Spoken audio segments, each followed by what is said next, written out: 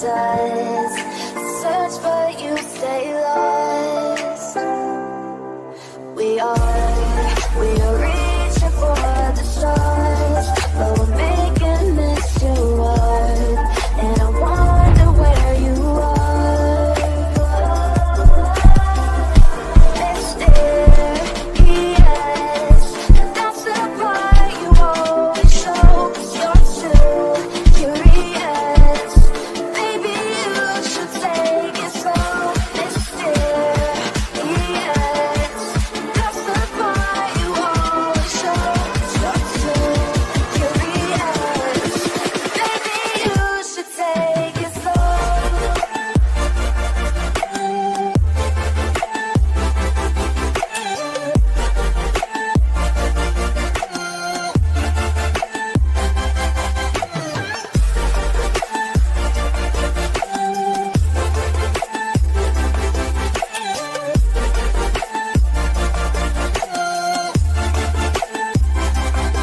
We're dreaming in the dark. We are nothing more than dust.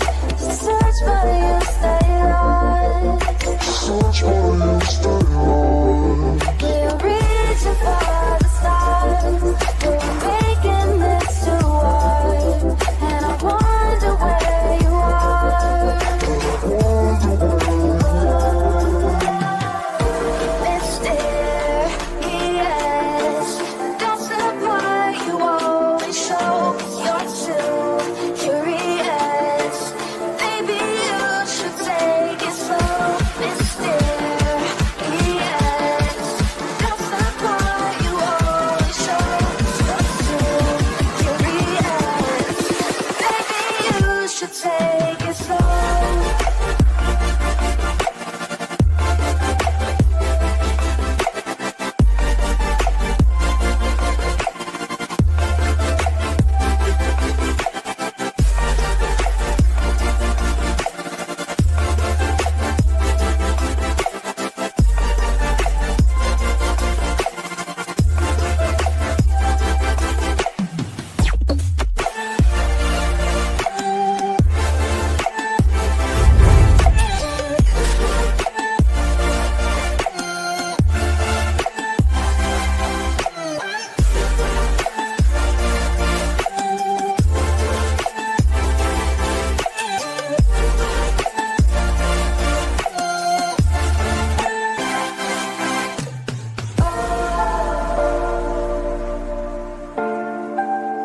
Reaching for the stars.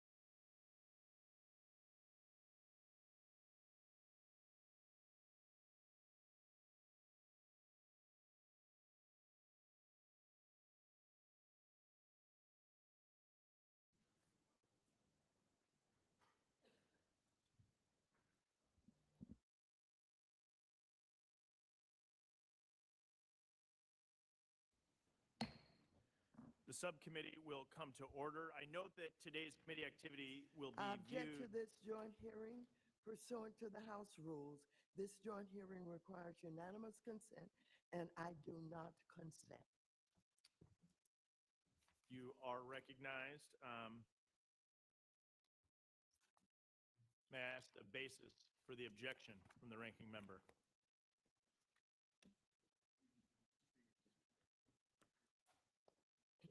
I object to this joint hearing. Pursuant to the House rules, this joint hearing requires unanimous consent, and I do not consent. Does the lady yield for a question?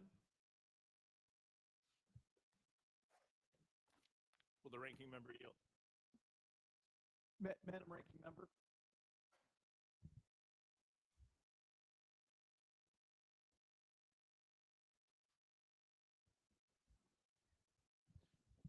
Mr. Chairman, I would ask if the lady would yield for a question. Will the ranking member of the Committee on Financial Services yield to a question?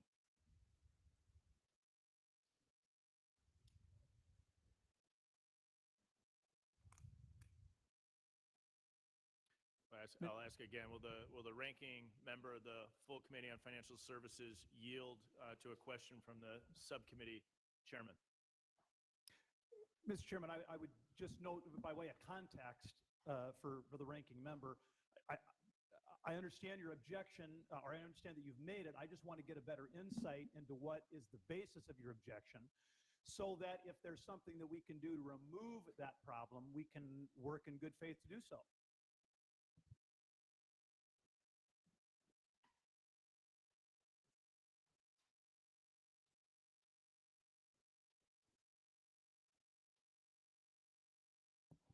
I object to this joint hearing because of the corruption of the President of the United States and his ownership of crypto and his oversight of all the agencies. I object. Mr. Chairman, before I yield, I would just note that a good regulatory product, good regulatory rules of the road, I think would provide an environment where people would have more faith in the marketplace. And I think these conversations are a critically important part of getting there. Thank you. The chairman of the full Committee on Financial Services, Mr. Hill, is recognized. Thank you, Chairman Stile. I want to be really clear and set the record straight today. The ranking member has expressed concern about conflicts of interest, which is why she's disrupting today's joint hearing. Through her actions today, the ranking member has thrown partisanship into what has historically been a strong, good, working bipartisan relationship.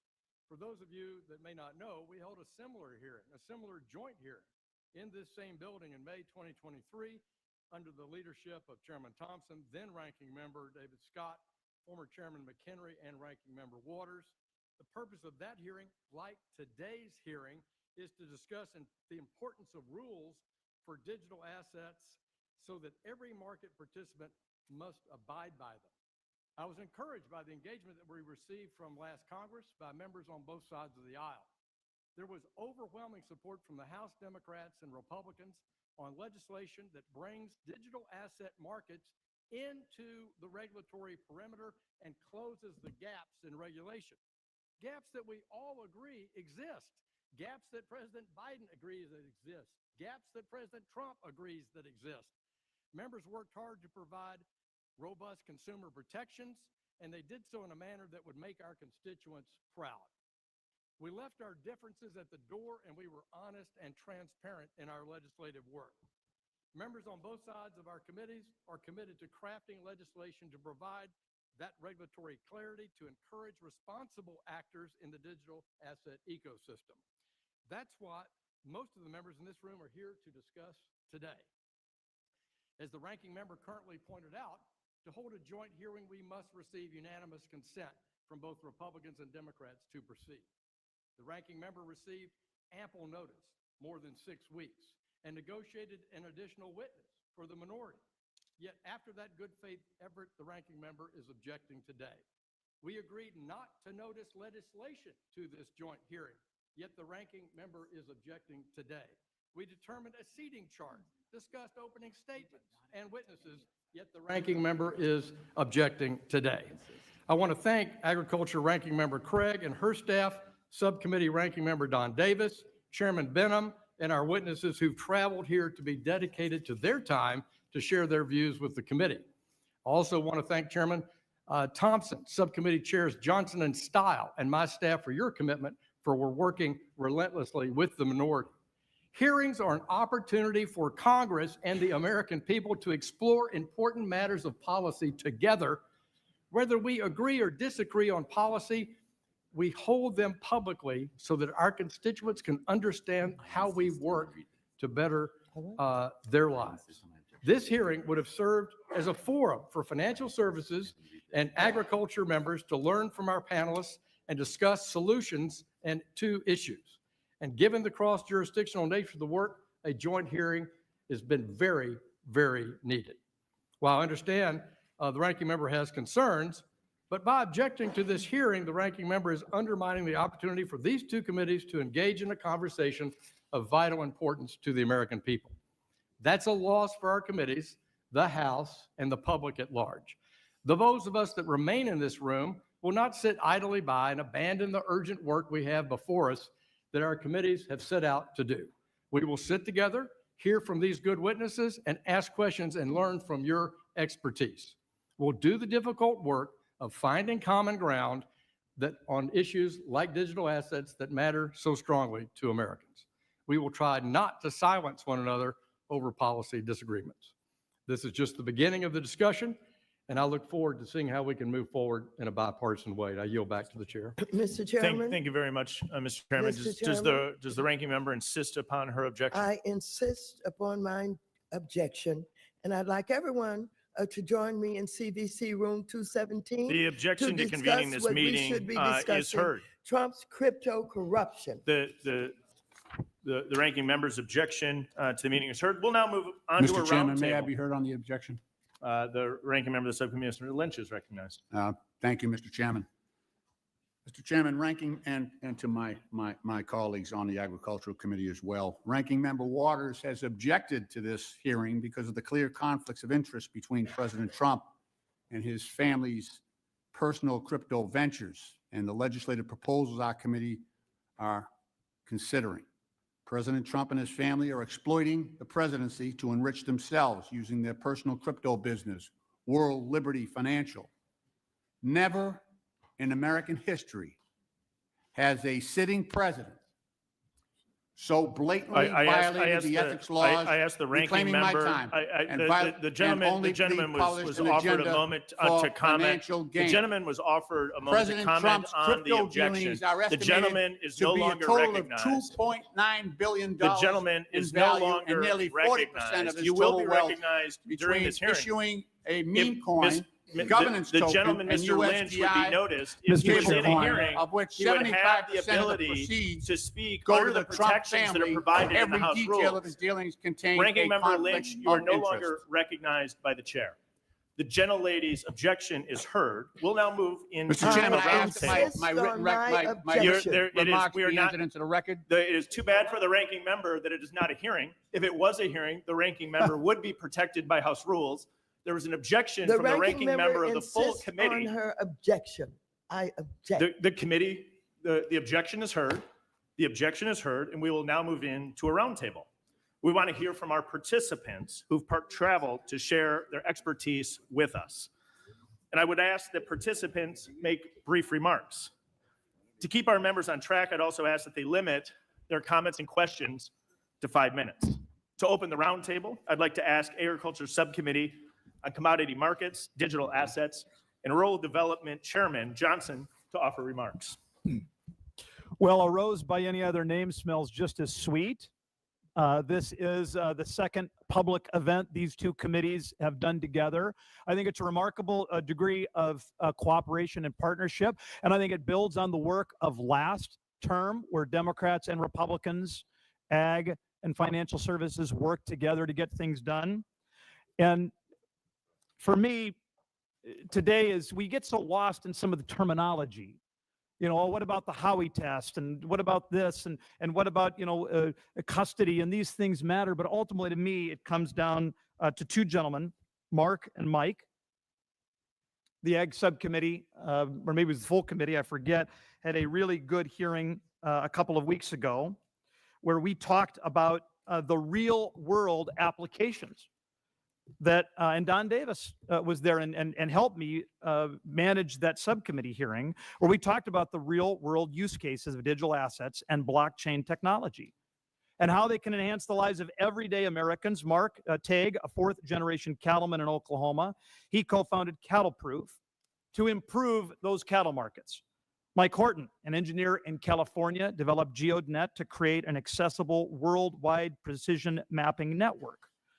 These are real-world problems that these gentlemen have used blockchain technology to help solve.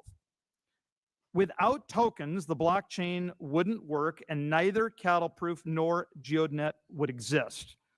And so let's not forget these stories as we talk through the CFTC and the SEC and jurisdictional battles and the Howey test and decentralization, exempt offerings, and secondary trading. This legal discussion only matters because if we get it right, it will empower entrepreneurs and it will encourage innovation. If we give Americans like Mark and Mike certainty about how to build with digital assets, they will create better services that improve our country. So to me, that's really the point of the hearing. The regulatory framework only matters because innovation matters. And I do want to close, Mr. Chairman, by thanking our panelists for traveling here, for taking their time to prepare their remarks and to help make sure that we get a better product. I would want to thank my colleagues on the other side of the aisle who stay here and continue to do their work. Ultimately, the world is run by those who show up. And for members who've shown up, they are giving a beautiful gift to these committees, to the House, and ultimately to the American people. With that, I yield. Gentleman yields back. I now recognize the ranking member of the Agriculture Committee, Mr. Davis, to offer remarks. Thank you, Mr. Chair, and to the witnesses who are here this morning. I strongly believe the future of American innovation depends on our ability to lead in the digital economy. Digital assets and blockchain technology are not passing trends. They are foundational technologies with the potential of revolutionizing everything from financial services and supply chains to how we deliver aid, store data, and connect rural communities to global markets. And if we want to ensure that innovation continues to flourish, we must provide a clear and forward-looking regulatory framework. And that means working to bring certainty to innovators, investors, and consumers. We must clarify the roles of the SEC and the CFTC. Reduce regulatory fragmentation and ensure the rules reflect the unique nature of this technology. I also emphasize the enormous potential digital assets hold for communities like the ones that I represent in Eastern North Carolina. This technology could unlock new pathways for rural development, financial inclusion, and economic resilience. But that can only happen if we create a policy environment that fosters innovation while upholding market integrity and investor protection. Let's be clear. American leadership in this space is not guaranteed. Other countries are moving quickly to attract talent, capital, and infrastructure. If we do not act with vision and purpose, we risk ceding that leadership, and with it, the value that define our markets. I look forward to working with my colleagues to ensure the United States remain a global leader. Thank you. I look forward to hearing from our witnesses. I yield back. I thank my colleague for his remark. I'll recognize myself. But before I begin my remarks, I would like to acknowledge what just occurred. For over a month, the majority on both the Financial Services Committee and the Agriculture Committee worked in good faith to organize this subcommittee hearing, desired to foster a really meaningful dialogue on digital assets and the legislative solutions needed to close the existing regulatory gaps. And while some of my colleagues have chosen to leave the room, our work continues undeterred. This legislation is simply too important to not engage in an open, public discussion about how the United States can lead in Web3. I remain hopeful that we will soon recognize the stakes and the critical importance of robust, nonpartisan engagement in this process. More than 15 years ago, a 9-page document, the Bitcoin White Paper, sparked a shift in how we think about money, trust, and value. The idea that sparked the digital asset ecosystem. Innovators have since built decentralized networks that offer services once thought unimaginable. But innovation has not followed a straight line. Outdated regulatory frameworks and a regulation by enforcement approach by then Chair Gary Gensler and the Biden administration stifled clarity and pushed jobs, investment, and leadership offshore. Worse, the uncertainty has exposed consumers to greater risk from fraud and mismanagement. Congress has both the opportunity and the responsibility to act. We must pass comprehensive bipartisan legislation that provides clarity and fosters responsible innovation. Last month, Chairman French Hill, G.T. Thompson introduced 6 core principles that now form the basis of the discussion draft on market structure released yesterday. Today's roundtable will evaluate those principles and address key questions about 1, asset classification, 2, agency jurisdiction over centralized intermediaries, 3, reducing regulatory fragmentation, and 4, establishing guardrails that support innovation. To me, the path forward is clear. The choices that we make now will determine whether the United States remains a global leader in digital finance or if we fall behind. And I thank our panelists for being here today, and I look forward to a robust and thoughtful conversation. I'll now recognize the ranking member of the Committee on Agriculture, Ms. Craig, to offer remarks. Thank you so much to our witnesses for being here today.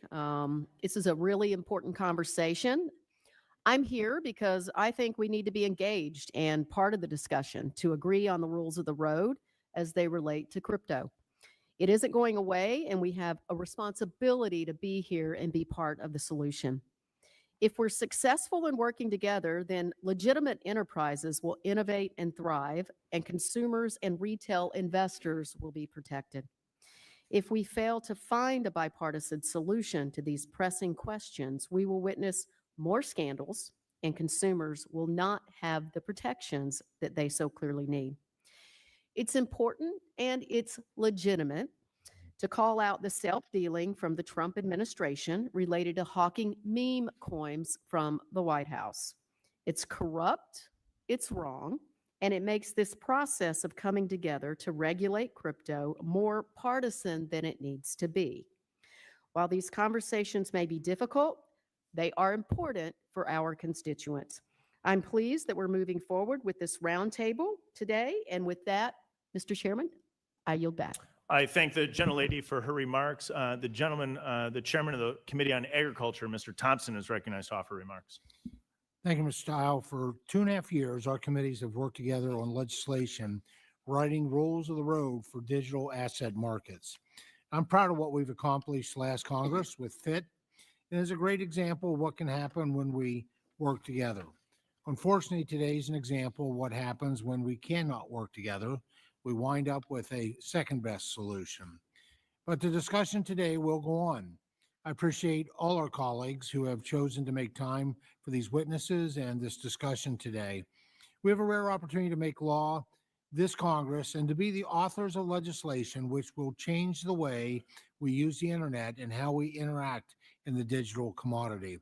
I want to thank Chairman Hill, Chairman Stile, and the entire membership of the Financial Services Committee for your continued partnership in this work. I would also be remiss if I didn't recognize our terrific committee leadership and Ranking Member Craig, Chairman Johnson, and Ranking Member Davis. We're blessed with an abundance of thoughtful legislators who are eager to work on digital asset legislation. Finally, welcome and thank you to our witnesses, and especially warm welcome back to Chairman Benham. I appreciate all the time and effort you each have spent preparing for today, and I look forward to the discussion and yield back the balance of my time. The gentleman yields back. Does the subcommittee chair, Mr. Lynch, offer, are you interested in offering comments? I on the am. topic? I would like to address the roundtable, which You- I did not before. I will recognize that. All right. Thank you, Mr. Chairman. President Trump's crypto dealings are estimated to total about $2.9 billion in value and nearly 40% of his total wealth. Between using his meme coin, governance token, and USDI stablecoin, of which 75% of the proceeds go to the Trump family, every detail of his dealings contain a conflict of interest. Last week, the New York Times released an extensive investigation outlining President Trump's many conflicts of interest. To put it bluntly, I quote, "World Liberty Financial has eviscerated the boundary between private enterprise and government policy in ways without precedent in American history. Last Thursday, I know this hearing's been planned and this gathering has been planned for a while, but last Thursday in a meeting in Dubai, Trump's family's company made a deal with the Dubai investor to contribute to invest $2 billion that will benefit the Trump family.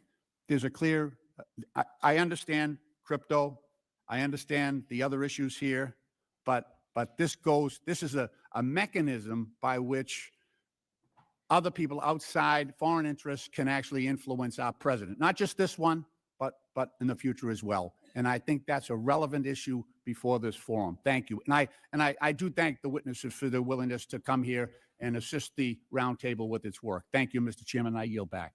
The gentleman yields back. The chairman of the Financial Services Committee, Chairman Hill, is recognized. Thank you, Chairman. I want to thank our witnesses again for your time being away from your missions to share your views with us today. As noted, look, we provided the minority 6 weeks of notice and lavishly structured a joint process between the Ag Committee, the Financial Service Committee, minority and majority. So I just continue to be disappointed in Ranking Member Waters' decision to exit the meeting and object. In the 118th Congress, we made tremendous progress. We made significant strides to build bipartisan, bicameral consensus on how to craft a regulatory framework for digital assets. 71 Democrats in the last Congress joined Republicans in passing last Congress's regulatory framework view that Mr. Thompson and I offered, Fit 21. It's the precursor of the work we're doing here today. We've turned the page, we're approaching it in a fresh way, and this roundtable is essential to getting new views on how to go in a different direction. To my friends on the other side of the aisle, our door is always open. No regulatory framework that's fit for purpose for digital assets that provides oversight, development, and innovation in America, that's a failure. Just as no clarity for what is a quality dollar-backed stable coin, if we don't do that, that's a failure, because that leaves the regulatory gap that was pointed out thoroughly by both President Biden and President Trump. And this committee, working together with Ag and Financial Services on a bicameral, bipartisan basis, we're going to get the job done. And I want to thank all of you for being here today. I want to thank our chair, and I will yield back. The gentleman yields back. I'd like to briefly introduce our participants today. Mr. James Rothman is General Counsel at Hahn Ventures, a venture capital firm that supports cryptocurrency-related startups. Mr. Alex Miller is the Chief Executive Officer at Hero Systems, a company that provides infrastructure and tools to developers building a digital global economy on top of Bitcoin. Mr. Daniel Davis is partner and co-chair of financial markets and regulation at Catton Muchin and is the former general counsel of the Commodities Future and Trading Commission. Mr. Greg Tussar serves as vice president of institutional products at Coinbase, where he leads the development of the firm's efforts in prime brokerage, in custody, financing, and exchange. The Honorable Rostin Benham, a distinguished fellow at the Soros Center, Georgetown University, and former chairman of the U.S. Commodities Future Trading Commission. We thank you all for taking your time to be here. And if you'd like to each make some remarks, we'll just go from the left to the right, starting with Mr. Rothman.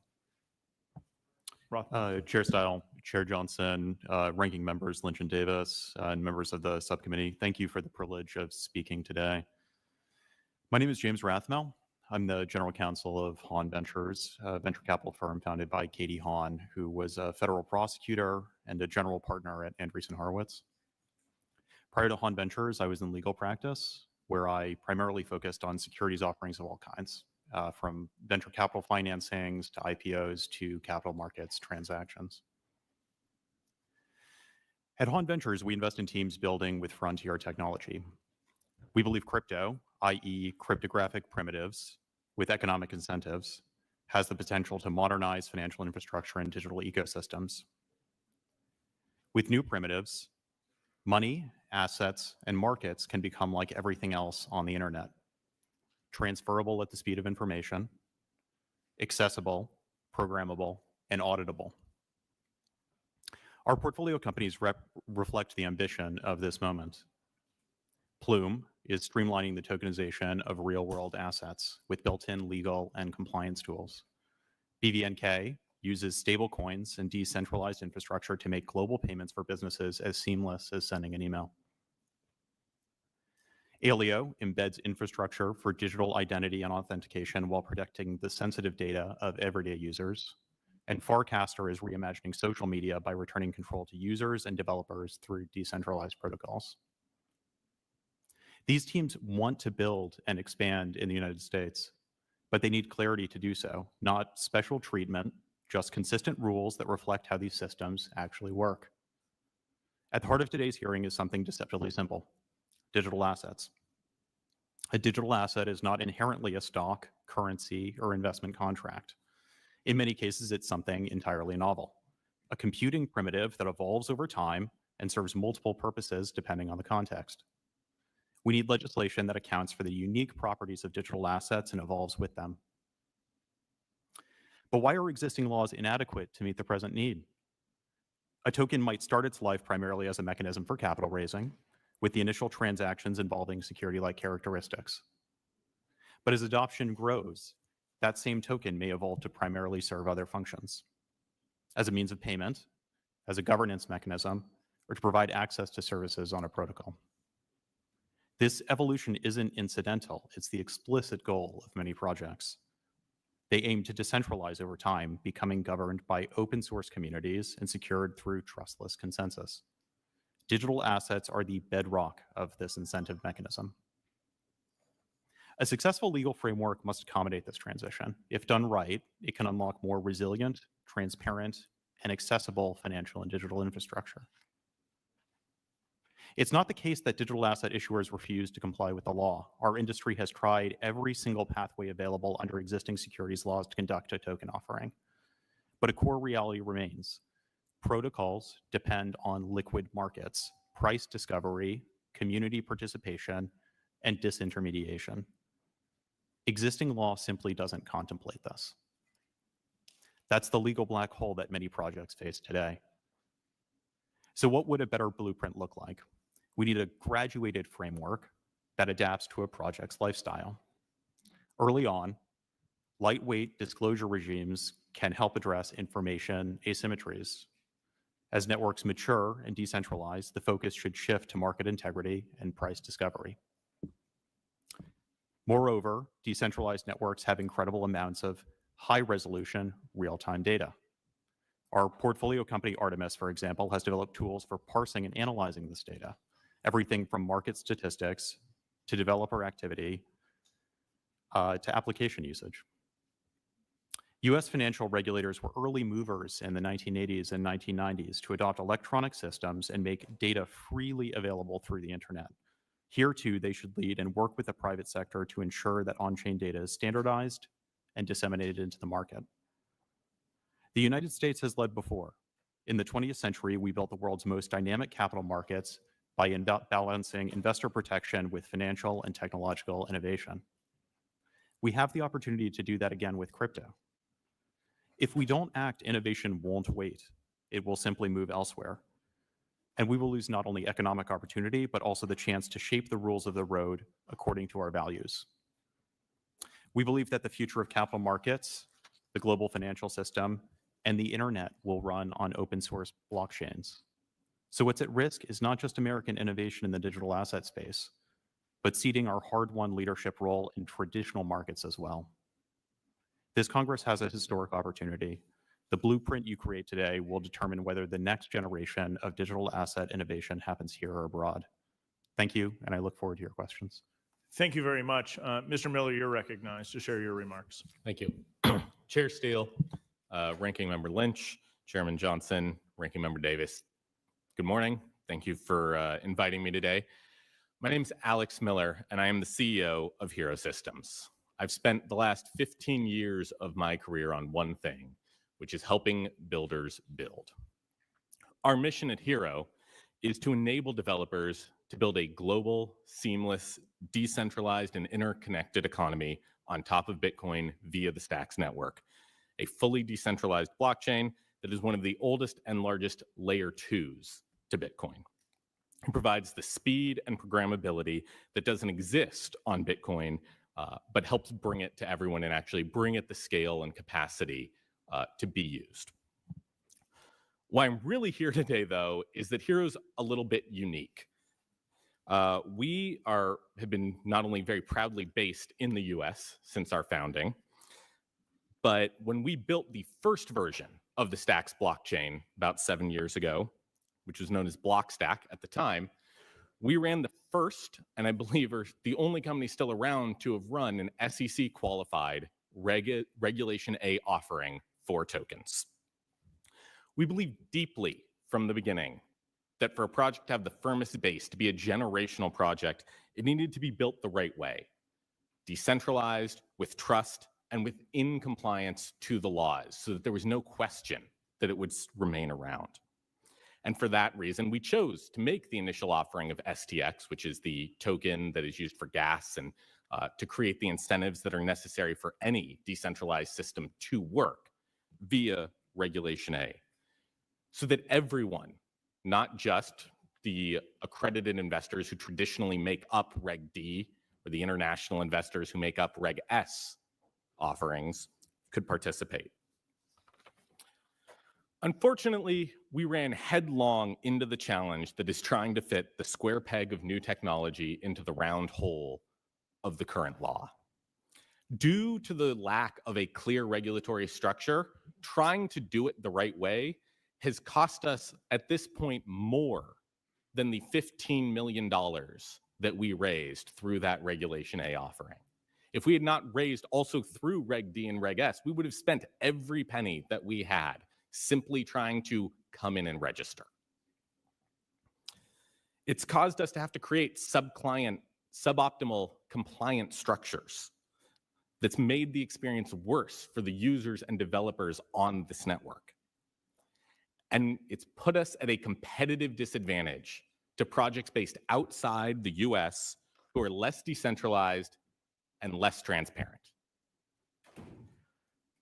Hero is built by developers and for developers, and we proudly believe in the power of free markets and decentralized technology to unleash the creativity and lift millions out of poverty. We as a society have hundreds of years to show how important predictability and certainty is to business. And just because the technology is different does not mean that the needs of entrepreneurs and builders are any different than they were 100 years ago. While there have undoubtedly been bad actors in crypto, the current regulatory ambiguity helps them at the expense of honest actors and good projects.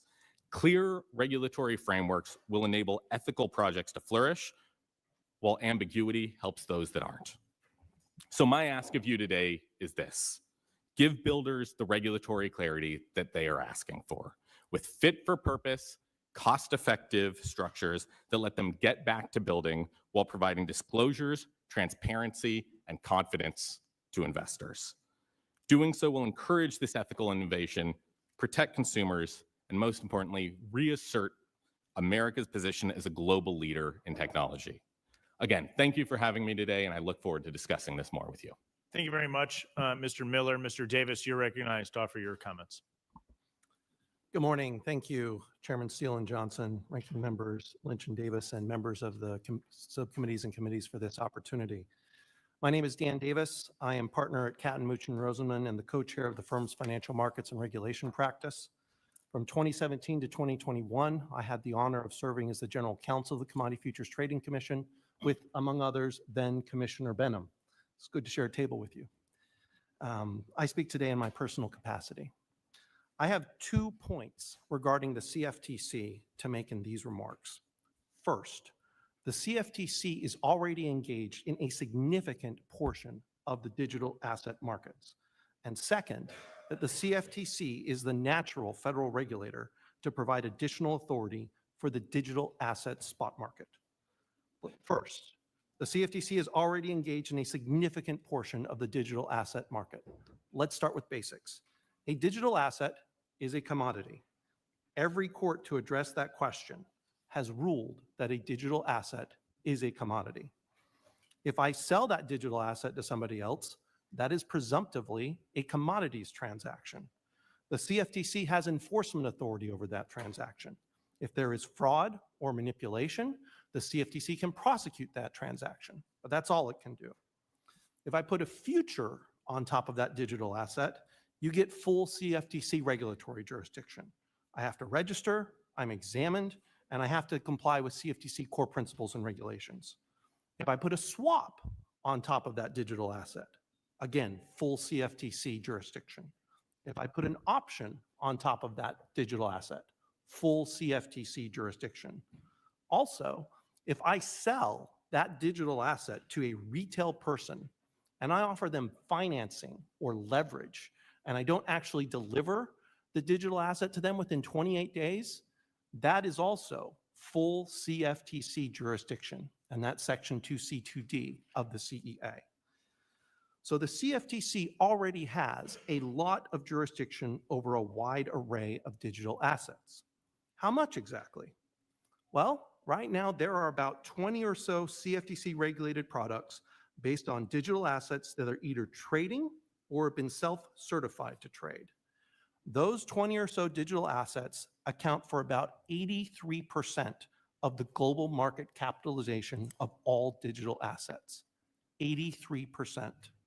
Thus, the CFTC and its regulated entities are monitoring, surveilling, and engaging in at least 83% of the digital asset market. And they've been doing so for about a decade now. I'm encouraged by many parts of the bill, but one part that jumps out at me is Section 202 that recognizes that secondary market transactions should not be securities, but commodities transactions subject to CFTC regulation. I believe that is the correct application and interpretation of the Howey test. I would go one step further than Section 202, and I would say that digital assets issued by issuers in blind bid-ask transactions are also commodities transactions and not securities transactions. That brings me to my second point. If there is to be a federal regulator over the digital asset spot market, the CFTC is the natural choice. As I've just illustrated, the CFTC already interacts with a large portion of the digital asset environment. It has at this point extensive experience with the trading and operation of these products. In addition, the Commodity Exchange Act's principle-based and self-certification approach to regulation provides an environment in which these markets can develop with strong customer protections and market resiliency. The CFTC knows how to look over these markets, examine entities for compliance with core principles, and work with market participants to understand how these products and trading works and to innovate to make these markets the envy of the world. We have a great opportunity to improve regulatory clarity and bring trading in these important markets to the United States. I again thank you for your time and look forward to the discussion. Thank you very much, Mr. Davis. Mr. Greg Tussar, you're now recognized to share your comments. Thank you. Good morning, Chairman Stile and Johnson, Ranking Member Davis, and members of the committee. Thank you for the opportunity to testify today. I appreciate the opportunity to discuss the future of financial markets and the critical need for regulatory clarity in the digital asset space. My name is Greg Tussar. I serve as Vice President of Institutional Product at Coinbase. I spent over 30 years working at the intersection of technology and finance, and one thing I've learned is that markets work best when rules are clear and technology is embraced, not ignored. Today, we are experiencing a major market shift, similar to the transition from floor trading to electronic trading, which I experienced firsthand at Goldman Sachs. This is a major technological shift that will enable new products and services across markets and asset classes. It will open up opportunities for both crypto and traditional players alike, and will create new economic opportunities for millions of Americans. But we need smart rules to help us usher in this transition in order to foster innovation, protect consumers, and ensure U.S. leadership. This is a once-in-a-generation moment to go back to first principles and design markets for the 21st century. This discussion draft released yesterday is a strong step in that direction. Although we are still digesting the Digital Asset Market Structure Act, it seems to build on the bipartisan consensus in FIT 21 that would modernize our outdated systems and expand access to financial opportunity. Today, I'd like to highlight 3 recommendations for Congress to consider as you move forward on market structure legislation. First, we need to close the gaps in the current system. Today, there is no federal regulator with spot market authority over digital commodities. Exchanges and intermediaries are regulated by a patchwork of state laws that impose varying levels of consumer protections and create confusion in the market. The CFTC is the right federal regulator to oversee the spot market. It has long overseen crypto derivatives and has decades of experience with complex markets. Through its thoughtful work, it has also helped enable exchange-traded products under the jurisdiction of the SEC. We should now empower it to do the same for crypto spot markets in order to ensure national standards, proactive oversight, and consistent protection for every consumer, no matter the zip code they live in. Second, we need to resolve the confusion over token classification. Today, developers are forced to guess whether a digital asset might be deemed a security, now or down the road, and often after lengthy litigation. This ambiguity has driven responsible projects overseas and allowed other countries to take the lead. Congress must draw clear lines and give both the SEC and CFTC distinct but complementary roles. Third, as I mentioned earlier, Congress should embrace the first principle of creating efficient, fair, and customer-focused market solutions. This means harnessing the benefits of technology to mitigate risks and modifying rules to meet customer expectations. A good example of this regulatory evolution happened in the late 90s when the SEC finalized regulation ATS. This rule recognized that electronic trading was evolving outside of traditional exchanges and should be brought inside the regulatory perimeter. The new rules enable exchanges and brokers to operate order matching systems, also known as alternative trading systems, which reduce the risk of opaque and fragmented markets. This framework is still in place today and is a good fit for crypto. Coinbase supports the approach in the discussion draft that would allow for the ATS structure, as well as create symmetry across the CFTC and SEC for regulating digital asset commodities and digital asset securities, respectively. In closing, I want to thank both committees for your leadership on crypto legislation. We are excited to more fully digest the discussion draft released yesterday and look forward to building on the bipartisan success of FIT 21. Thank you, and I look forward to your questions. Thank you very much. The Honorable Ralston Benham is recognized for 5 minutes to share your remarks. Chairman Hill, Chairman Thompson, Ranking Member Craig, Chairman Stile, Ranking Member Lynch, Chairman Johnson, and Ranking Member Davis. I'm honored and grateful to testify before you today. Between 2017 and 2025, I had the privilege of serving first as a commissioner, then as a chairman of the CFTC. During that more than 7-year period, I observed the significant growth of the digital asset market and wider adoption of digital assets by both institutional and retail investors in the United States. I also observed the digital asset market endure multiple periods of dramatic volatility, often significant in size and scale. Throughout this time, I publicly repeated one consistent message to Congress. Under current US law, there is a gap in regulation for the non-security digital asset market. The regulatory gap remains today and has facilitated countless scandals and fraudulent activity. First and foremost, filling the regulatory gap will provide the needed customer protections that American investors have been accustomed to in traditional markets. One common refrain in connection with past legislative efforts to fill the non-security gap suggests that a U.S. regulatory framework will legitimize the digital asset market, leaving opportunities for bad actors and industry players to capitalize on regulatory loopholes and unwitting retail investors. Though well-intentioned, I believe this argument is the loophole. It has only left for far too long the vast majority of the digital asset market unregulated and American investors vulnerable to fraud and manipulation. I've consistently called for new legislative authority for the CFTC in order to provide core customer protections in the non-security digital asset market.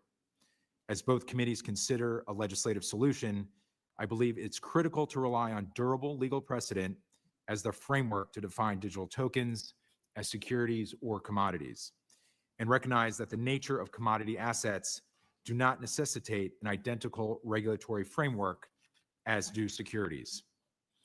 Given the critical role the SEC plays in the oversight of security-based digital assets, the committee should consider legislating a disciplined, flexible, and balanced framework for the determination of tokens as either commodities or securities. Where intermediaries handle both security and non-security tokens in the cash market, separate jurisdiction is critical to a healthy, comprehensively regulated ecosystem.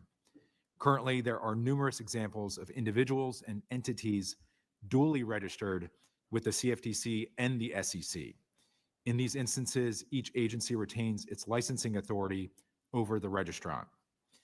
Any regulatory system that contemplates a different model, where one agency defers to the other or is simply notified of activity within its jurisdiction, will be nothing more than a paperclip and a Band-Aid on the existing gap in regulation, leaving bad actors and arbiters opportunities to exploit weaknesses and leave American investors at risk.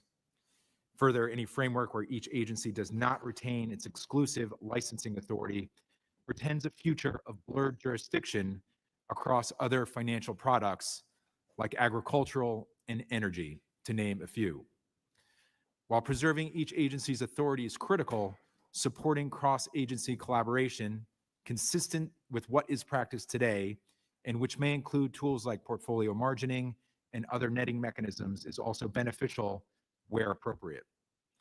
As both committees continue to consider legislation to fill the gap, I'd like to focus attention on the components of a regulatory framework that would ensure the CFTC has the tools to provide customer and market protections.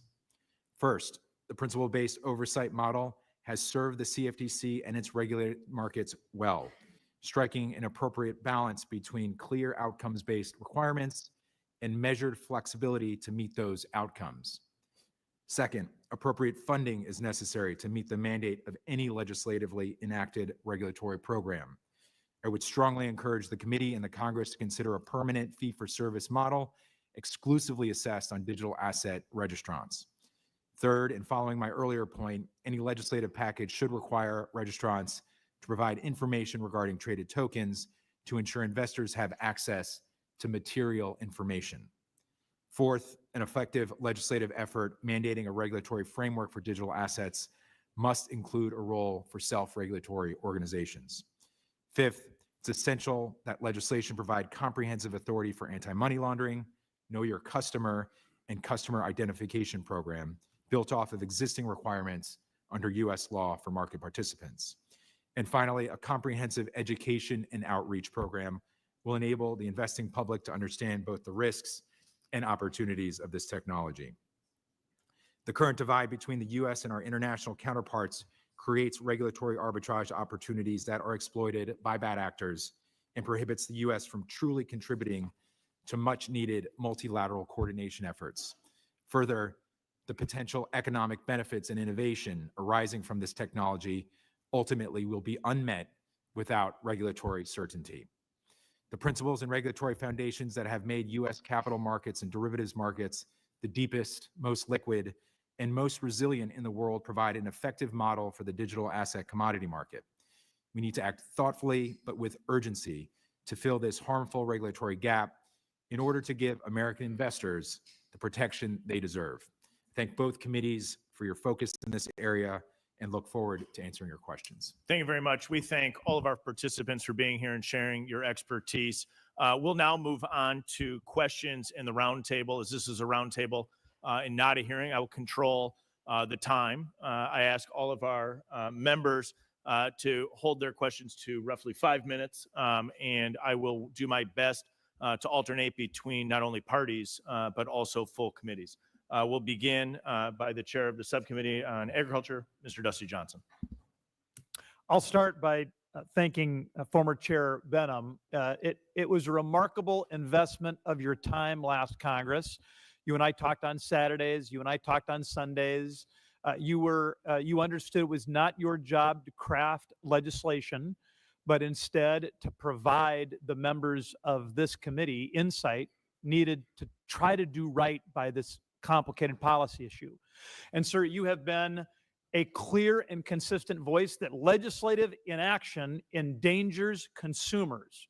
And you said it again in your testimony today. It is a clarion call that does right by this process. And I just want to thank you for that. Mr. Davis, I thought your testimony was spot on. You talked about the CFTC being the natural choice to be the digital asset spot market regulator. You talked a little bit about why, but tell us more. First of all, the CFTC has the experience, right? I was in the room when Chairman Giancarlo in 2017 was discussing, Bitcoin futures and the wrestles that the agency was having with it back then. This agency has been wrestling with those issues ever since, and actually before that time. And there's a lot of learning that's been gained there. When you have a Bitcoin futures market, you have to, if a company self-certifies that, they have to say that that product is not readily susceptible to manipulation. The only way you can know that is if you're monitoring and surveilling the underlying Bitcoin spot market. So a natural part of the CFTC, monitoring and examination regime has been the spot market. Obviously, it started with Bitcoin, which accounts for, on any given day, about 60 to 65% of the market. It grew to Ether, which is another, 8 to 10% of the market. And as I noted in my remarks, there's now 20 digital assets that are either self-certified or trading. And so you have an agency that has the experience of understanding, looking under the hood, looking how the spot market operates, where it works well, where it doesn't, has examined, parties, CFTC registrants, and as Chairman Benham can attest, has brought a number of enforcement actions for fraud and manipulation that require an understanding again of how the spot markets work. And I guess I would just add, core principles work. Core principles allow entities to use innovation, productive, effective thinking to find effective ways to resolve the problems that we all know exist in any market. Worries about fraud, worries about manipulation, worries about cybersecurity, worries about reporting. The core principle construct that the Commodity Exchange Act embraces really would allow this market to thrive. Mr. Tussar, in your testimony, you noted similarly that the CFTC has decades of expertise in complex markets. What else would you add to Mr. Davis's comments? I wholeheartedly agree that the principles-based regime is the right regime for the digital asset ecosystem and market to really develop. This is a critical moment in the evolution of this space, and it needs a market structure that allows for innovation, but that also has the strong consumer protections that the CFTC and Commodities Exchange Act provide. And so those two principles are critically important. As I noted in my remarks also, the regulation ATS offered the same thing in the securities world. That similar parallel infrastructure in the CFTC regime will be critically important to allow exchanges to evolve, but at the same time, and also recognizing the unique characteristics of digital assets. They settle instantaneously. They don't have the same sort of credit risks and characteristics that that normal securities or commodities have. And so putting both of those things together will be critically important. So for each of the panelists, you said it in your testimony, each of you in a different way, but I want to make sure I understand. Basically a yes or no question: does the absence of a clear regulatory regime do a disservice to consumers, investors, and innovation in the digital asset space? Mr. Rathmel? Yes. Mr. Miller? Absolutely. Mr. Davis? Definitely. Mr. Tussar? Yes. Chair Benham? Yes. Thank you. With that, Mr. Chairman, I yield back. Gentleman yields back. The ranking member of the Subcommittee on Agriculture, Mr. Davis, is recognized. Thank you so much, Mr. Chair. I want to direct a question towards Chairman Benham. It's been made evident by you that Congress is required to take action in order to address the regulatory deficiencies pertaining to digital asset markets. As the former chair of the CFTC, you directly observe the ramifications of inaction, as well as the promise of the legislative solutions that my colleagues and I are endeavoring to promote. I listened to your testimony earlier, and it seems like you've laid out what seems to be a very reasonable framework. My first question is, what would you prioritize within that structure that you outline? And then the second part of the question would be, what's the importance of all of this moving together, the interchangeability of this framework? For instance, if Congress failed to provide adequate funding, or if we didn't educate, I would really love to hear more in terms of this framework that you laid out. Thanks, Congressman. Above all else, and Mr. Davis alluded to this, the CFTC has been very active on the enforcement side of the ledger over the past 11 years. I think the first case the CFTC brought was in 2014 in the spot market with very limited authority. So as this committee and these committees think about what authority is needed, it is much like the traditional authorities that both the CFTC and the SEC have in traditional markets. And I alluded to this within the core principles. It's around registration of intermediaries, whether it's exchanges, brokers, custodians, introducing brokers, or anyone sort of in the trade cycle that is involved with giving access to financial assets to customers. That has to be the centerpiece. And I believe, at least in the draft that I saw briefly yesterday, that is the centerpiece of what you're proposing. And that has to be the starting point. Everything else I listed, which is critical, the CFTC is not going to be able to do the work if they don't have the appropriate funding. And I wrote this in my submitted testimony at more length. With any congressional mandate, there's going to have to be more funding. And I think that's a critical piece, because without that, this job just won't get done appropriately. And we need this to get done appropriately. Above all else, customer education. Far too often, I've personally experienced, or the agency has experienced, very vulnerable individuals, sometimes from low-income communities, who just don't have financial literacy to understand the risks associated with digital assets. So it is a multi-piece puzzle that has to be built one piece at a time. But I would encourage and certainly support the committee's effort to do this comprehensively and as quickly as possible, but in one shot. And doing anything piecemeal and holding out for another sort of effort down the road, I understand things are difficult, but ultimately, if we're going to do this right, it has to be done comprehensively. And that's the registration, that's the surveillance, that's examination, that's making sure cyber and operational risk, that's communication, funding, education. It's a lot, but it is very, very much comparable to what we do in traditional derivatives markets or traditional securities markets. Thank you so much, Mr. Chair. My next question, and this would be for everyone, but I would definitely start with Mr. Tussar. The discussion draft of the market structure bill was released yesterday. Any early thoughts? I would just love to hear any early thoughts. Yeah, I appreciate the question. Thank you, Congressman. Early thoughts, as I said in my opening remarks, it is a strong step in the direction of making a few things very clear. First of all, and maybe most importantly, token classification, which today is very unclear with respect to the difference between commodities and securities, and which fall under which regulatory regime. And so it's excellent to see forward progress in that direction.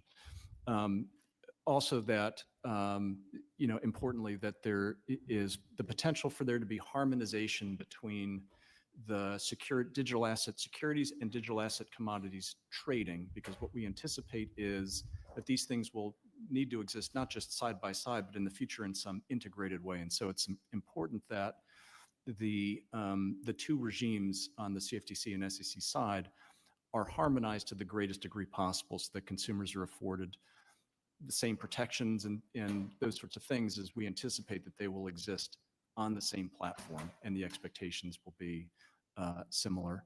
And thirdly, that there is a potential path to have an integrated federal level regime for custody potentially as well, which we think is important. The potential for leaving custody unaddressed on the commodity side leaves open for the potential to be federal level regulation for trading and listing of assets, but state level regulation for custody, which we think leaves the potential for gaps there as well. But those, we feel in conclusion, it's a strong step forward. Thank you. And yield back. Thank you very much. I know some people chose to leave, but I think if you look around this room, a lot of members of both parties and both the Agriculture Committee and the Financial Services Committee is here because this topic is so important. And I think the danger we have in this country is if we put our head in the sand and fail to regulate in this space, we actually have more risk than we do today. Some of my other colleagues will say, no, we live in a laissez-faire. Why regulate at all? And I think what is lost in that is that there is currently a large number of regulations that don't fit well in the digital age, in the token age, and in digital tokens. And so what I want to do with you, Mr. Miller, as I can, is let's go back and learn a lesson about Hero. You went through the Reg A process. You commented on this. Is the current exemption framework for raising capital compatible with the digital asset ecosystem? So in short, it's definitely not compatible. If you look at all of the current securities law exemptions and registration schemes and qualification schemes, they're all based on the fundamental idea of either a debt or equity offering in a company. And again, as someone who's spent a long time in the startup world and worked with investors, like Reg D works great for raising from accredited investors, angel investors. So to dive into the people that are investing, are they getting the clarity that they should? That's the fundamental thing, is the registration scheme is all about aspects of the company, right? So Hero remained, long after decentralization, remained a reporting issuer with the SEC. You can go see these reports. They're about a dev tools business. So they you don't nothing. get, so it doesn't get the information that an investor needs. And then the question then becomes, of course, what was the cost associated with it? What did you raise and what did you spend? Right. So our Reg A raised about $15 million. It cost probably $3 million to run the Reg A. And this is my frustration because what we want to do is make sure that the next innovators are in dorm rooms and basements, not in boardrooms and law firms. Exactly. And it sounds like as you went through this process, you probably spent a lot of time in boardrooms and law firms. Absolutely. And if you didn't have that kind of capital, you probably couldn't do this in your parents' basement. Nope. Because you'd have to spend millions of dollars in very tall building attorneys navigating through with the regulatory agencies. Correct? And that's why we see small teams who are trying to be upstarts moving offshore today. And so you would agree that we have to create a new system for digital assets to be able to efficiently go through the process and provide the clarity to prevent abuse. Absolutely.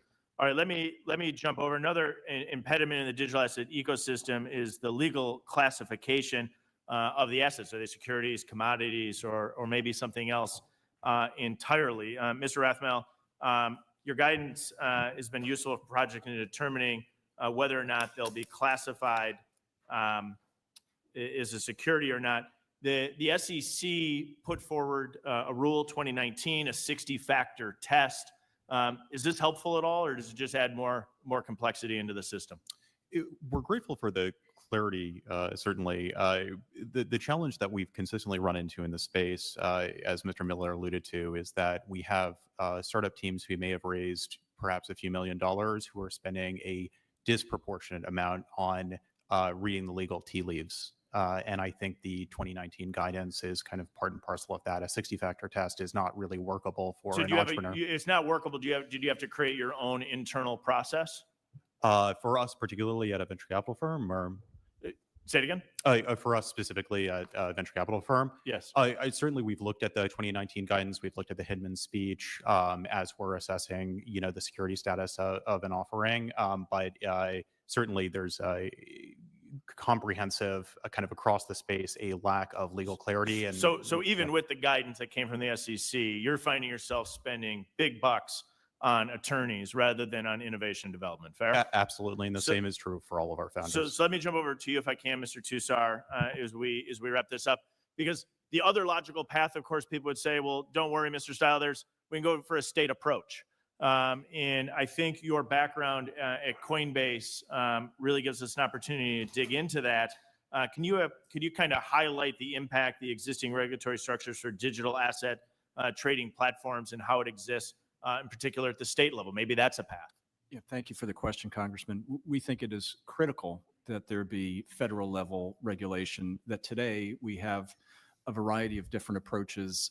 We have money transmission licenses from state to state, which leaves customers with different levels of protection, different levels of our ability to have products state by state when it comes to things like staking, and different levels of disclosure that are required. And so we've advocated for some time that there absolutely needs to be federal level regulation. And so we're excited for this, for this bill to move forward to close the gap as it exists today. Thank you very much. I think what we've heard is the current state regulatory framework doesn't work.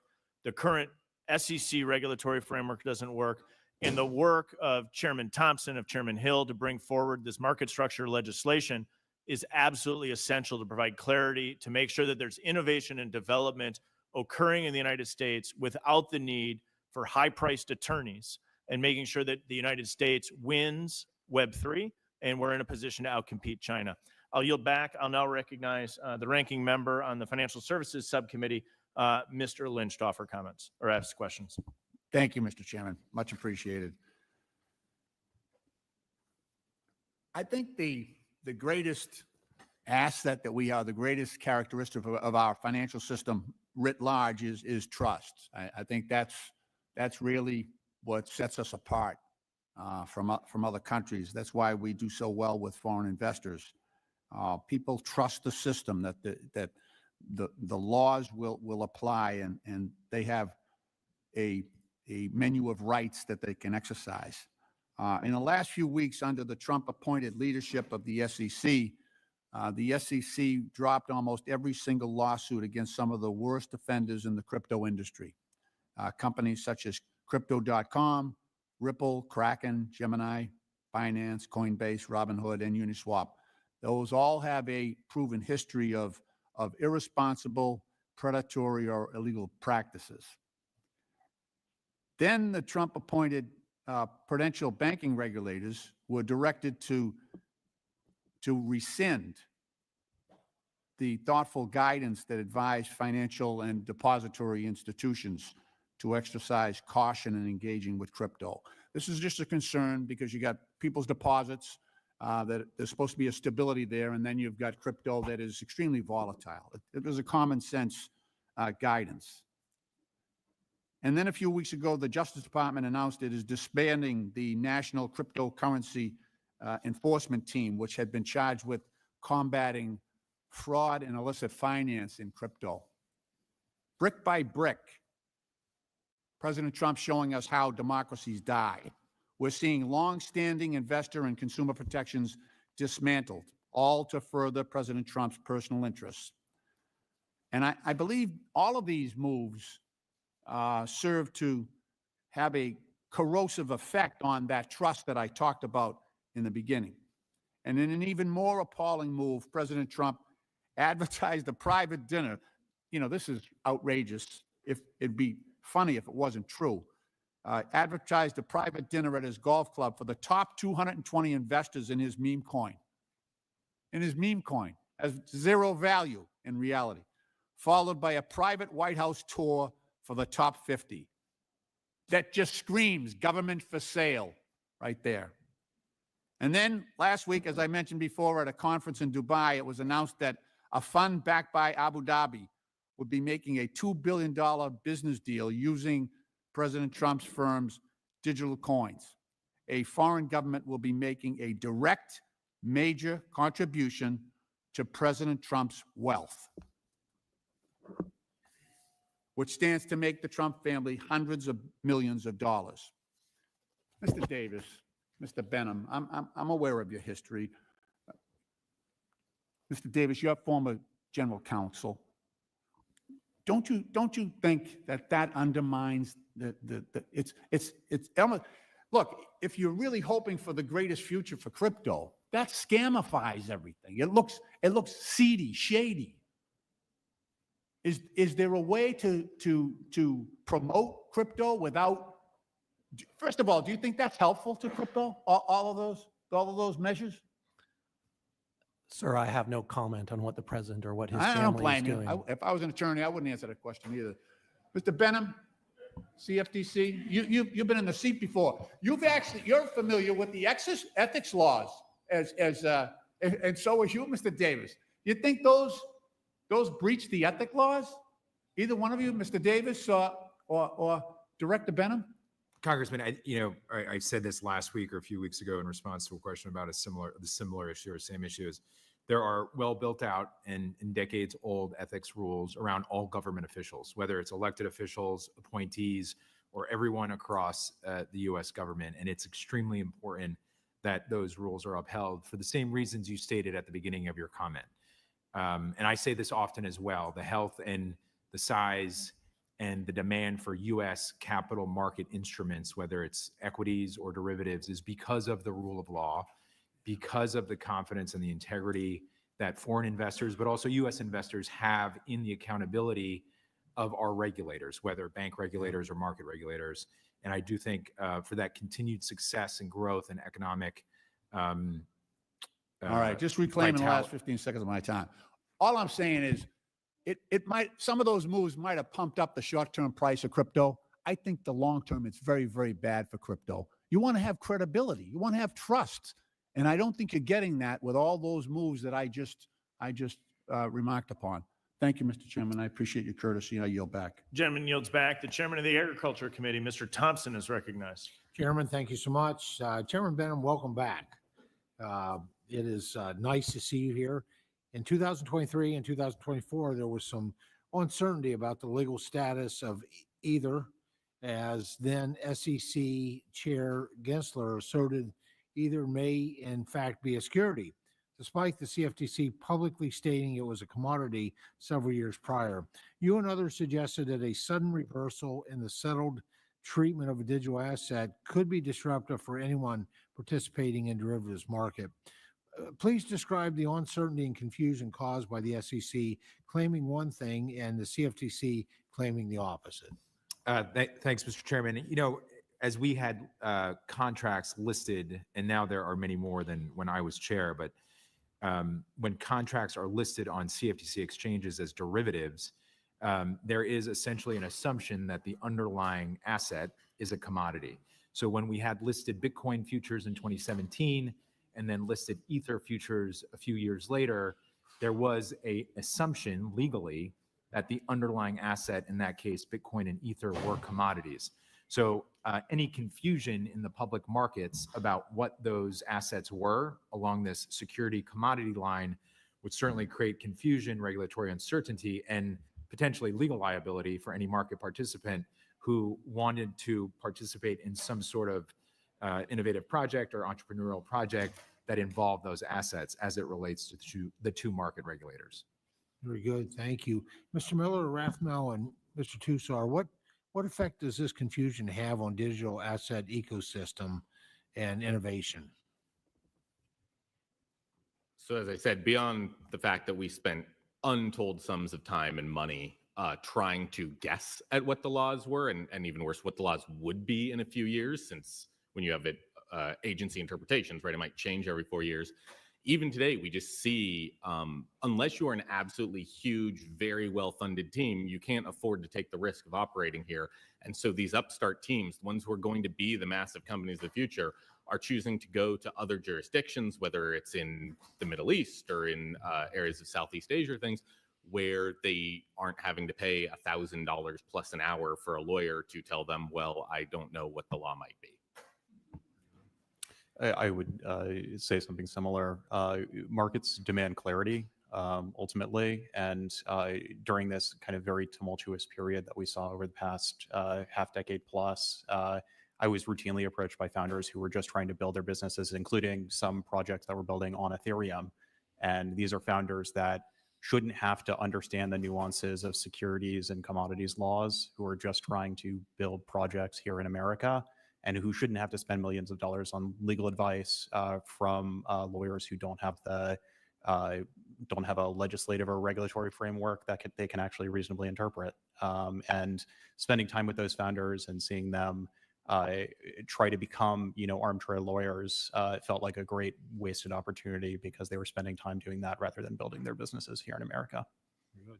Mr. Tussar, any thoughts? Yeah, Mr. Chairman, I would suggest that one of the greatest impacts is to the competitiveness of the U.S. as the hub for what we think is innovation for the future of the internet, the future of payments on the internet, and having that talent and that capital move to jurisdictions. The U.S. is one of the only in the G20 that does not have clear rules of the road as is proposed in this bill. And I think are we not to act with urgency, I think we'll continue to see that flight of capital and talent to overseas.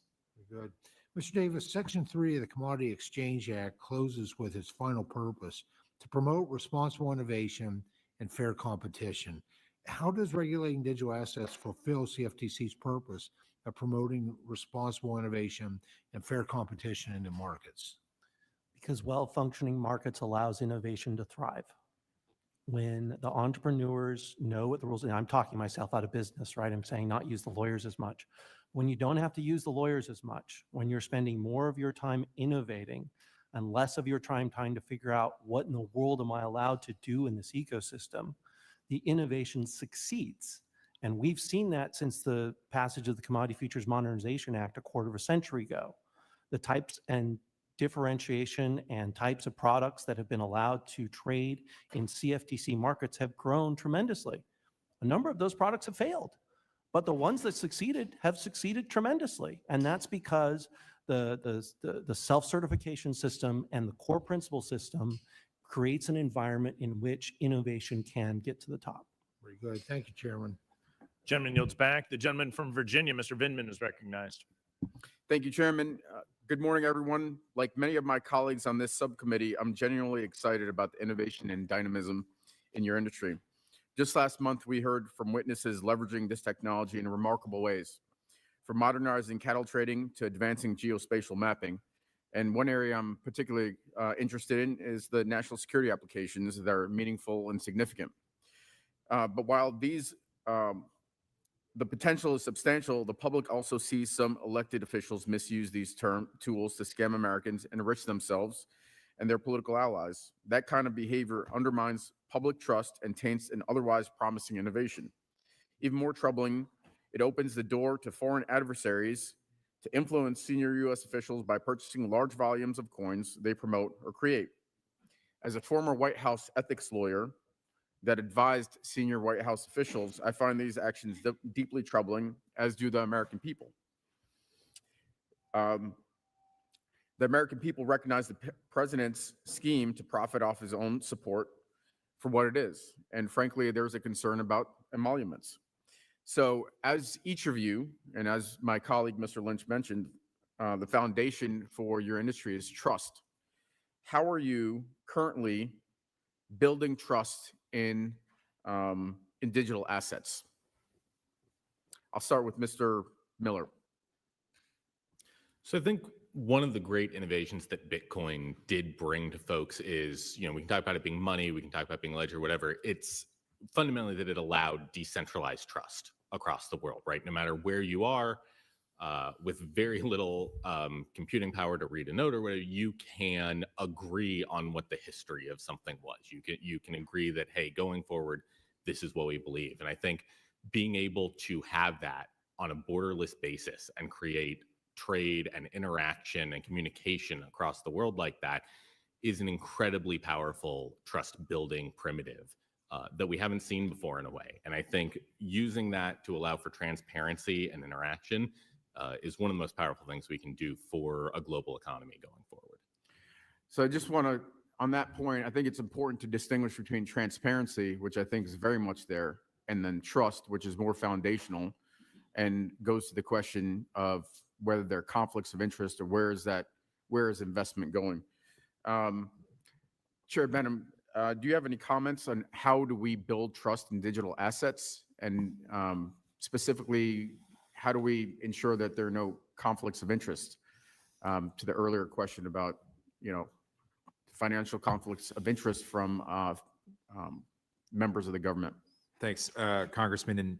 And ultimately, the trust is going to be built with a regulatory system in place. And that trust, as I mentioned earlier to Mr. Lynch, around our traditional markets exists because of a comprehensive regulatory system, which many registrants will complain about because in part it is burdensome, it is a challenge, but it ultimately creates a level playing field and one where market participants can trust that there's a system of transparency where there are no conflicts of interest, which is a core principle in of itself.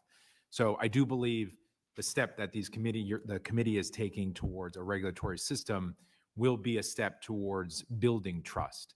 And over time, as markets become transparent, as they become what U.S. investors are accustomed to and the protections that they've afforded, and ultimately you have the rule of law and enforcement on the back end if you do have bad actors, and you will have bad actors, the trust will gradually grow. And I do think there will be a symmetry between what we've experienced in this country over 100 years with our financial markets and what the potential is in digital assets as well. Thank you. I think one of the important points here is the fact that conflicts of interest has to be part of the regulatory regime to make sure that we maintain trust. And that, frankly, the trust that is being developed now in digital assets that have a promising future is not undermined by conflicts. That's something completely outside of the control, really, of the industry, and prevent the growth of this industry. So with that, I yield back. Thank you. Gentleman yields back. The gentleman from Tennessee, Mr. Rose, is recognized. Thank you, Chairman Style, and thanks to Chairman Johnson for holding the roundtable today. And thank you to our witnesses. And please know that your participation today, I think, will prove to be very helpful as we go about the work of trying to figure out how to fill in the gaps in the regulatory framework in this space. I am fortunate enough to sit on both the Financial Services and the Agriculture Committees and have seen firsthand the level of coordination needed between the committees to get digital asset market structure legislation out the door. This partnership is telling for two reasons, I believe. One, it demonstrates Congress's commitment to providing the digital asset ecosystem regulatory and legislative clarity. And two, it signals the need for the regulators under each committee's jurisdiction to work together as well. Mr. Davis, while you were at the CFTC, was there ever a policy issue that required such coordination between multiple congressional committees and your agency? I guess I'm not aware of particular policy, but I know that the chairman that I served under, Chairman Giancarlo and Chairman Tarbert, were actively talking with Congress and with their counterparts at the SEC. I know there was engagement among the commissioners. I know there was engagement among the divisions of enforcement and some of the other divisions. So I know, again, I don't know if there's specific policy, but I know there has always been an active amount of engagement between both of the agencies and with Congress. And Mr. Davis, do you agree that the SEC and CFTC must work together in order to adequately oversee this space? And tell us, if you will, maybe one or two of the key challenges with regard to such a partnership. Absolutely, that coordination is critical. I think has been alluded to already. One of the complications in the 50-year relationship between the CFTC and the SEC is sometimes not having a full understanding of where the line is between the jurisdiction of the two agencies. Right? I've spent an inordinate amount of time in private practice advising clients and litigating the SEC on that very question. And so I think where Congress can provide an enormous amount of benefit in this space is as precise and specific delineations as possible between the jurisdiction of the SEC and the CFTC. As I noted in my opening remarks, I think Section 202 of the draft bill is a good example, right? I think it's pretty clear when you're reading that there are a host of secondary market transactions between third parties that the bill would place within the CFTC's jurisdiction pretty clearly. Those types of provisions from Congress are critical because whatever Congress passes, there is going to be some edge cases where the CFTC and the SEC either don't agree or have difficulty getting to agreement. And so the more precise, the more quantitative, like the Congress has done with security futures, the more, accurate wording that you use, the less opportunity there is for fights between the agency to happen in the future. There's going to be disagreements, but Congress can do a great job in this bill of really narrowing the area of disagreement by making as clear as possible where those jurisdictional lines are. And I know we want to do that, but as I'm sure you appreciate, the more specific we are, the greater the potential that we wall off the opportunities for future innovation that might be beyond those rules. So it is kind of a delicate balance to strike, and we appreciate your input. Many traditional financial firms have expressed interest in becoming involved in the digital asset ecosystem. I talk to these businesses on a regular basis. A key objective of any digital asset market structure regulation should be, in my view, to put these more traditional entities on an equal playing field with the crypto native firms. Mr. Davis, what is necessary from a regulatory and legislative perspective to create a level playing field for traditional as well as new market entrants? I think again, clarity, right? So that smaller entities have an easier time entering the ecosystem. I also think, the CFTC registration system right now for current registrants, is clear about what you need to do and not to do to get registered with the CFTC. I think, applying that same type of registration principles and coming up with a process that is efficient.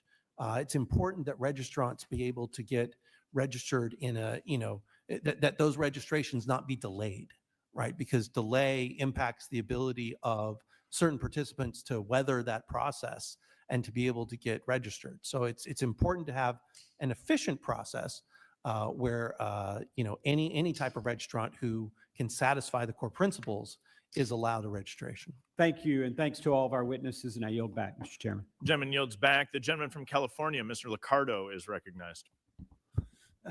Thank you, Mr. Chair. Thank you to all the witnesses for sharing your insights. I appreciate learning here.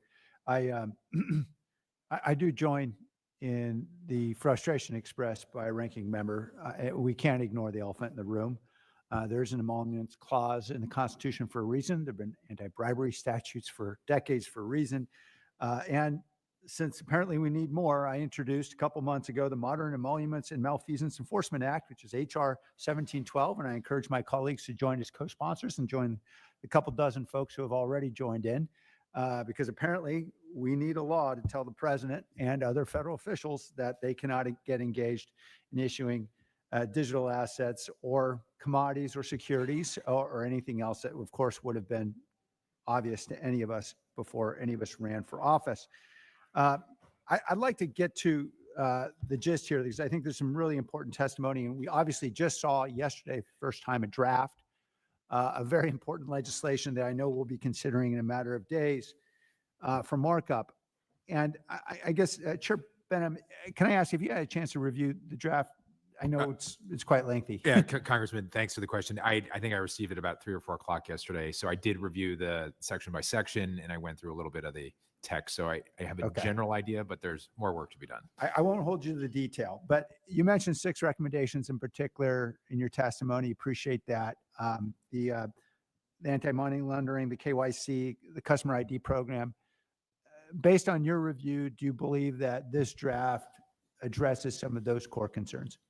Short answer is yes, because giving the authority to the CFTC to register some of the intermediaries in the digital asset space in a traditional way that are based off of the core principles of the Commodity Exchange Act would mandate and permit also the CFTC to create a regulatory structure that does all that I've said and that you repeated around AML, KYC, CIP, cyber, conflicts of interest, and other very important core principles. Are there any shortcomings or gaps that you believe need to be addressed?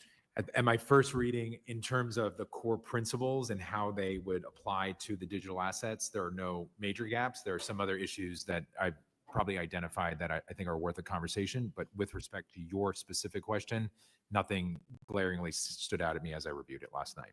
Then with regard to the other 5 recommendations, was there 1 or 2 that stick out that you think we need to be attending to as we're considering markup of this draft? Well, ultimately, the thing that concerns me is, and I mentioned this in my written testimony and oral testimony as well, we have these 2 market regulators, and they have historically functioned quite well together over many, many decades. It is not an ideal situation, I understand, for registrants who play in both markets. I suggested that you have dual registration in many circumstances in traditional securities markets and derivatives markets. I don't think, as much as there will be people who oppose this path, I don't think it's one that we want to stray from. There will be circumstances where participants in the digital security space and the digital commodity space should be duly registered. If you don't go down that road, and the exact words I used is, if you have a model where there's a deferral or a notice filing to another agency, you create gaps, and the market will then start to observe and identify these gaps and exploit those gaps. So it might be hard to imagine what those circumstances are precisely today, but given my experience, I have no doubt that if there are situations where there's not comprehensive, exclusive licensing authority for each agency in their distinct jurisdiction, you may be creating unintended risks that will ultimately come back to hurt us. Mr. Tussar, as you think about Coinbase's many customers, do you share concerns of Chair Benham about the possibility of those gaps existing that in ways that could harm investors? We do worry about gaps, yes. And thank you for the question, Congressman. In addition, however, I would say we also worry about the fact that digital assets are unique in that, unlike futures and equities, users may not distinguish between what's a digital asset commodity and what's a digital asset security, and the various forms of token classification that the bill lays out very successfully. And therefore, from the end user's perspective, we think it's important that these two regimes are as harmonized as possible, so that the same sorts of protections are afforded, because that will be sort of the expectation of those that are using digital assets. And so, to the greatest degree possible, while respecting the unique lanes that each agency lives in, to the degree that the mechanics of how trading and custody and those sorts of things can be harmonized, I think that will be critically important for the bill. Thank you, gentlemen. I yield. Gentleman yields back. The chairman of the Financial Services Committee, the gentleman from Arkansas, Chairman Hill, is recognized. Well, thank you, Chairman Style, and thank you again for your joint leadership of this effort. Under the Biden-Harris administration, the SEC used a whole wide range of interchangeably terms for digital assets, confusingly interchangeably terms, that were arguing that most of them were not secure, themselves were not securities, creating a lot of legal uncertainty. I mean, it just went around and around. I felt like for 4 years we went around in circles on that. And the lack of clarity made it practically impossible for any market participant to come in and register under the rules at the SEC. It was confusing to Congress. It was confusing to law firms. Made a lot of money for law firms, I assume, here in Washington, D.C. So in light of all that confusion, market participants developed processes to analyze and classify assets under their own rulemaking. And so, Mr. Tussar, you've certainly are one of those at Coinbase. You all created your own listing standards, and can you explain how you navigated that as a public company and a registered firm? How did you navigate that listing process? Yeah, thank you for the question, Chairman Hill. Coinbase has today a very rigorous listing standard that looks at a variety of qualitative and quantitative factors. We have listed approximately 300 assets for trading on our centralized exchange out of the thousands and thousands that we evaluate. So we have about a 90% rejection rate. The sorts of factors that we look at are, is it secure? Is the underlying blockchain on which this is built secure? How does the asset fare under our interpretation of the Howey rubric? Is there an active development community? So there's a whole host of factors that we look at. And after that, we look at, is this an asset that customers want and are asking us for? And subject to those things, we'll go ahead and list it. But we have this standard in place that we've developed over a number of years, and we feel very good and strongly about. How would you feel about if, not having uniform listing standards that you'd find in a regulatory framework approach? Does that hurt the ecosystem's development? Has it driven business offshore? You may be doing a good job of it, but has it been confusing and not productive for other people who are trying to perform an exchange type function? I think it is thank you for the question, one of the most important elements of this bill is providing that clarity. Out of all of the things in the bill, the token classification is probably the single most important element, because that is precisely, to your point, what will decide whether somebody feels comfortable and safe doing their project and development here in the U.S., or we'll move it overseas. And so I think it is critically important. Would you say for global leadership in the U.S., where on a bicameral, bipartisan basis, that it's important that we craft a regulatory framework and have a dollar-backed stablecoin regime in the U.S.? You think both are important? Both are critically important. Which one is more important in your view, big picture wise, for the ecosystem? Oh, that's a good question, Chairman. You don't want to be pinned down? I think they are both equally important. Okay, I'll take that as a good answer. Mr.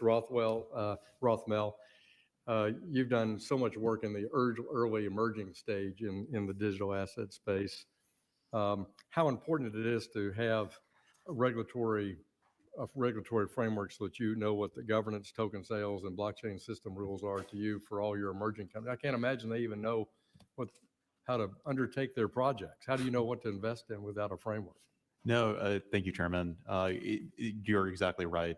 This is one of the great challenges we've run into in the space. I've advised companies for the better part of a decade in this space, and I've never seen so many seed stage founders who are so curious about the current state of policy and legislation, and who are, they probably could all take the California bar if they wanted to.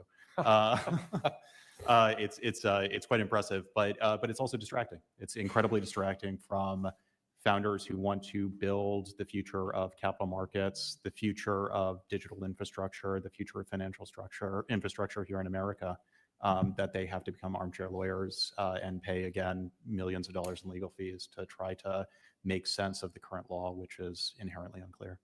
I appreciate the whole panel. Chairman Benham, so good to see you, and thank you for your leadership on the commission and for your continued advice and counsel to our members on both sides of the Capitol. And with that, Mr. Chairman, I yield back.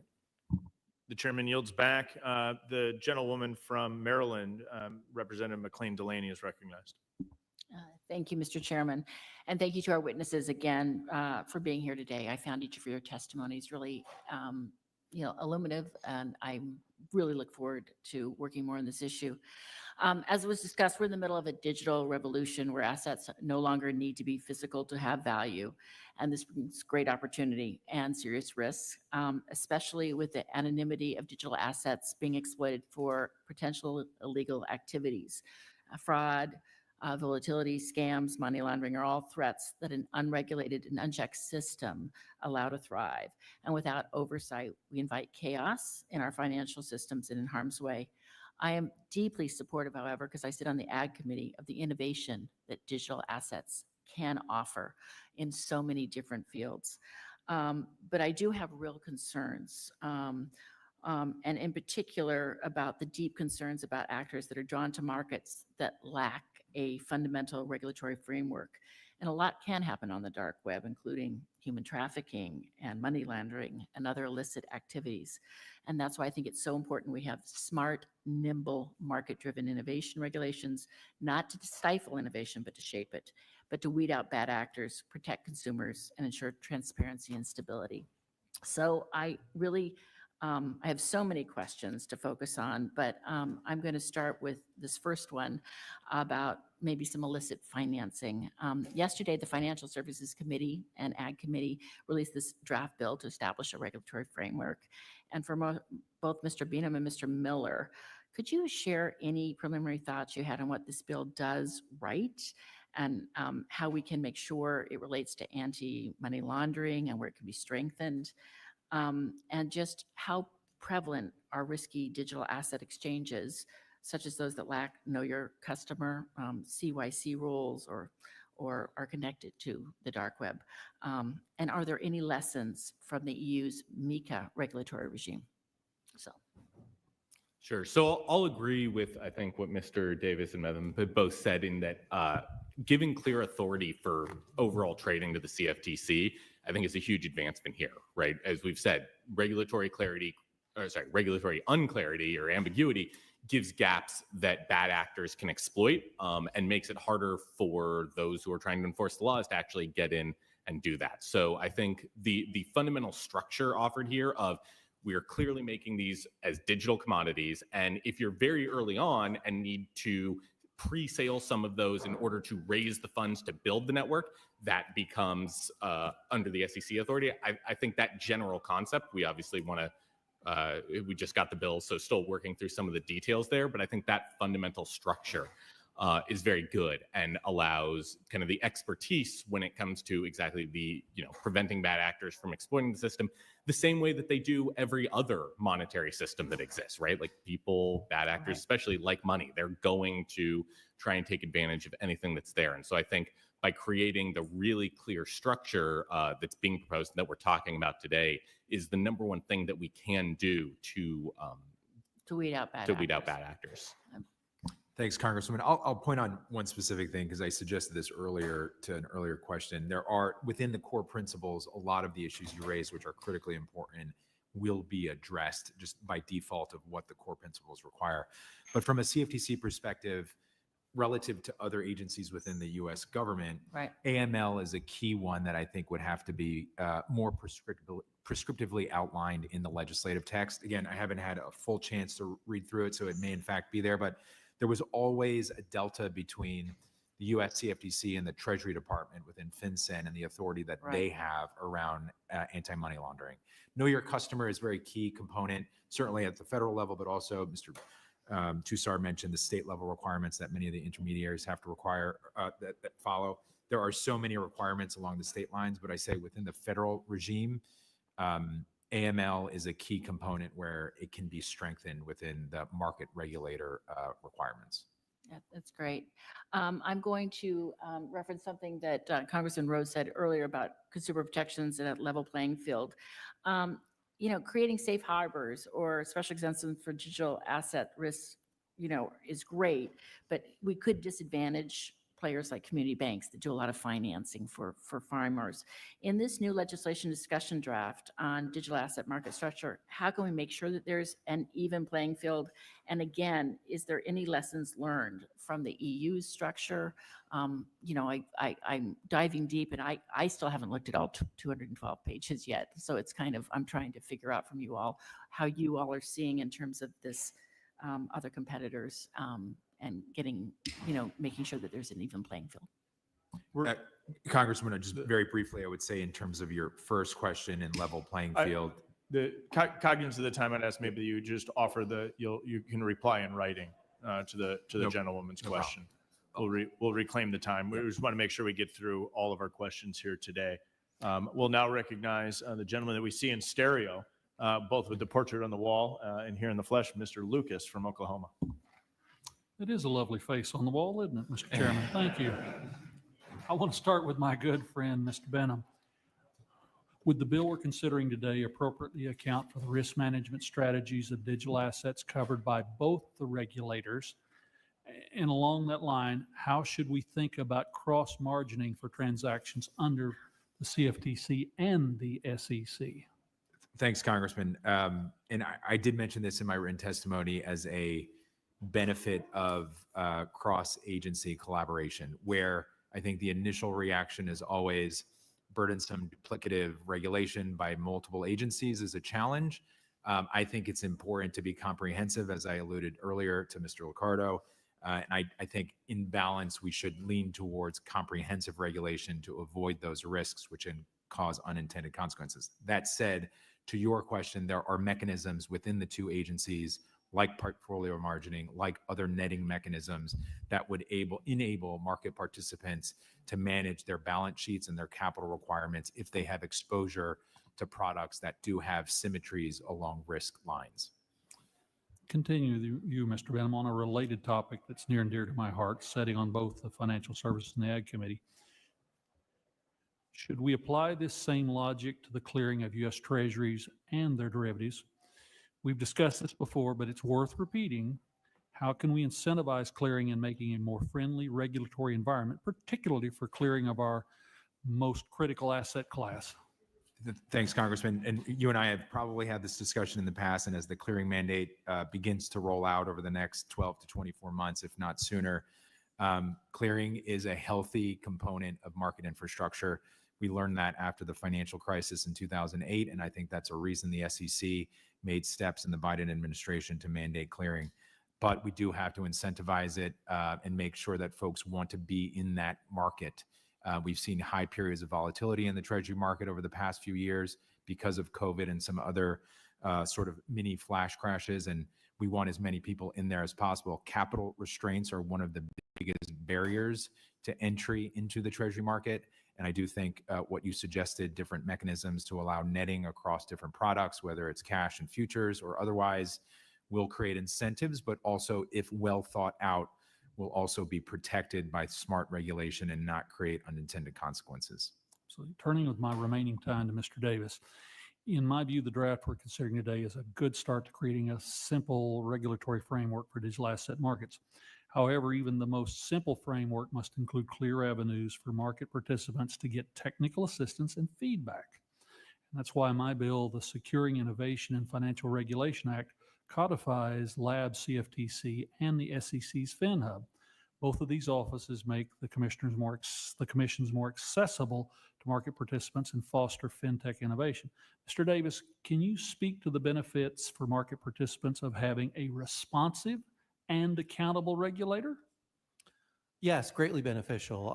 Lab CFTC is near and dear to my heart. When Chairman Giancarlo created Lab CFTC, he had it report to me as the general counsel, which was a great benefit to me and I think to the agency. It was eventually moved to report to the chairman, and then Chairman Benham made it the Office of Technology Innovation, I believe. So that's been a great progress across administrations. And so I am a big advocate of having a portion of the agency being focused on innovation and focused on engaging with the public. During my tenure at the CFTC, Lab CFTC met with hundreds of people who were interested in the CFTC space. They were interested in fintech. They were interested in digital assets.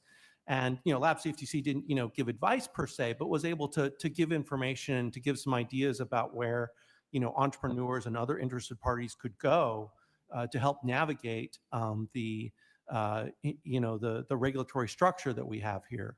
And again, that internal entity was able to advise the agency about what it was seeing out in the market. It was really an attempt to help the agency have its finger on the pulse of what was going on with the public. So I think that type of outreach, that type of activity is critical for any agency. Seems like my bill might be on the right track. With that, Mr. Chairman, I yield back. The gentleman yields back. The gentleman from Alabama, Mr. Figures, is recognized for 5 minutes. Thank you, Mr. Chair, and thank you to the witnesses for your time here today.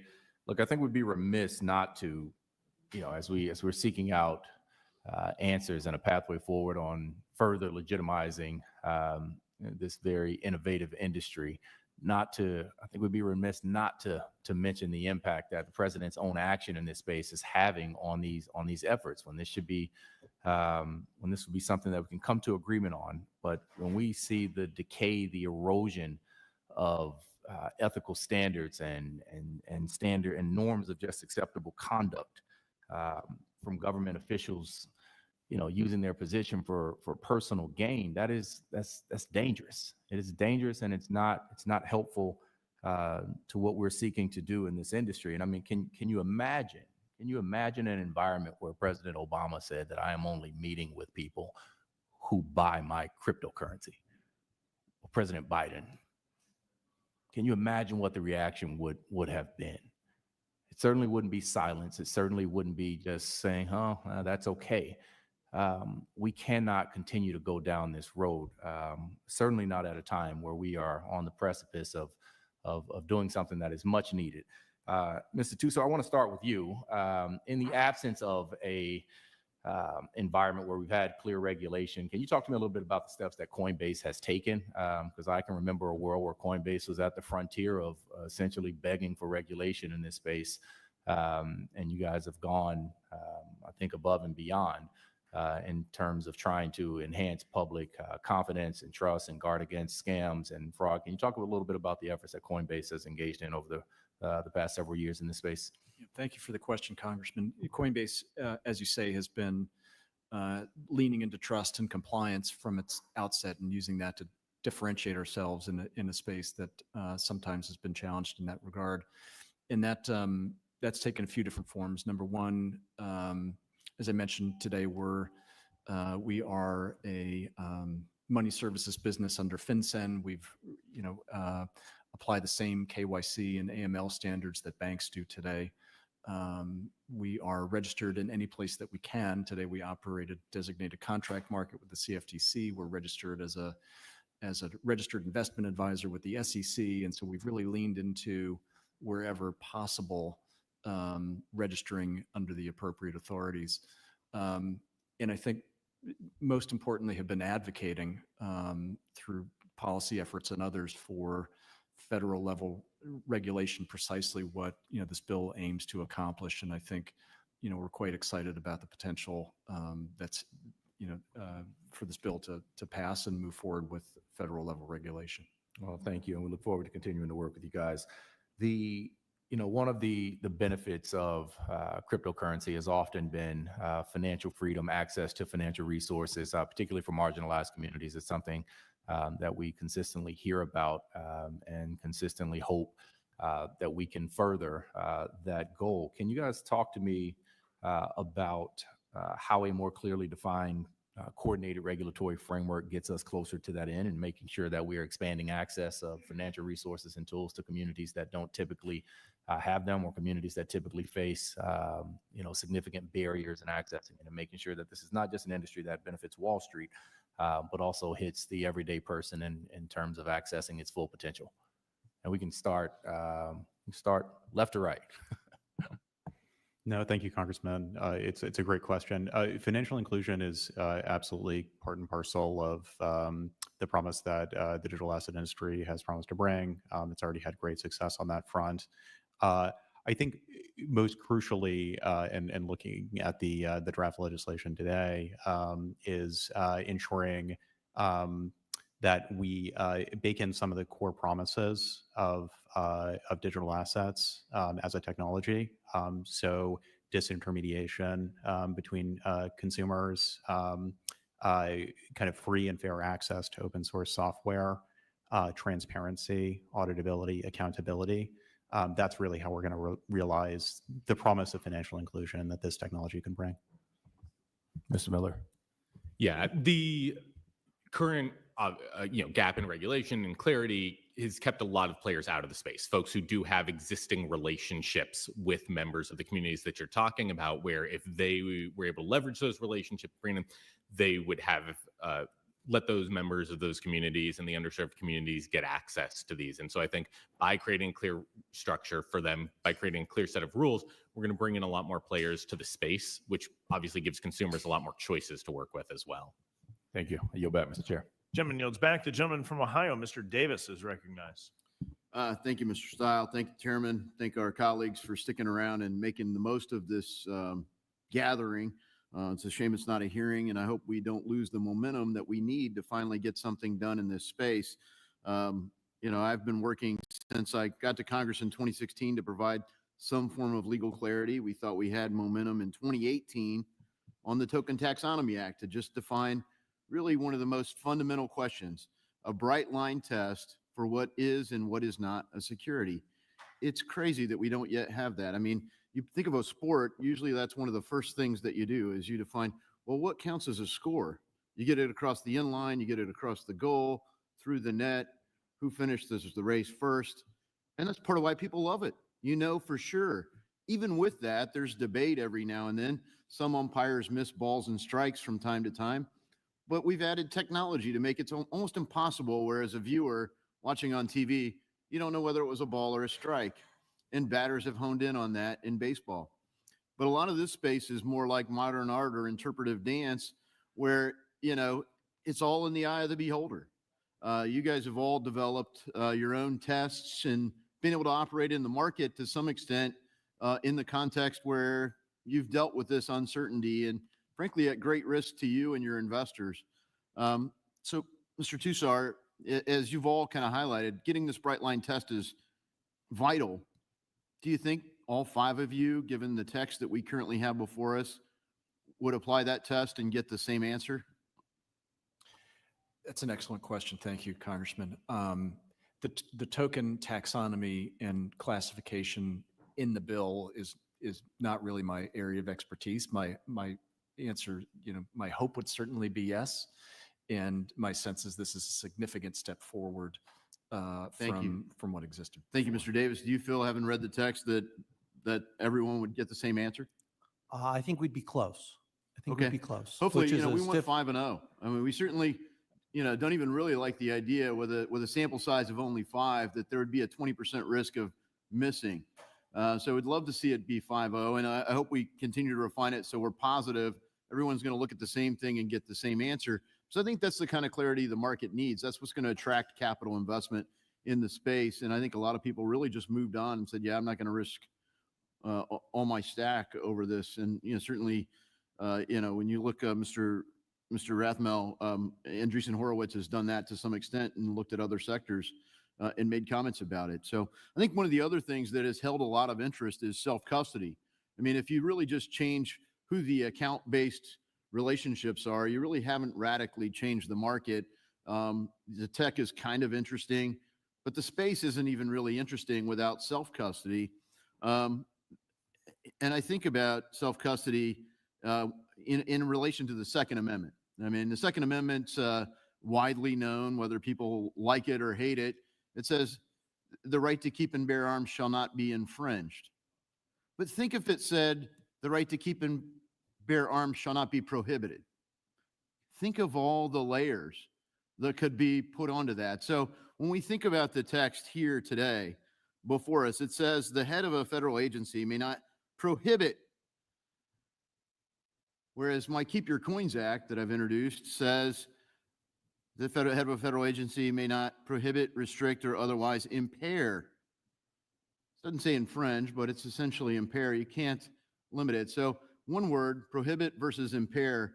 You think about the difference there. Mr. Miller, could you highlight what's at risk with the inclusion or exclusion of one word?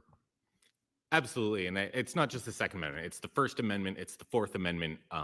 Prohibit is a much less protective term than impair, infringe, abridge, any of those. And I think the entire point of what we're talking about with this industry is decentralization. And without the ability for people to run their own software, to self-possess their own assets in their own wallets, on their computers, we lose a lot of that decentralization. As you said, you're just moving to a different centralized authority.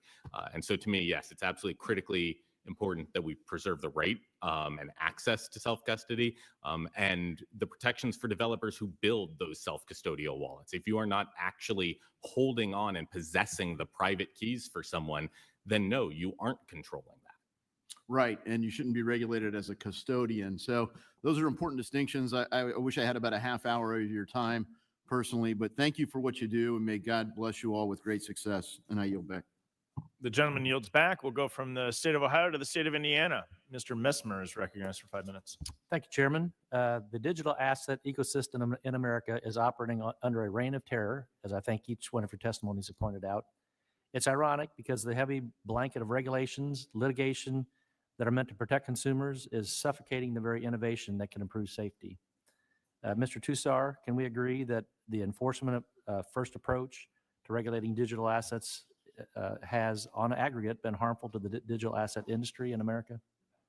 Thank you for the question, Congressman. 100% yes. And I would, it's also harmed competitiveness of America in the global stage. Okay, thank you. And Mr. Tussar, also, you drew the conclusion that that industry is incentivized to set up shop outside the American borders due to the current disjointed regulatory framework. What safety risks does this present for American consumers? Thank you for the question, Congressman. In the end, consumers want and should be afforded the same protections as they get today when they hold futures or equities or these sorts of things, and bringing it into a federal level regime would afford those protections where today those don't exist, and it's critically important. Thank you. And I agree, Americans are always safer when regulations are built in DC, not in the UE or Singapore or anywhere else. As a principles-based regulator, the CFTC offers flexibility and outcome-driven compliance. The SEC, on the other hand, is a rules-based agency emphasizing prescriptive compliance frameworks. This contributes to the regulatory tension in emerging markets like digital assets, where we are still fighting to figure out what's the best regulatory approach. Clear guidelines are without a doubt necessary, but we have to thread the needle. They can't be so prescriptive that they become obsolete as technology evolves. Mr. Davis and Mr. Rothmel, I know it has been asked, but it's important enough to ask again. In your view, is either the SEC or CFTC approach a better fit for regulating digital assets? So as I noted in my comments, I think for the secondary market transactions and for a lot of the commodity market activity that's happening right now, the CFTC is the natural regulator. They already have a lot of experience in the area, and core principles is very consistent with, the growth of the digital asset market. I do agree that there are some circumstances, initially in the development of certain coins that you may want to do a capital raising activity. That type of activity is more within the purview of the SEC. Thank you. Are there specific needs for prescriptive rules? And if so, how can Congress best future-proof those? Yeah, I think, Chairman Benham talked a little bit about this with like anti-money laundering, for example. AML KYC is an important aspect of any regulatory ecosystem. So that might be an area where you might want to give a little bit more specifics about how to proceed. But I think a number of things like reporting and cybersecurity and operational resilience are the types of things where we need to have a productive discussion with the industry about what the technology is and what the technology can do. And only through that, mutually beneficial relationship can both the regulator and the industry determine the best courses to meet the goals that a core principle regime has. And so I would err on the side of flexibility at the beginning, and then the regulators have the opportunity under core principles to make more prescriptive rules if circumstances require. As needed. Thank you. Mr. Tussar, Mr. Davis, earlier, Chairman Johnson got each of you on record as saying the lack of a regulatory framework is a threat to consumers. Can you give specific examples of a risk to consumers will face if the flaws in the current regulatory structure aren't resolved? Thank you for the question, Congressman. I think we've referenced consumer asset protection, for example, the sorts of regimes both on the CFTC and the SEC side that clearly delineate the assets that belong to the customer and the assets that belong to the entity in the event of insolvency or bankruptcy. Those kinds of protections are critically important to engendering the trust that we've talked about quite a bit in this hearing, and ultimately to protecting consumers in the face of issues. And that's critically important. Thank you. Mr. Davis, anything to add? I don't have much to add. It's a part of both the SEC and the CFTC regimes for vibrant customer protections. They take slightly different forms depending on the nature of the market. But, for example, giving the CFTC authority over the spot market will extend those customer protections to customers who want to buy, Bitcoin and Ether and those other digital assets. Okay. Thank you. Yield back my time. Gentleman yields back. The gentleman from Florida, Mr. Herodopoulos, is recognized. Thank you, Mr. Chairman. I appreciate everyone coming in today and once again highlighting the fact that we've lost 4 years of reality, and the capital markets have gone elsewhere because of this uncertainty. And it's frustrating as we go through meeting after meeting, hearing the horror stories of the last 4 years where so many folks want to do business here in the United States and basically are turned away or led the wrong way by the previous administration. And I very much love the fact that the Ag Committee and, of course, our Financial Services Committee is working in tandem here to get things done as opposed to playing some politics, which always happens in this building too often. That said, what would help me if we could just kind of go down the list, and I apologize, been kind of in and out of meetings today. Could you walk me through maybe just a brief way, starting with you, James, when you were negotiating or talking with the SEC prior, trying to figure out this regulation, walk me through how much time you spent with each of the folks at the SEC and what they're telling you along the way, and then what the end result was. So if we could just kind of walk down, that'd be great. Yeah, so the history of the industry's engagement with the SEC is now many years, the better part of a decade, and so I think it has changed and evolved over time under various administrations.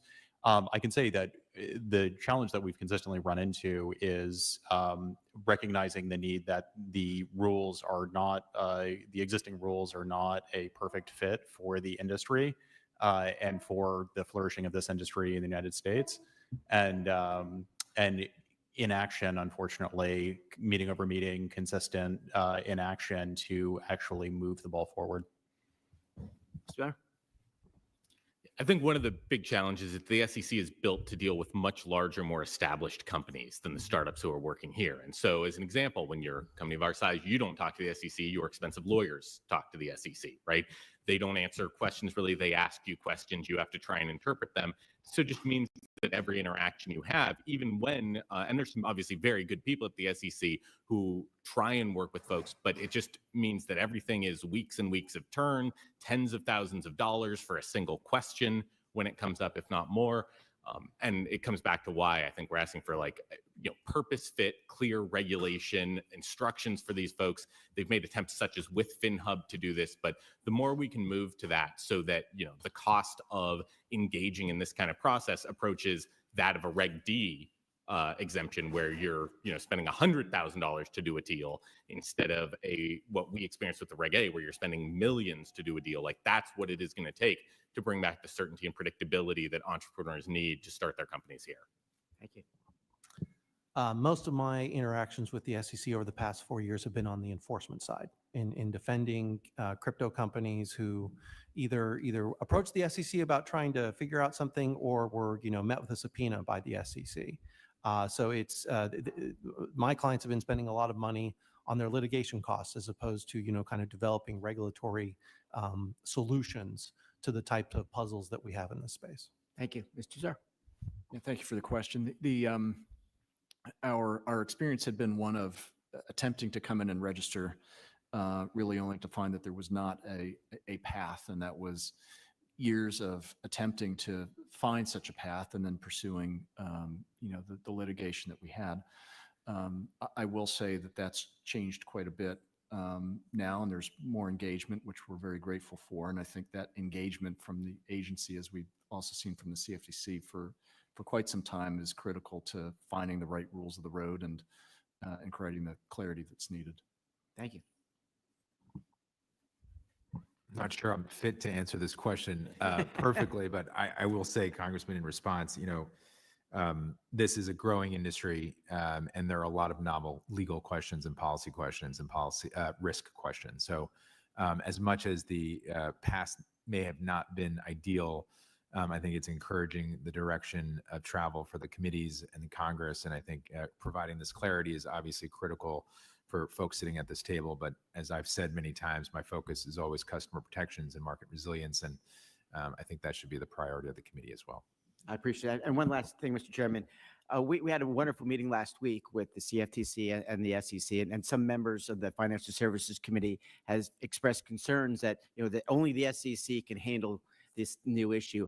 I happen to think that the CFTC has the capability, given the work they've done, of course, in the commodities and handling billions of dollars. Is there any reservations any one of you five have about the capabilities of the CFTC to handle this type of issue? None. No. Congressman, I'm gonna add a little bit. I know we're out of time, but this is an important point, and I did submit it in my written testimony, so I would encourage you, if you have time, to read it. It's more than just a question about resources and size, right? I agree. I talked about this in terms of when there's a congressional mandate, appropriators appropriate money that is commensurate with the mandate. So if Congress does pass a law and the president signs it, the expectation should be that there will be additional funds. The gentleman's time has expired. You can offer more in written testimony. Thank you for your time, Mr. Chair. Appreciate Gentleman that yields indulgence. back. The gentleman from Iowa, Mr. Nunn, is recognized. Well, thank you, Mr. Chair. And I want to say thank you to the bipartisan nature of this conversation. This is bigger than any one party. This is going to be the future of where our nation's going forward together. And so thank you for leading the charge and making sure these conversations happen. One of the biggest challenges in the digital asset space, as we all know, is the overlapping claims of authority between both the Securities and Exchange Commission and the CFTC. Being a guy from Iowa, we know CFTC very well. As a member of both the Financial Services and the Ag Committee, I think that we saw conflicts occur firsthand when the SEC, under its previous leadership, attempted to take control of nearly all digital assets and effectively sideline the CFTC. That's not how this is designed, and it shouldn't be how it is going forward. So I'd like to consider an analogy. My kid's got a chocolate coin for Easter. And in this, On its own function, it can also be like a commodity with a wrapper around it. Similar to corn or soybean on how it happens, it can then be traded when it has this wrapper around it, like a security. When first offered through an ICO, a funding mechanism as it is, it's wrapped in a structure that resembles a security offering. The underlying ether, in this case, was still chocolate. But because of the wrapper, ether was part of a securities transaction at the time. In this case, the gold foil. This wrapper now has come off for ether, and it's traded and functions like a commodity. I'd like to offer to this discussion, Mr. Chair, that blockchain projects need the option to raise capital and grow, but the current landscape is still too complex. And prior administrations actually only added to the confusion, making the ability for this gold coin never to have come into existence if it had been left. Look, Mr. Tussler, you've been the vice president. You are currently the vice president at Coinbase. What are some of the key characteristics that distinguish the digital asset functioning as a commodity versus one that would function as a security? Thank you for the question, Congressman. I will say that not being a lawyer and not really going deep on the sort of the exact interpretation of how we, it is not my area of expertise, but my hope is that this bill makes clear the distinction between those so that we can choose the appropriate regime and regulatory authority to apply. And would you agree that legislation would help with that coming out of this committee? Yes, Congressman. Absolutely. Chairman Benham, we've had conversations before. I appreciate your service again on both sides of the aisle here, but your leadership at CFTC really helped establish this in a lasting opportunity for us. Last Congress, we publicly discussed how ether was either a commodity or wasn't. Do you still believe CFTC is the right regulator to take ether after it's wrapped back in the commodity space? Congressman, thanks for the question. And the short answer to that question is yes. We had discussions about some of the components of Howey and the decentralized nature of ether and other tokens. And ultimately, that's where the line needs to be drawn. It's not a perfect analysis, certainly with a 100-year-old test. But I do think, as I said in my written testimony, it's a pretty durable precedent that we should base the analysis on. And I do think the draft bill does that as well. I would agree with you. Mr. Rathmel, you have identified here that the lack of a clear federal framework has driven developers to avoid launching new tokens out of fear that they'll be retroactively labeled securities by the SEC. Are you seeing any change now that the Trump administration has prioritized digital asset legislation? Thank you, Congressman. We have seen a change in the general attitude out in the market. I think there's a lot of hope. There's a lot of enthusiasm that there is going to be market structure legislation, but the rules have yet to be written. And so we really do need to pass legislation to provide that crystal clear clarity for founders to have the certainty they need to pursue token projects and decentralization. And then, Mr. Tussler, I'd like to go back here. When you're providing the CFTC with spot market authority, would that give your clients greater confidence to support U.S. capital formation, having it come back here to the U.S.? Yeah, thank you for the question, Congressman. It absolutely would. I think that's exactly the sort of clarity, clear rules of the road that people would feel more comfortable and not at risk for being able to develop their projects. And we think it's critical for U.S. competitiveness going forward. So, Mr. Chair, what I'm hearing, and I think this is happening across the board, we believe that we have the opportunity now to bring digital assets back into the United States. We have the opportunity to create legislation that forms clear regulation. We have an opportunity to take a digital asset, in this case chocolate, wrap it in a way that the SEC has a partnership so they can go capital, and then still take it back to the CFTC so it can be traded in an effective way. And I'll just say, Mr. Chairman, it's a pretty sweet deal if you don't mind me saying so. I really appreciate the committee coming forward on this. Thank you. The gentleman from Iowa will present the candy to the chair for further review to be held in the record. The gentleman from Montana, Mr. Downing, is recognized. Thank you, Mr. Chair, and I'll share in that chocolate as well. Thank you, Mr. Chair, for holding this, and thank you for the witnesses for being part of this incredibly important roundtable. I really appreciate your time here. I also sit on the Capital Markets Subcommittee. And we spend a lot of time talking about how to raise capital, how businesses can go public, a lot of that sort of stuff.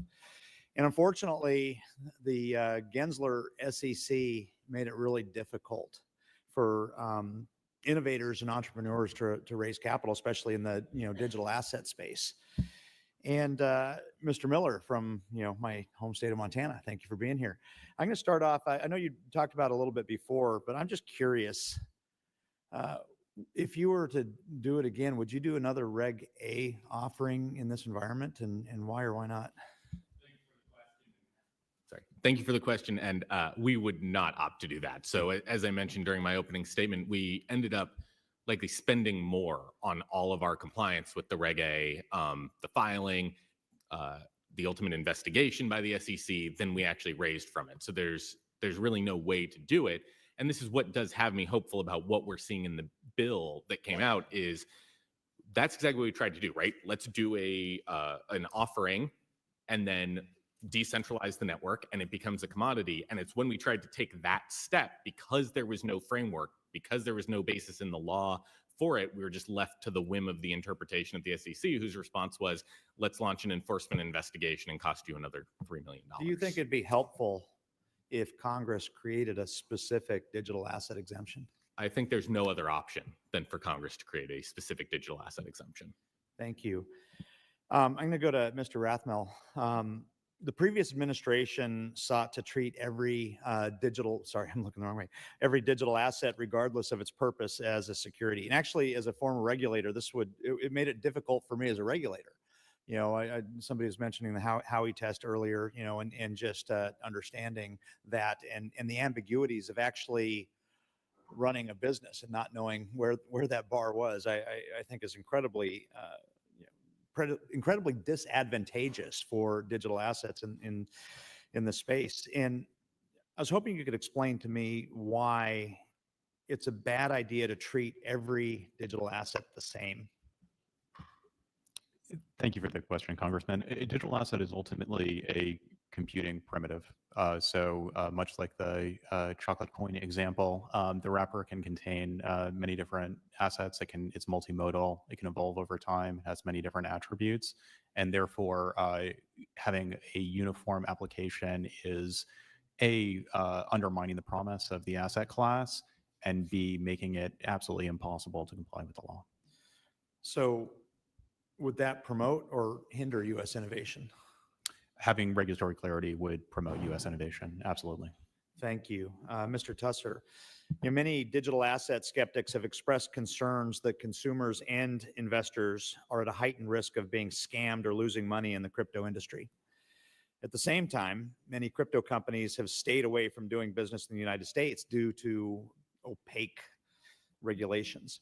So would consumers be better protected if more digital asset companies were encouraged to do business with some common sense consumer protections in the United States?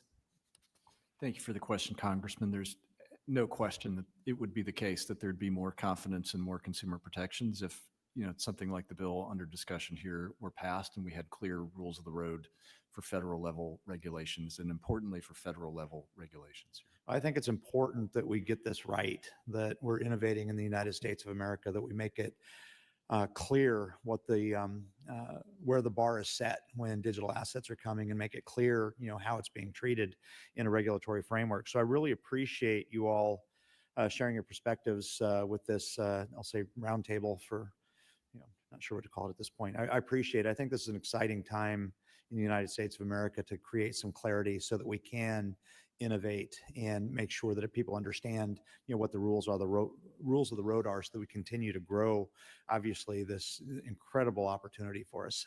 So on that, I yield my time. Thank you, Mr. Chair. Gentleman yields back. The gentleman from Illinois, Mr. Foster, is now recognized. Thank you, Mr. Chair, and to our witnesses. And my apologies for I had to calm a set of scientists who are pretty much panicked at what's happening in our scientific enterprise in this country these days. When I have described to my staff the 212-page bill under discussion, it strikes me as more or less 212 pages of regulatory arbitrage. That, when I talk to foreigners about foreign financial people about the United States, they think it is frankly insane that we have two regulators, CFTC, SEC, that often end up regulating indistinguishable products or almost indistinguishable products with endless time wasted in courts trying to split hairs on this. This does not happen in countries that have a unified market regulator. And when I first came to Congress, 17 years ago, I read this big blueprint for financial modernization by, I think it was Hank Paulson and friends back then. And high on that list were references going back to the past of the need to merge the regulation of the two operations. And it strikes me that crypto may be an opportunity to begin that even if you believe that the path towards formally merging the regulators may take decades to complete, that there may be an opportunity to make a unitary crypto regulator that is a joint project of these committees, and that would actually allow a single point of contact for crypto startups, which is one of the things they complain to me all the time, and I'm sure they complain to everyone else. So I was wondering, I'm sure you've all heard of proposals of various kinds to do this, and if you could just sort of go down the line and describe what are the aspects of that you think might be feasible, might be attractive, and any advice you'd have to members of Congress that might be interested in finally listening to the advice we've gotten from everybody for the last 30 years and starting down this road. So if we just start on the left and march down. No, thank you, Congressman. It's a very thoughtful question. You're absolutely right. There's incredible fragmentation, both at the federal and state level in terms of our market regulation. I can't speak to the particular opportunity over the coming decades to merge the SEC and CFTC or other federal market regulators. But what I can say is that digital assets are in many ways kind of a forcing function to unify regulation, in that our belief at Hon Ventures is that digital assets and blockchain technology will be the underpinning of the future capital markets, global financial system, and the consumer internet. And so there is very much a unique opportunity here to, through the unifying nature of this technology, bring some unifying principles to the market. But principles, not an organization. That doesn't give you a single point of contact. Mr. Miller, John, go next. Yeah, I think the clarity and simplicity is the biggest thing I'd ask for there. I think there's other folks here who are much more experienced on the internal workings of agencies and how to maybe best set it up. But I think as long as whoever is designated as regulator has the expertise to understand the crypto market and what they're dealing with and looking at, and I think understands the importance of, again, we're not talking about these large public companies with $1 billion a year in revenue who can afford $10 million a year in compliance cost. We're talking about people who maybe raised a couple $1 million, or even bootstrapping it, and where the compliance cost and the engagement needs to be in the 5, maybe 6-figure range. As long as whatever setup we come up with hits that, I think that's the most important thing. Yeah. Mr. Davis?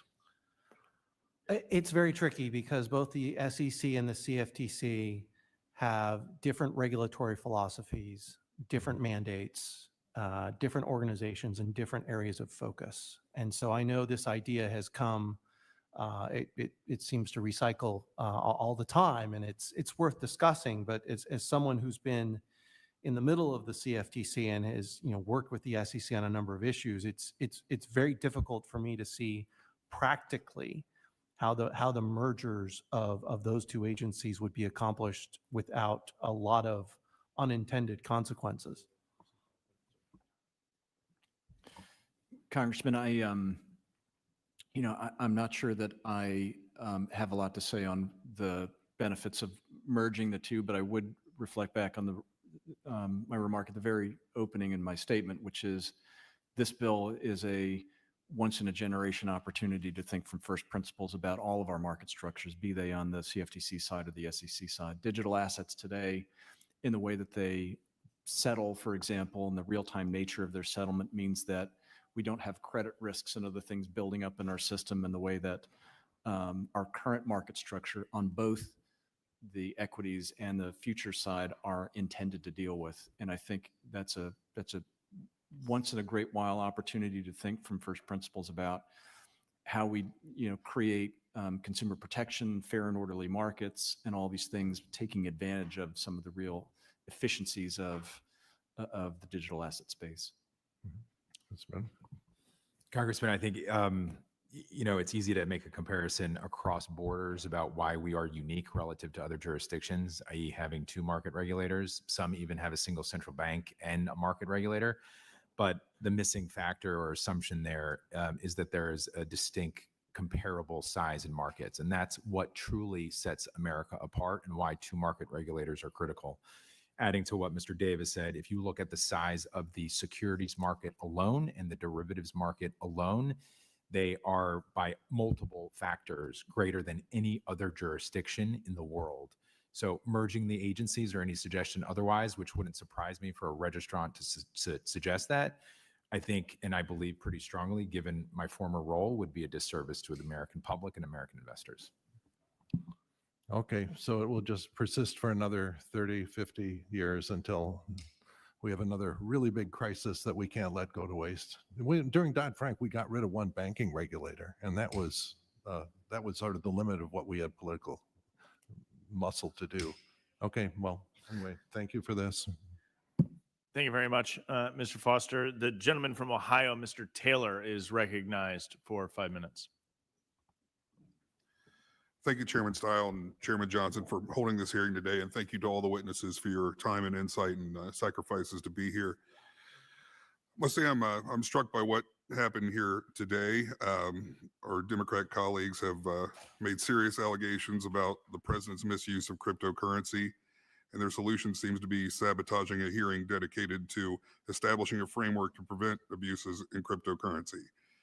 If they believe President Trump is wrongly benefiting through malfeasance, surely it would be their duty to do all they can to advance a regulatory framework so that it doesn't happen again. Apparently, it's not that urgent. I've lived in rural Southern Ohio my entire life. When I decided to run for office, I did so primarily because I wanted to help enact policies that would spur economic growth across the country, and particularly in the communities I represent. As a small business owner, I ran into several regulatory and bureaucratic hurdles that impeded growth due to, in my opinion, overregulation. Mr. Miller, in your testimony, you mentioned how in Hero's case, efforts to comply with unclear digital asset regulations ended up being extremely time-consuming and costly. Can you tell us where your resources and time might have been directed had those hurdles not been in the way? Yes, thank you for the question, Congressman. Fundamentally, we are a developer tools company, right? We build the infrastructure and the tooling that builders need in order to go build this next generation of technology and applications. And so every dollar of ours, every hour of ours that got spent on sitting in rooms with lawyers and trying to guess at what the law might be or what it might become one day was just one more minute we couldn't spend trying to enable folks to build. Gotcha. Mr. Rathmell, the United States has long been a pioneer in innovation and entrepreneurship. In order to continue to be a leader in this place, we need to create an environment that is both an attractive place for startups and one that encourages our best and brightest to take risks. Without a clear framework, it sounds like the U.S. is in danger of falling behind the rest of the world. Can you speak more about how you think entrepreneurs and innovators will respond if the United States continues without a regulatory framework?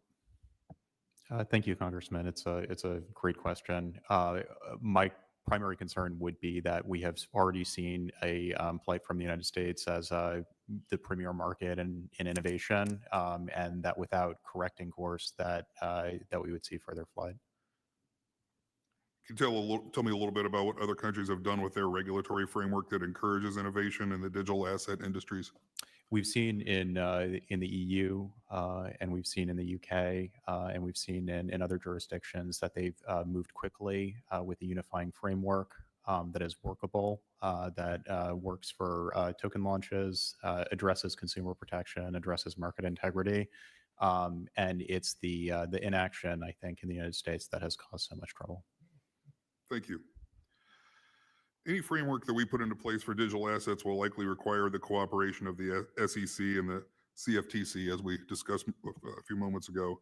Mr. Davis, what are some examples where the SEC and CFTC have had to work together, and what lessons can we learn from those experiences to apply to market structure legislation in the digital asset space? An excellent example is security futures. That was a new product that came online a couple of decades ago, and it wasn't clear from statutory text on which side the line was. In that circumstance, the then two chairmen of the respective agencies got together and hammered out a mostly quantitative process for determining when a future was just a future and subject to CFTC jurisdiction, and when something should be considered a security future and subject to both agencies' jurisdiction. That was the Shad Johnson Accords that was presented to Congress, and Congress implemented that. I think that's a great example of success of the agencies working together to come up with, a clear, and there's still debates about, some aspects of that test, but a lot of that test is, it's very clear one way or the other whether you're meeting one of the standards or not. And so the agencies have certainly shown that. I think you've also seen that early on after Dodd-Frank. Both agencies had to do a lot of joint rulemakings in a very short period of time. I was not there at the agency at the time. I'm told it was an incredibly busy period, and there was a lot of work with the SEC. So the agencies have definitely demonstrated the ability to work collaboratively together. It helps when you get good marching orders from Congress. Thank you, and thank you to all of you. Chairman, I yield back.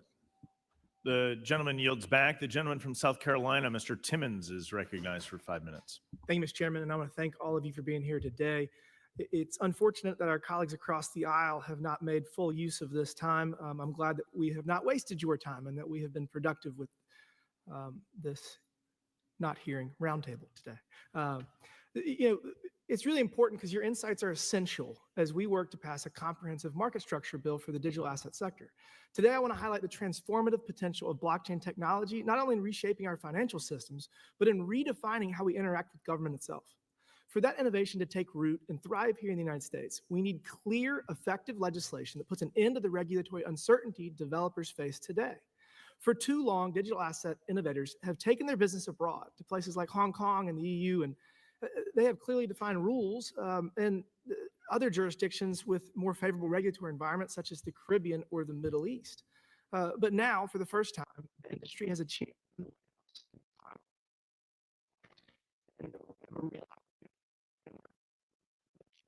providing the clarity and oversight needed to protect consumers and ensure market integrity. And I want to reiterate, this is not a partisan issue.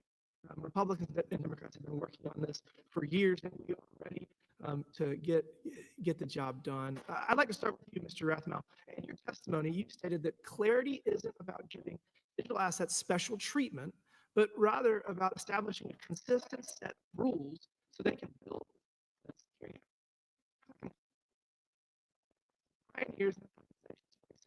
In your view, how does the absence of clear legal frameworks hold back their ability to innovate, particularly in reference to the tokenization space? No, thank you, Congressman. It's a great question. The primary way in which it hinders the American innovation is that it's a misallocation of time and resources. We have seed stage founders. I've also represented many seed stage startups outside of the crypto industry, and those founders are not spending their days and nights worried about enforcement actions, concerned about the regulatory framework, and on the phone hours and hours and hours with very expensive lawyers trying to read the legal tea leaves. And so that misallocation of time away from building products that consumers and enterprises are using, away from thinking about how they can be innovating and bringing value to the American market it's waste.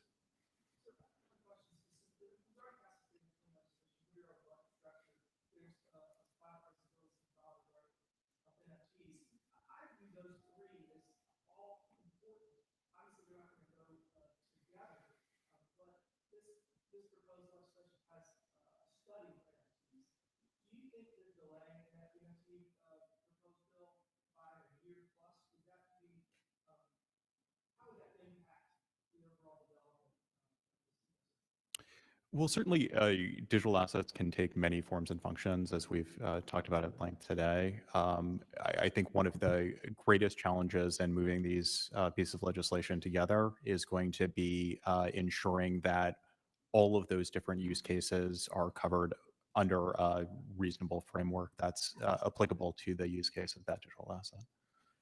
Thank you. Passing laws and regulations to govern digital asset markets.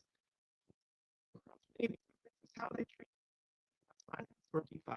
For example, in the EU, UK, Hong Kong, they've all chosen to carve out Relations. Mr. Rath, in your view,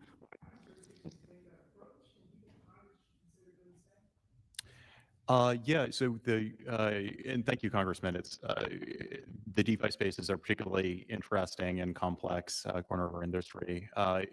DeFi, the interesting element of DeFi is that it's really a realization of kind of one of the core promises of crypto, which is that it's fundamentally a disintermediated technology. And the existing kind of global market regulations really do focus on, generally focus on intermediaries as, core regulatory hook. And so addressing DeFi on its own grounds and making sure that it has the space to flourish and actually generate the incredible value that it can for consumers and the public and enterprises is very important. Chairman, I yield back.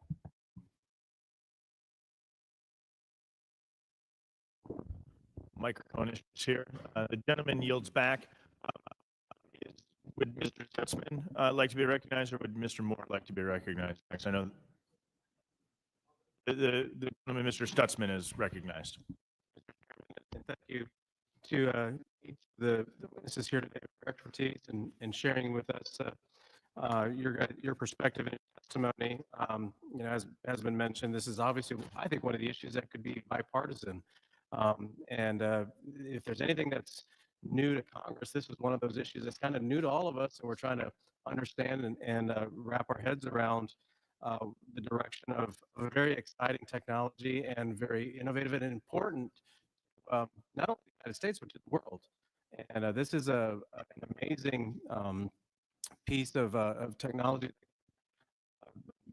economic development tool to emerging countries, others around the world that are truly trying to find stability.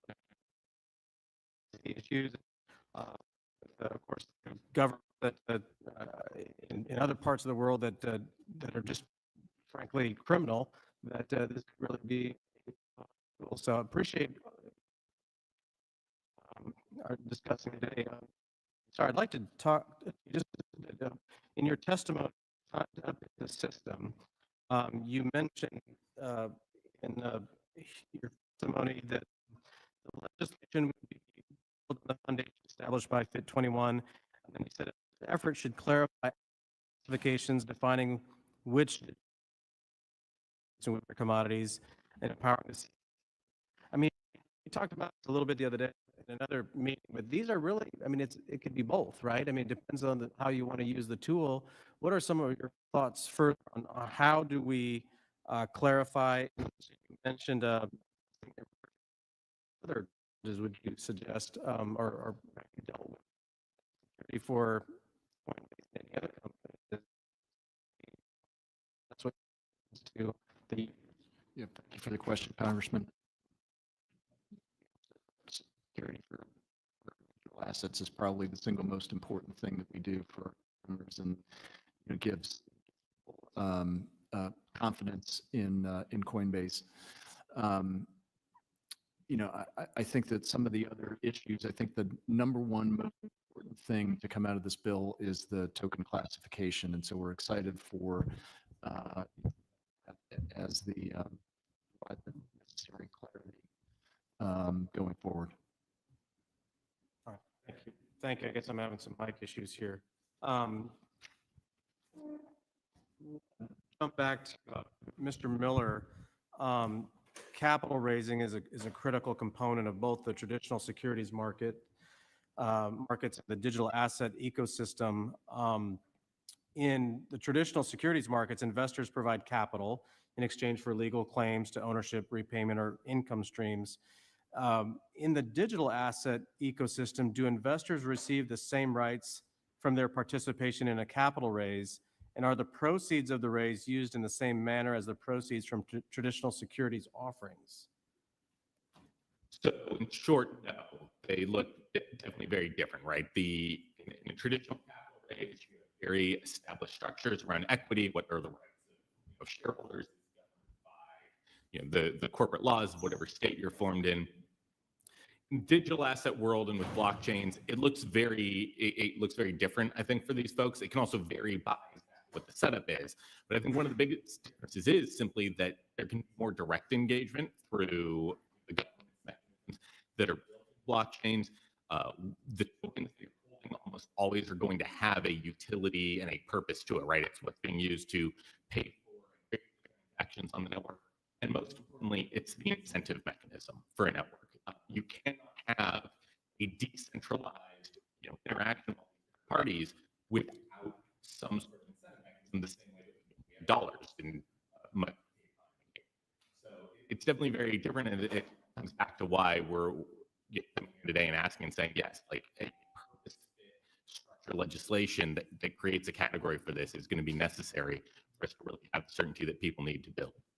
So comparing, your more traditional pitch deck and disclosures and, the language that investors would have access to through a particular capital raise, how would you compare that to a crypto piece where it seems like the investor may be doing it at 10 o'clock at night before they go to bed, and it's a little bit more cavalier? And I mean, is there enough safeguards in place and explanations in place for the more, I guess, amateur investor that wants to just at least get into the game? Yeah, absolutely. And I think we might have the idea of someone just hitting buy on their phone, while laying in bed. But you also see in this industry a huge number of people, again, on a decentralized, on a distributed basis, who do really incredible research. They will go through the white papers. They will look into this thing. They will check the code. It's all published on GitHub. These are open source blockchain where the code is freely available. The gentleman's time's expired. Thank you very much. Yeah, thank you. The gentleman from North Carolina, Mr. Moore, is recognized for 5 minutes.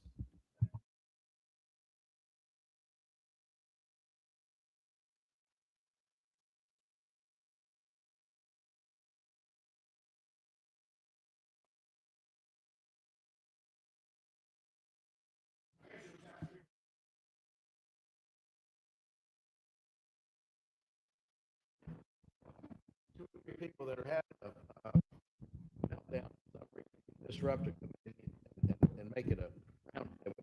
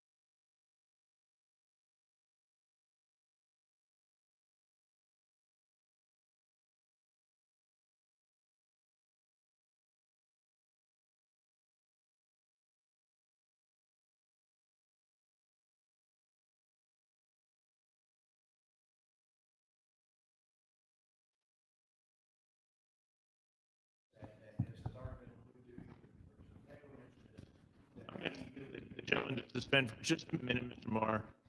Some of these mics are in and out. We're going to continue to try to watch the live stream. Unfortunately, aren't able to hear. So the green mic there, we're a little bit of a Wi-Fi connection. If only we knew the chairman of the House Administration. We could get something done on this. Go ahead, Mr. Moore.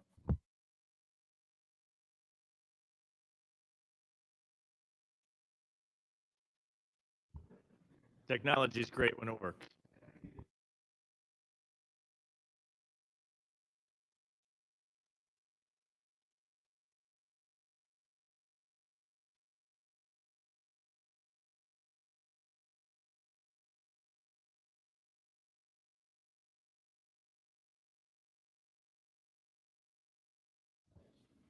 Thank you, Congressman. First and foremost, it means that we're ceding leadership in the digital assets industry and all of the next generation of innovation that entails. More critically, we believe that the future of everything from consumer technology to the global financial system, to global capital markets, is going to be leveraging this technology in the future. So it's not just about seeding, future innovation over the coming decades, but it's also seizing back our leadership role with respect to the areas that we've traditionally been leaders in.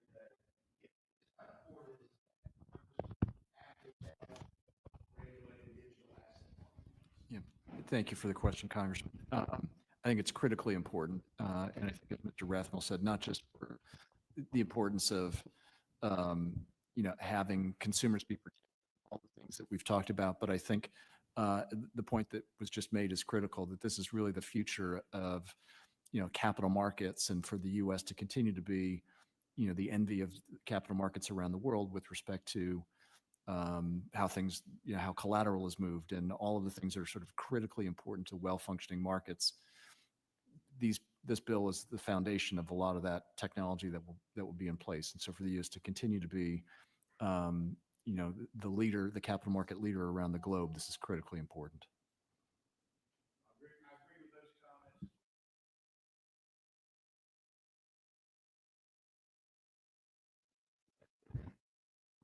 I've met him. There is an engineer on the way, and so we apologize, Mr.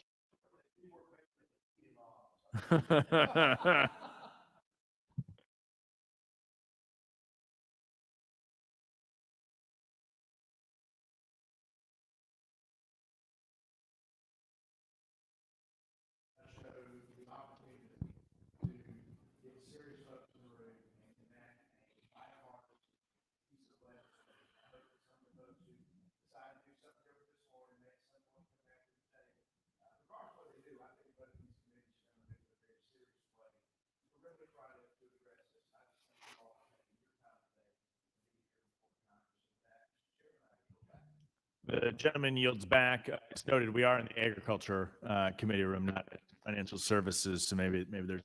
I'm teasing to our good friends at Ag, but the gremlins are at work. We do have an engineer on the way. The gentleman from Michigan, Mr. Huizenga, is recognized.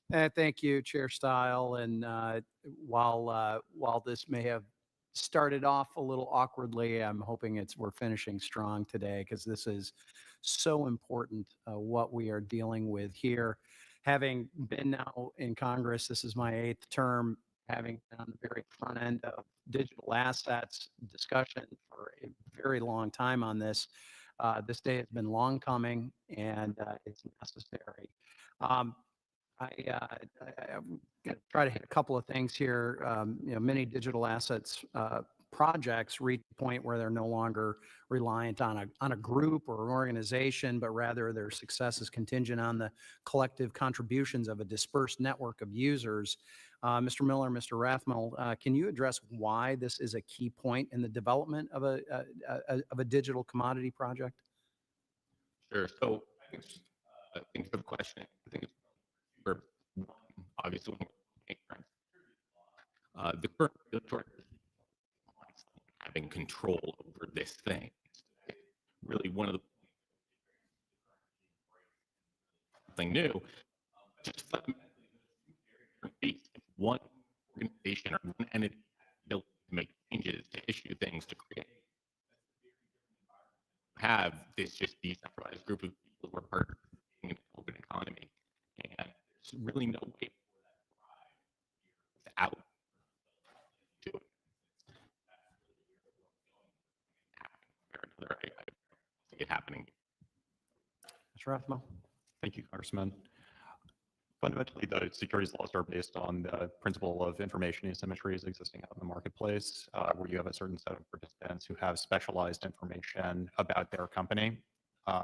And in digital asset projects, especially once you've achieved decentralization, you should be much more focused on market integrity, efficient price discovery, broad-based participation in the markets to ensure that efficient price discovery, and anti-fraud provisions and the like. And so once you achieve that point at which the token is effectively decentralized, it's critical that you shift your regulatory focus as well.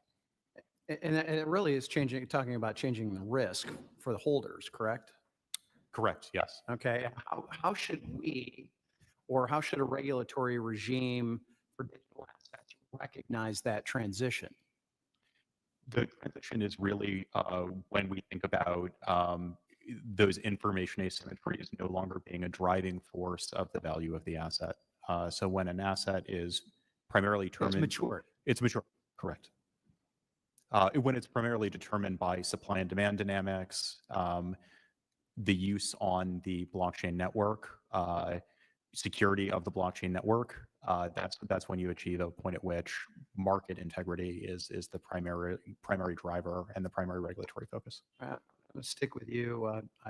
In my various roles on this committee, I've been chair and ranking member of the Capital Markets Subcommittee, which primarily with Securities Exchange Commission, and whether it was Jay Clayton, Gary Gensler, over the last number of years, I think we saw some very different approaches to the use of the SEC. And the Gensler Biden administration chose to regulate digital assets by enforcement, and the SEC under Trump administration has taken a very different approach.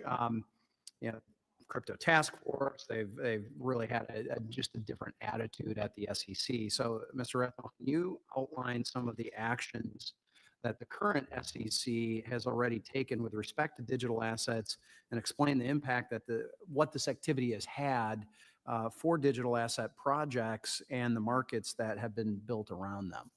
Absolutely. I'll highlight three quick things very briefly. First is just engagement with industry, really understanding the concerns of industry and not having market participants who don't feel like the door is being shut in their face. That's very important.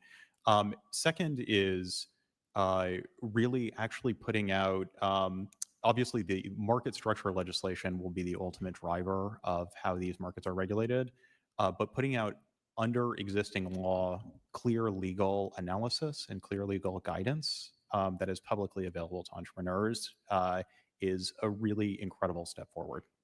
And I think the amount of legal guidance that we've seen and legal analysis we've seen coming out of CorpFin, coming out of the SEC broadly, just in the past couple weeks has far outpaced what we've seen in the preceding 5, 6, 7 years. I'm going to submit some questions as well, but if you could give me, each one of you, a super quick answer to this question.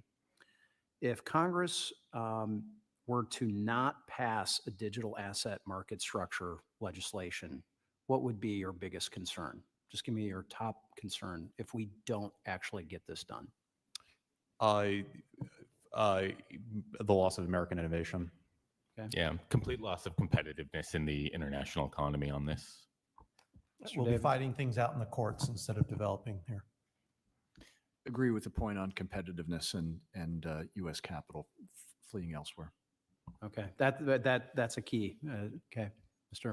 Benham. Continued unchecked fraud and manipulation of markets. All right. Well, with that, Mr. Chairman, I know my time has gone over, and I yield back. The gentleman yields back. I want to thank all of our participants. I think what we heard today is the need to move forward on the market structure bill. We began this by trying to have a joint subcommittee hearing between agriculture and financial services, an open public dialogue on incredibly critical and important legislation. Disappointing, a small number of members chose to protest and walk out. But what I think we actually saw today was a large number of members from both the majority and the minority side engage in the substance of the topic, because that's what the day calls for. And I think in the closing question from my colleague, Mr. Huizenga, I think what we actually laid out is failure to act has consequences.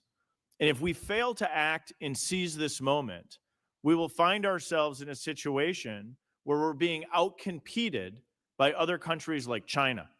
This is an opportunity for the United States to seize the moment, to step up, to lay out a framework so that that innovation and development is occurring here in the United States of America and not abroad, to provide clarity so that the new inventors, creators, innovators, and developers are here and working and finding themselves with their ideas in basements and dorm rooms, not in boardrooms and law firms.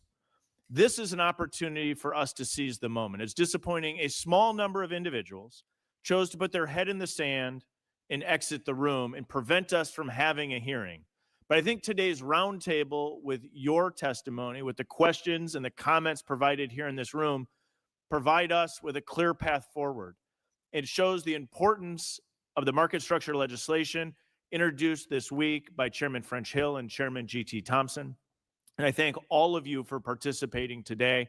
I know there may be some additional questions submitted to our experts here at the roundtable. Would ask that you would provide comments back to the committee with short notice. And so we appreciate all of you being here today. We thank everyone for their participation, and the roundtable is concluded.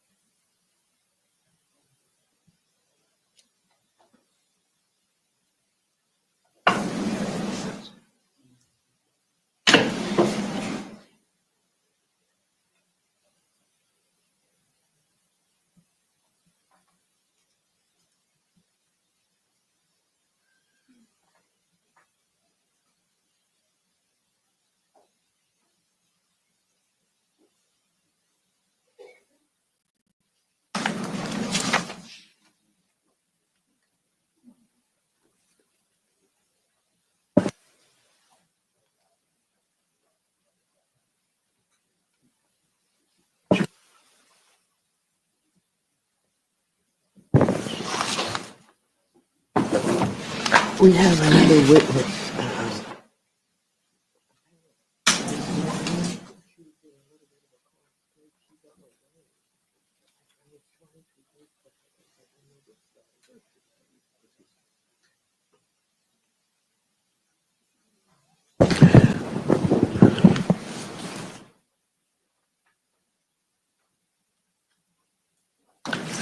Good morning, everyone, and thank you for your patience. We have another witness, a panelist, who will be joining us, Miss Murphy. She had a little bit of a car scrape here on her way, but she said she was coming, and so I think I'm going to get started, and she will join us in a few minutes.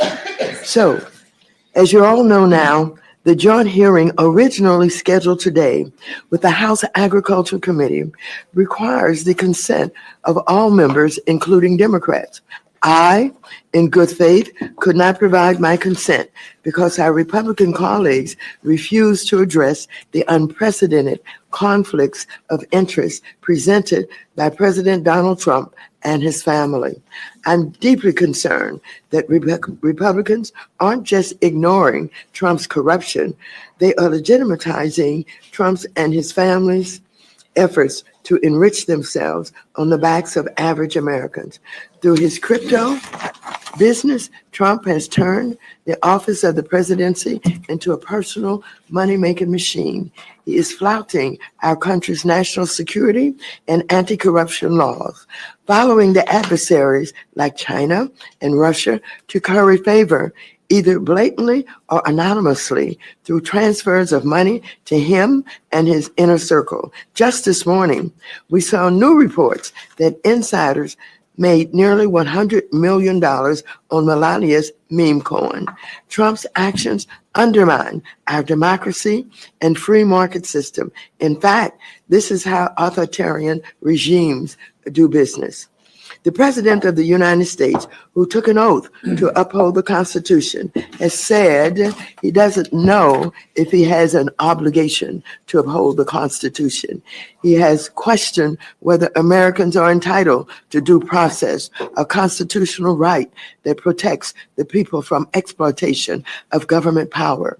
He is arresting judges, blackmailing law firms, and deporting American citizens, including children. Trump believes he is above the law. Well, he's not, and Democrats will do what we can to hold him accountable. Now, let's take a look at the timeline of President Trump's profiteering, shall we? President Trump kicked off his presidency with the launch of his meme coin, which reports have shown have lost investors $2 billion, while he made at least $350 million. In March, President Trump's World Liberty Financial announced the launch of its stablecoin, conveniently named USD1, just before our committee was scheduled to vote on legislation. Stablecoins are a type of crypto that claim to maintain a constant or stable value and are used in most crypto transactions today. Nevertheless, the Republicans' bill did nothing to address Trump's conflict and instead voted to hand Trump the authority to write the rules over his and his competitors' stablecoins. In April, Trump's sons launched their own Bitcoin company, American Bitcoin. Not coincidentally, President Trump had already instructed the Treasury to create a Bitcoin reserve and a digital asset strategic reserve, a move that would boost the value of the Bitcoin he and his cabinet members own using taxpayer resources. Trump ran on a campaign to put more money in the pockets of Americans. Turns out he just meant his pockets and those of his cronies. His first 100 days are filled with failures, chaos, and incompetence. The United States' role and reputation globally has been severely damaged, and many Americans are worried they will no longer receive the Social Security checks and Medicaid they need. Now, congressional Republicans insist on pushing forward crypto market structure legislation. I ask members to keep in mind all of this is occurring against this unprecedented backdrop. Every day, congressional Republicans refuse to stand up for their constituents. They diminish their power and Congresses and damage the country's democratic future. As members of Congress, we have the serious duty to protect and defend the American public. And since the Republican majority refuses to do its job, I'm hosting today's roundtable to shed light on these critical issues before it's too late. I have also posted a discussion draft for this hearing that would ban the president and members of Congress from owning crypto assets and firms. I'm pleased to hear that our Democratic colleagues in the Senate are similarly voicing concerns about Trump's corruption and the dangers of passing legislation that doesn't address it. And I'm very pleased that Democratic members of the House are ready to do the same.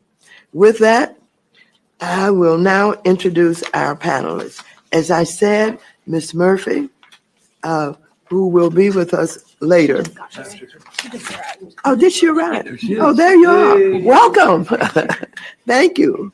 Okay, first we have Chastity Murphy, who is a visiting research fellow at the University of Manchester Law and Technology Initiative. She is also an alum of our own Representative Tlaib. After working for Ms. Tlaib, Ms. Murphy was a senior advisor at the United States Department of Treasury under Secretary Yellen. Next, before that, I want to thank you, and I'm very concerned that you're okay. I was a little bit worried. Next, we have Timothy Amasit, who is a research fellow and director of the Digital Assets Policy Project at the Harvard Kennedy School. Mr. Amasit also previously served as the chair of the Commodity Futures Trading Commission and the Assistant Secretary for Financial Stability at Treasury. Next, we have Mark Hayes, who is a senior policy analyst at Americans for Financial Reform. And last, we have Jeff Hauser, founder and executive director of the Revolving Door Project. Welcome, and thank you all for being here. I will first go to Ms. Murphy for brief opening remarks. Thank you. Thank you, Ranking Member Waters and members of the committee for the opportunity to testify today. My name is Chastity Murphy. I served as senior advisor at the U.S. Treasury Department, where I helped oversee financial regulatory policy and digital assets. I now serve as a visiting research fellow at the University of Manchester. I'm here to sound the alarm about the risks posed by the convergence of unchecked crypto speculation and high-level corruption, especially by President Donald Trump. This is not a matter of lax oversight. It is about willful sabotage of financial safeguards for personal gain.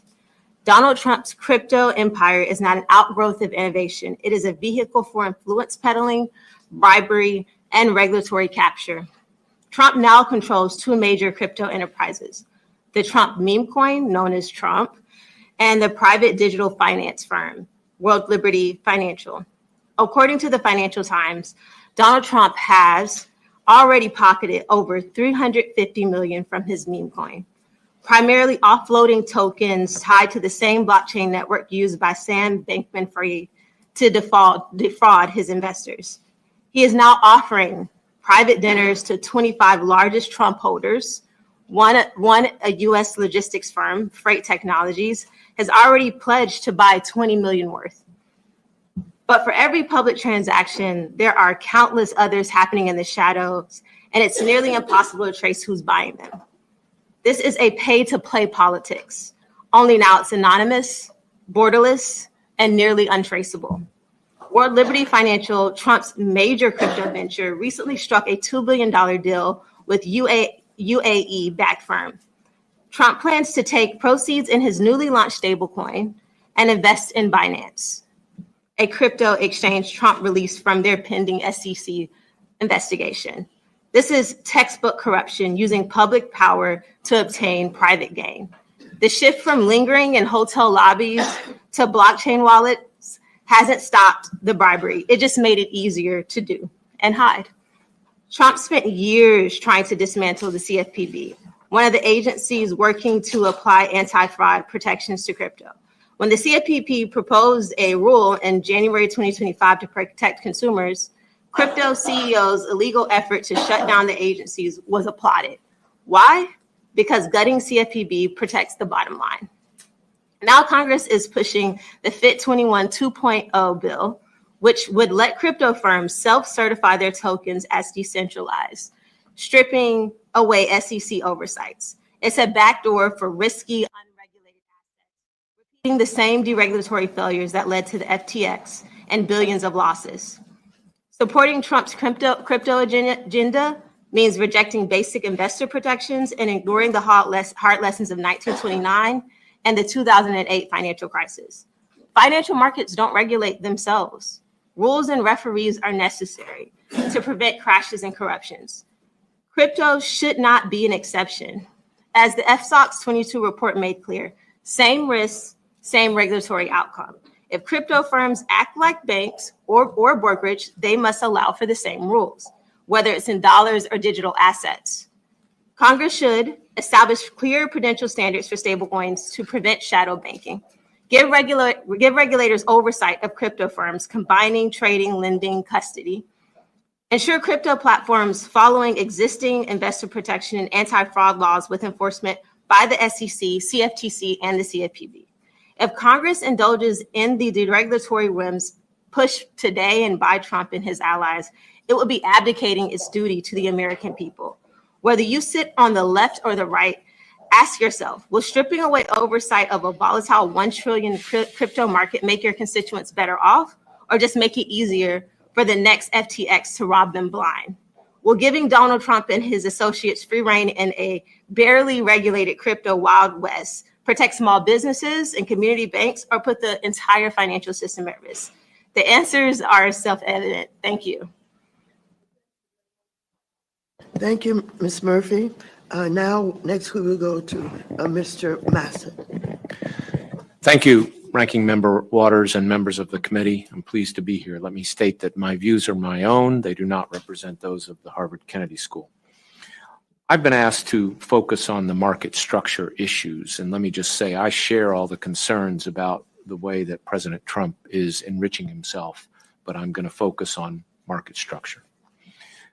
I think the first thing one should ask is, what is the goal of market structure legislation? The crypto industry always says they need clarity, but there's never been a consensus among them as to what that means. The Republican leaders have articulated principles, some of which are hard to argue with: innovation, who's not for innovation. But I would say the primary goal should be to plug the gap in regulation that we have, which is that there is no federal regulation of the market in digital assets that are not securities. I'm going to suggest a way to do that, and I'm going to then talk about the Republican approach as embodied in FIT 21 and in the new legislation that came out yesterday. But let me say first, I would keep in mind two principles to follow above all. One is do no harm, and the second is keep it simple. And what I mean by do no harm is, let's not screw up the American securities markets that are $120 trillion in value in debt and equity securities alone, not even counting derivatives, that are fundamental to our economy, that are the envy of the world, that are a greater source of innovation than crypto has proven itself to be. And we can easily screw those up by writing laws that promote a particular technology and rewriting a lot of decades of jurisprudence that has been built up in terms of the securities laws. And we certainly don't need more market turmoil these days. Keep it simple means just that. It's got to be understandable. It shouldn't create more ambiguity and complexity, and yet it needs to fill the gap. My suggestion of how to do that, how to regulate this non-security digital asset market without massive rewrites of the securities and derivatives laws, is for Congress to mandate that the SEC and the CFTC work together to create a joint self-regulatory organization that would be the regulator of these markets. Now, by SRO, I don't mean the industry governing itself.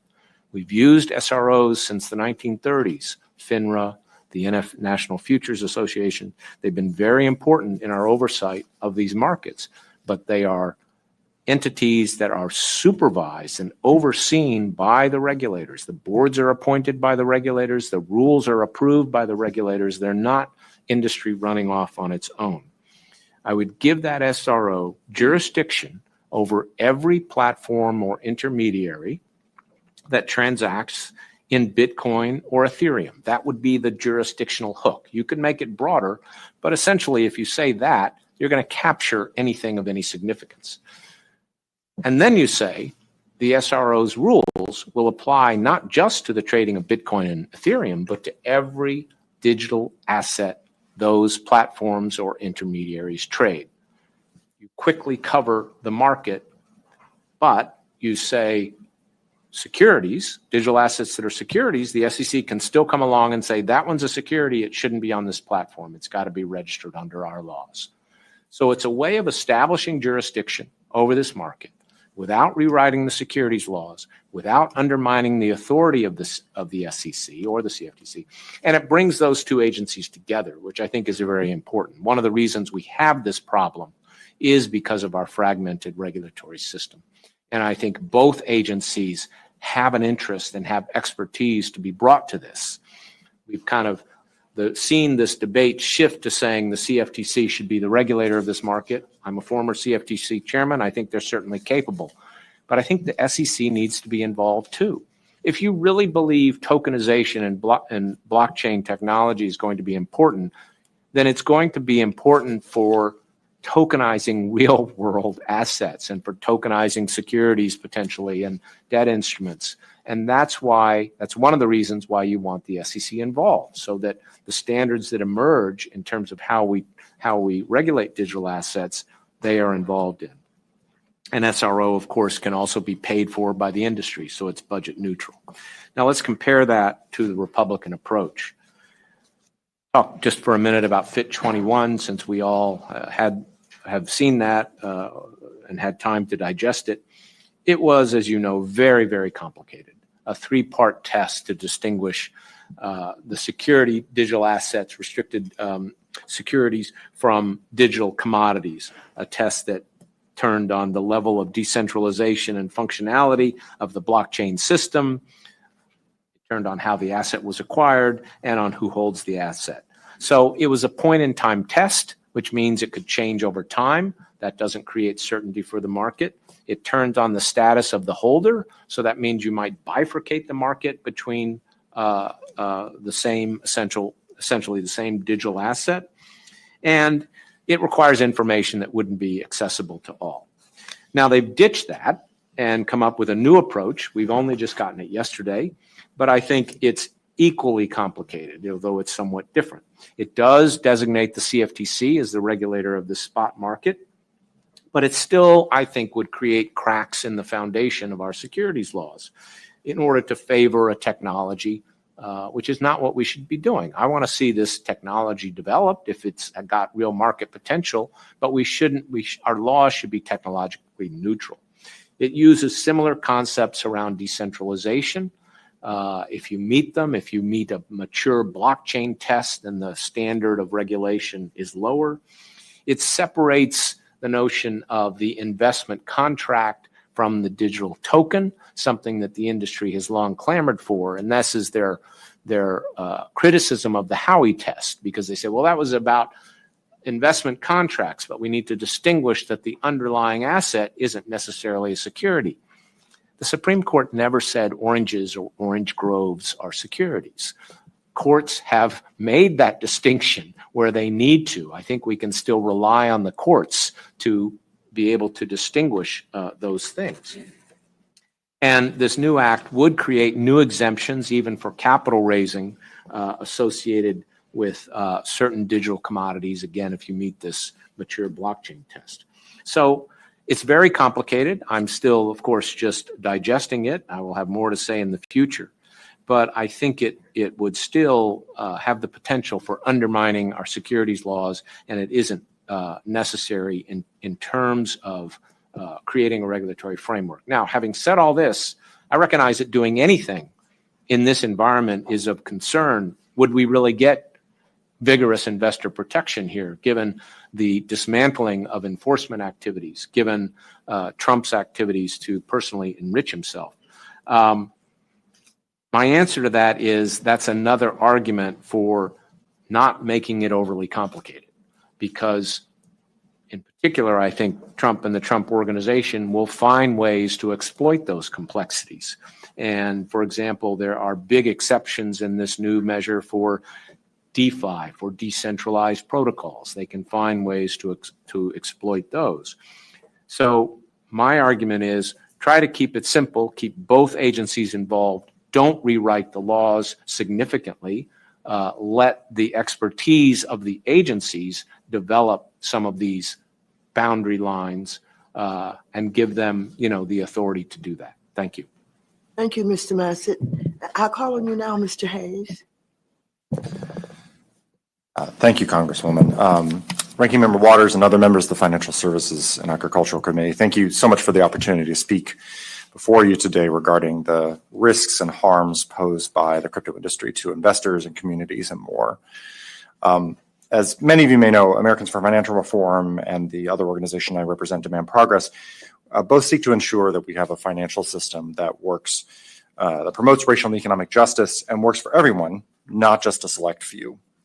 And to us, it's clear that the Trump administration's crypto ventures fly in the face of that mission.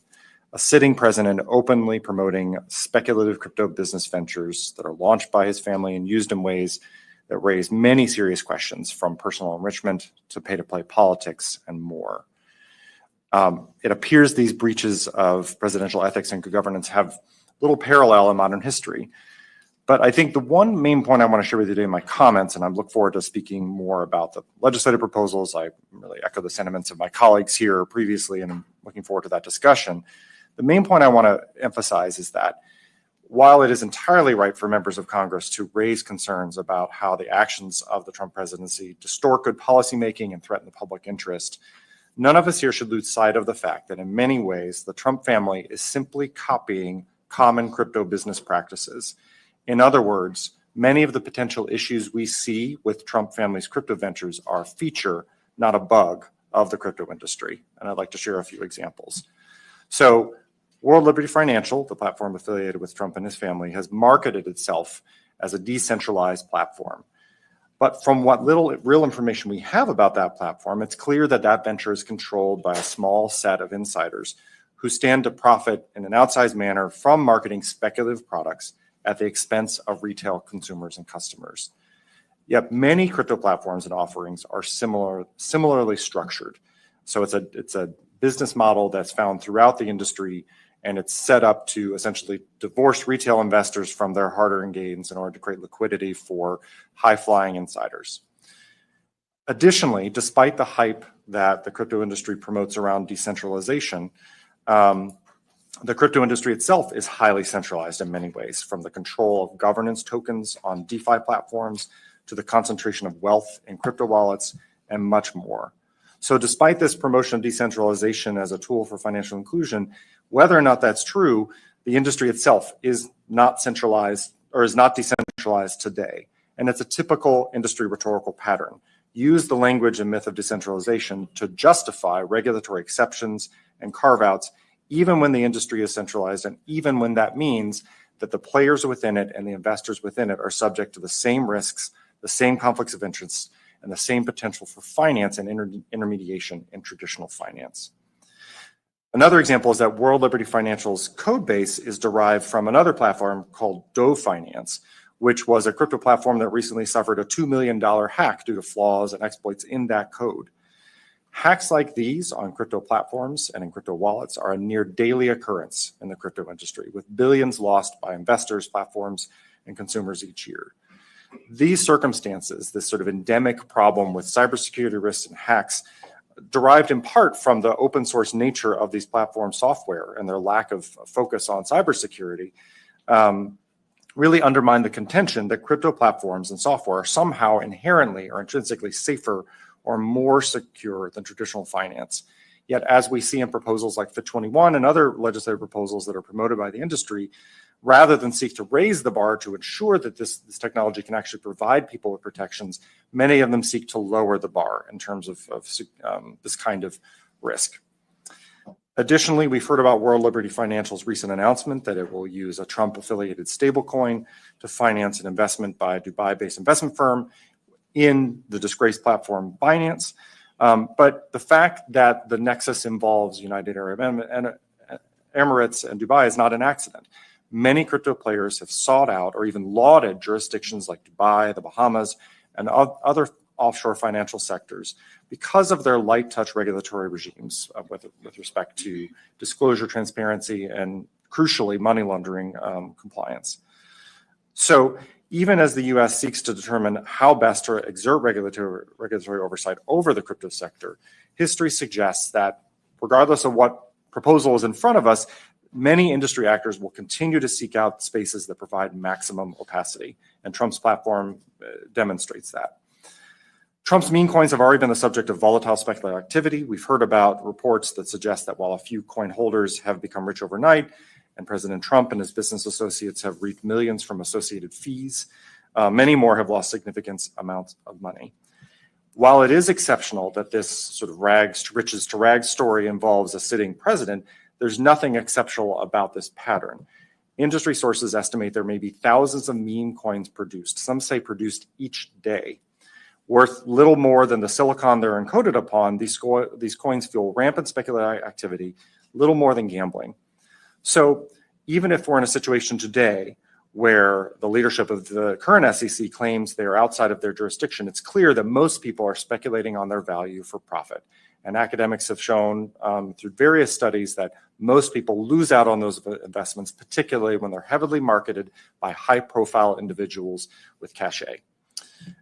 Yet the industry itself is conflicted about these practices. Some of them decry meme coins as mere speculation, but others celebrate it, calling it an expression of financial freedom. So I could go further, but I'll end with the following thoughts, which is that I hope I've made my point clear. These practices are concerning. They pose a lot of problems for investors and consumers, and they're particularly concerning given that they're practices we see within the administration's own business practices in the crypto sector. But they are also core elements of crypto ecosystems today. And the Trump family is merely following in the industry's footsteps by that measure. So as such, any regulatory approach pursued by Congress needs to keep these systemic problems and practices of the crypto industry at the forefront. Despite the industry's claims, crypto is not special and doesn't deserve bespoke regulatory treatment.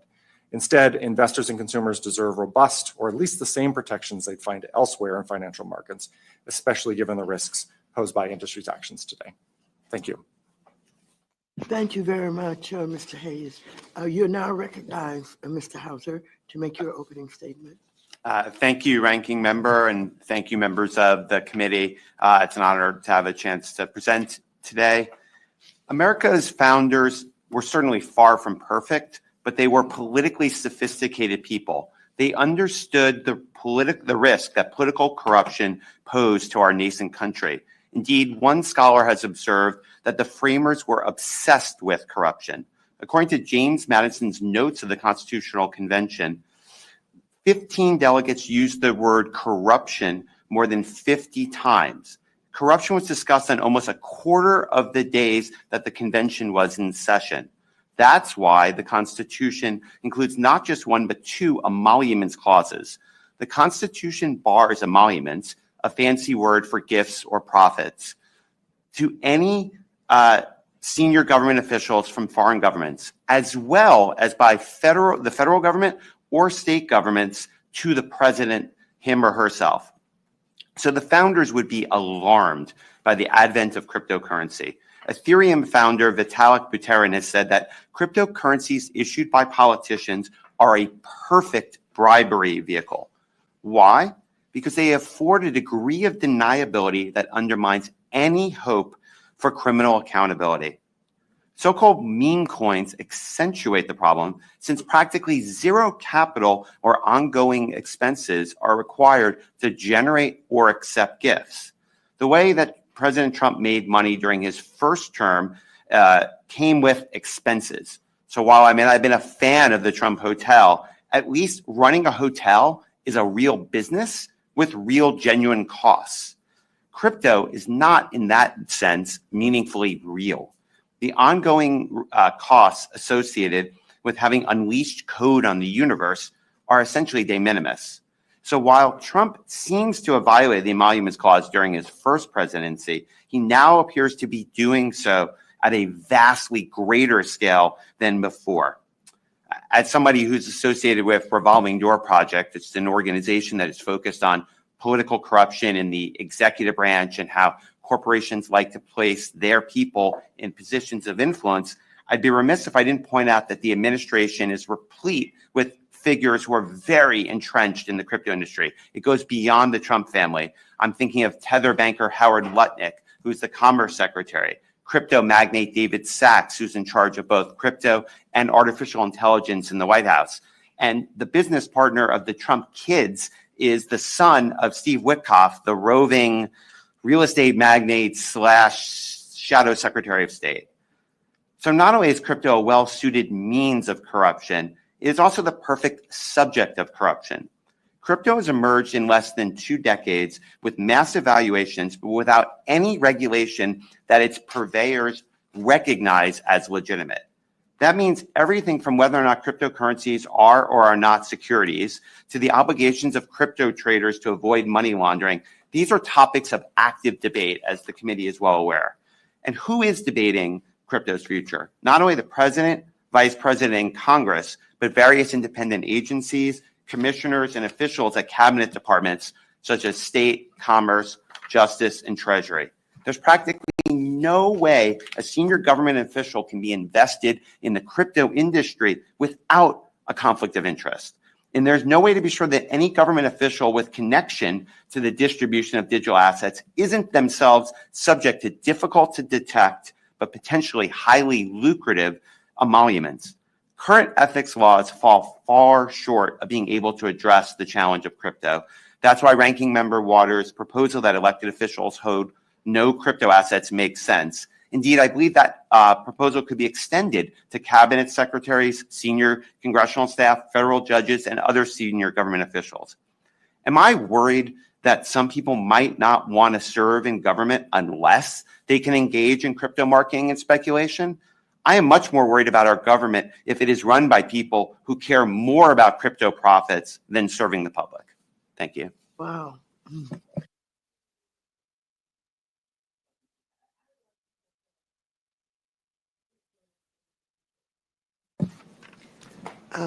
Let me start with Ms. Murphy.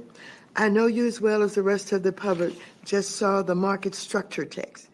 But as of right now, is it your understanding that there is no provision in their bill to ban the president and his family from owning and issuing cryptocurrency? Without this ban, Trumpo and his circle of insiders can continue profiting off of his crypto companies and receiving bribes anonymously. We've heard very troubling reports of Trump's web of crypto ventures, which he's using to create an avenue to enrich himself and his inner circle. The discussion draft posted for this hearing would ban the president and members of Congress from owning crypto assets and firms. Ms. Murphy, do you agree with this approach? Are there other provisions that must be included in any market structure legislation to address our concerns?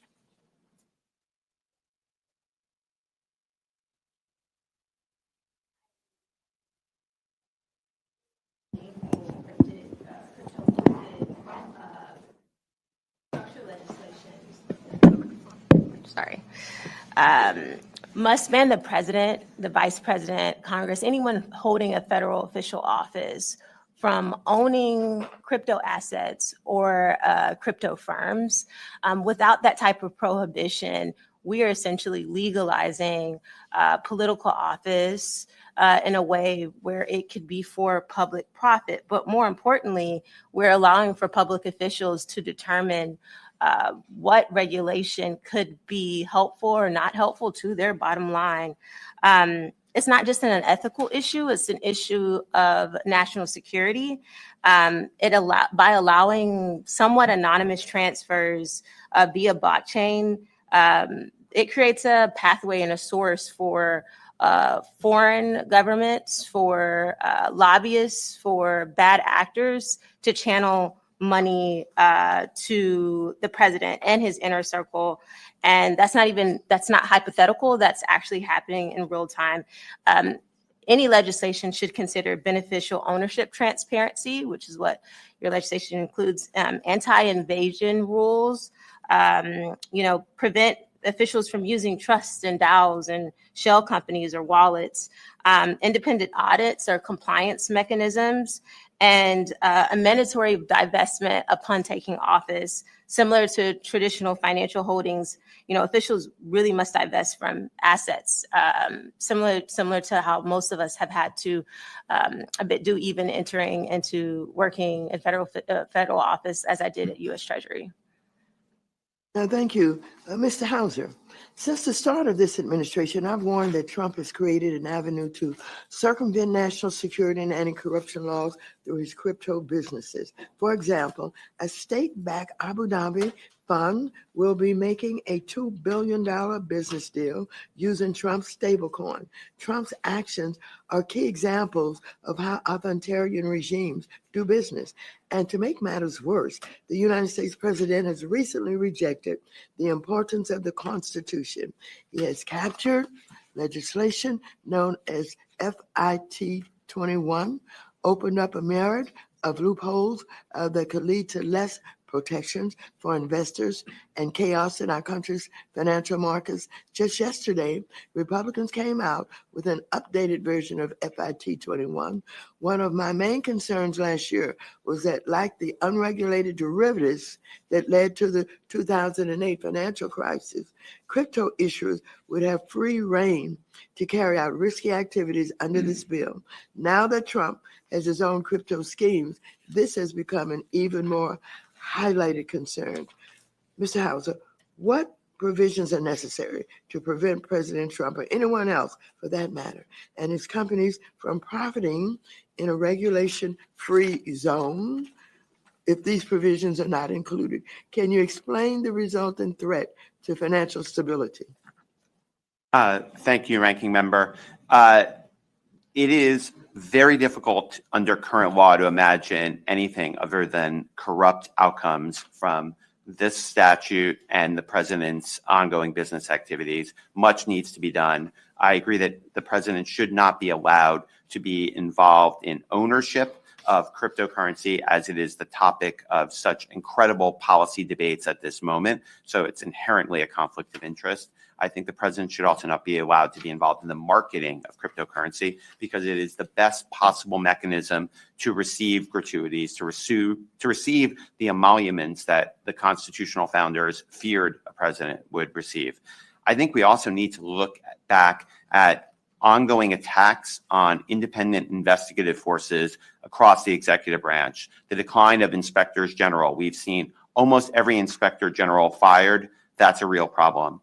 We've seen the DOJ has a national cryptocurrency enforcement team, or at least it did for the last few years. President Trump ended that because he does not want people whose job it is to undermine corruption. And because one of the best use cases for cryptocurrency right now, things like money laundering, ransomware, that's a lot of where the value in the cryptocurrency space comes from. So I think we need to look at how the president is attacking law enforcement, and we need to buttress that. And we should also, as my colleague, Ms. Murphy, has said, no one should be able to enter government and own the cryptocurrency assets.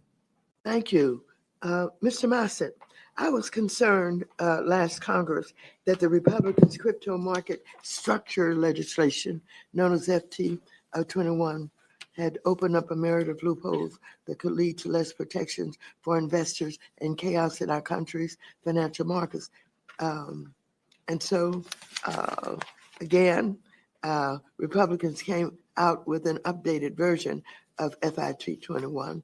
And again, one of my main concerns last year was, like the unregulated derivatives that led to the 2008 financial crisis, crypto issuers would have free rein to carry out risky activities under this bill. Now that Trump has his own crypto scheme, this has become an even more heightened concern. What provisions, I want to ask you two, what provisions are necessary to prevent President Trump, or anyone else for that matter, and his companies from profiting in this regulation-free zone? Thank you, Ranking Member Waters, for the question. With any other president, there would have been bipartisan outrage at what he's engaged in, what he and his family have engaged in. We need a prohibition on it. We need a prohibition on the president and the vice president and the members of their families from being involved in any crypto-related business, whether as an owner, stockholder, director, or officer.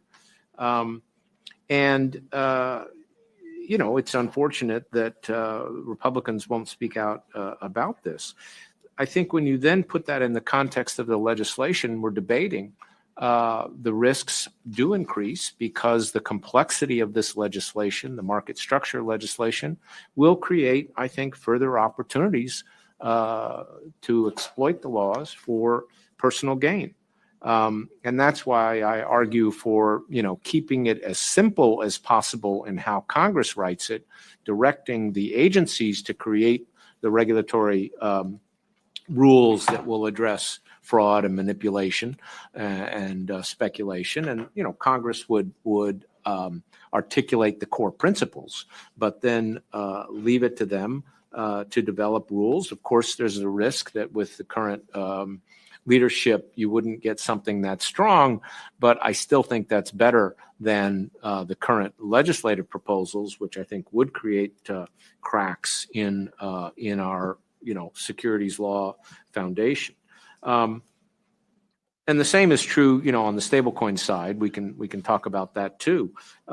There's huge risks there, I think, given that they've already launched a stablecoin.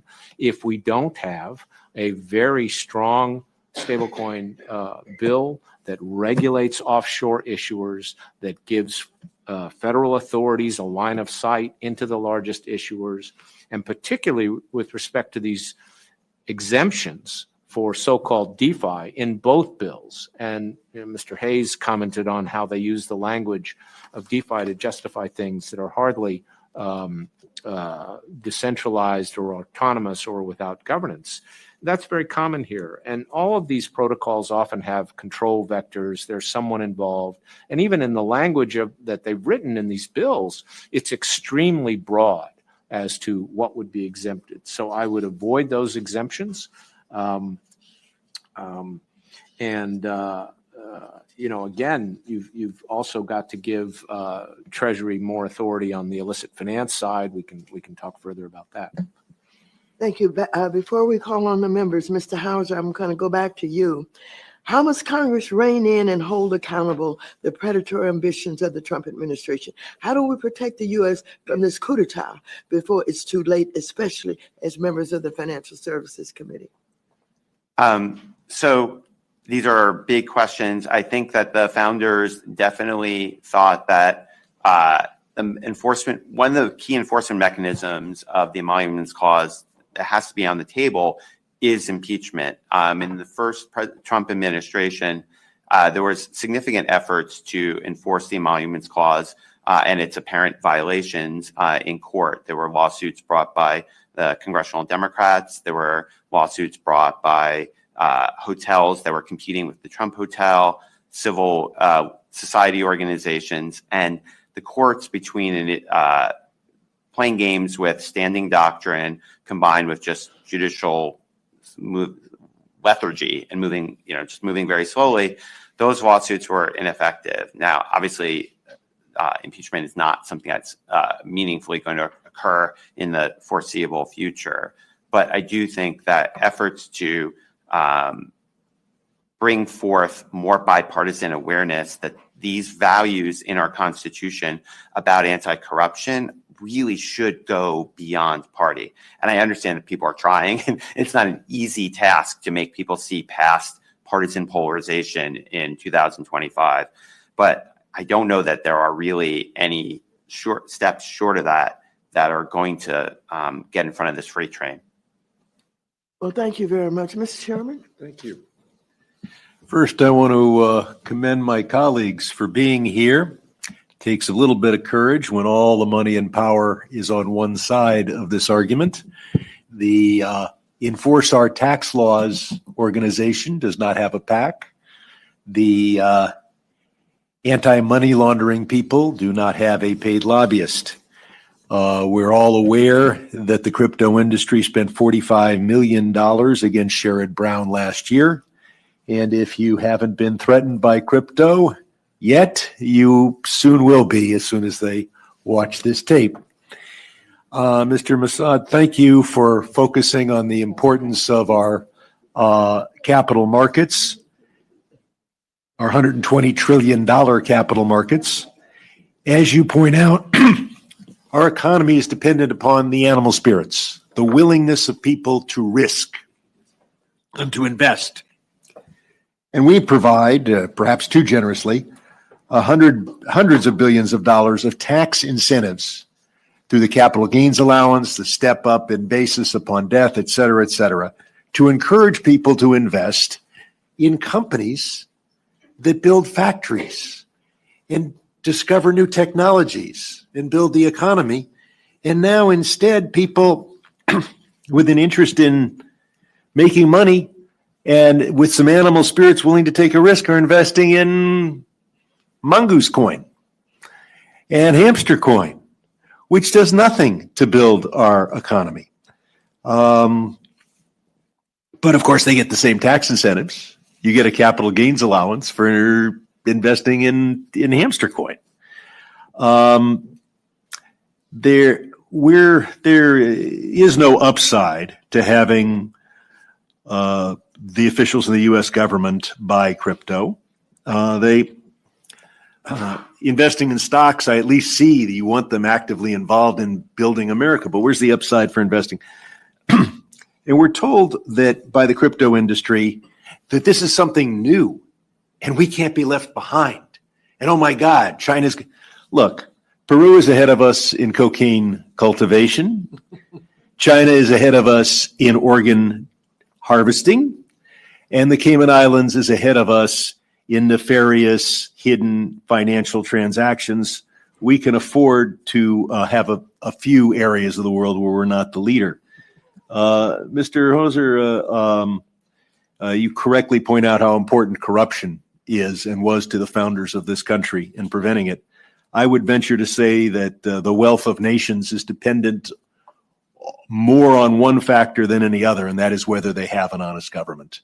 And there is no reason why Singapore is wealthier than Kazakhstan, except one country has corruption and the other one does not.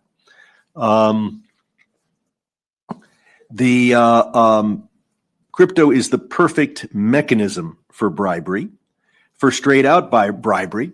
We've seen politicians go wrong and they get caught with big wads of $100 bills. Of course, crypto solves that problem for them. And then there's campaign contributions. If one of our colleagues is in jail for about 10, 12 years ago, if somebody wants to funnel campaign contributions, they used to need to find real humans to make the contributions. It's a straw man thing where somebody gives $30,000, splits it up into 10 pieces, and inevitably they get caught because they've got 30 co-conspirators. Now you can make unlimited $199 contributions in crypto to any candidate that accepts crypto. There's no way for there to verify who's giving the money. You just have to make up a name. Jack Smith, $199, Mary Smith, $199, and you can make unlimited contributions as fast as the computer will operate. And then finally, let's say you're a little bit more honest than those two things, and you just want a disguised way to curry favor, you do what we've already seen. You create a cryptocurrency, you own virtually all of it, and somebody buys it. And virtually all the money goes to the person who owns it. So I want to focus on a couple of examples here. The first one was not created by, if you have the chart, Vilas, this one hasn't gotten the publicity it needs.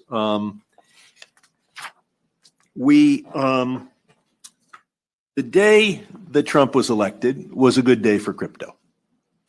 And in fact, in the following week, Bitcoin went up 22%. You don't have to have any inside information. Everybody's watching the results. As soon as they called Michigan, it was over. So 22% makes sense. But one cryptocurrency went up in 1 week by 135%. Somebody knew that currency was going to benefit in a special way. That currency, if you can hold it up, is Doge. 1 week after Trump was elected, they announced the name of this agency. What a peculiar, weird name. Who could have possibly guessed that they would call it Doge? I thought it was incredibly strange until I realized that meant that anybody who bought Dogecoin the day that Trump was elected and knew that this agency would have the strange name increased their money by 135%, 6 times as fast as Bitcoin. So Mr. Musk, I can't imagine, didn't know the name of the organization that was going to be announced 1 week after the election. $37 billion was made by people who knew, in 1 week, by people who knew how much that this weird government agency would have the very peculiar name. The next chart I have is Trump coin, just to illustrate that if you buy Trump coin, 96% of the money is going to 40 wallets. That could be one person, could be 40, could be one family. But this is not a decentralized currency.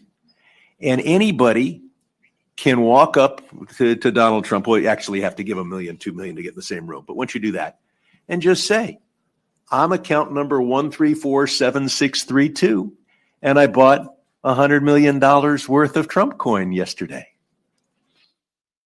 I think Donald Trump would just say, thank you very much. My family needed even more money. But I want to focus finally on the recent Abu Dhabi issue. Apparently, Abu Dhabi, the United Arab Emirates, has invested, and I want to thank Mr. Kasten for bringing this to my attention, $2 billion worth of a new Trump stablecoin. Talk about oxymorons. Now, I should ask any of our witnesses, this stablecoin doesn't pay any interest, right? The vast majority of stablecoins? Correct. Okay. So this is a $2 billion interest-free loan, which makes it a better bribe than just transferring $2 billion. If you give Trump $2 billion, he might change his mind tomorrow. The money's gone. But if you make an interest-free loan of $2 billion, that's a guaranteed $80 million a year profit. And if for some reason Donald doesn't do what you want, you pull the money back.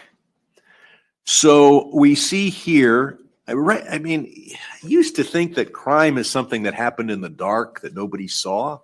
Apparently, it's not illegal if you announce it in the New York Times or at a big conference in Dubai. But apparently, we see some. And do I have that right? If you invest $2 billion in a stable coin, you're in effect making an interest-free loan of $2 billion to the promoters of the stable coin? Yeah, I think that's an accurate starting point. And what I would add is that, it depends on the structure of the stablecoin, but if you are buying stablecoins from an issuer, you're essentially giving them your money and they're putting that into reserves. Now, many stablecoin holders will hold on to those reserves in a form of interest-bearing assets. So in effect, the business model is to earn profits by holding those assets in reserve. So not only are you giving this other partner an interest-free loan, you're giving yourself the opportunity to make easy money on the reserve assets while it sits there. Good. I think I've taken enough time. Thank you. Mr. Kasten. Thank you for doing this. Madam Chair, really appreciate you for your fortitude here today.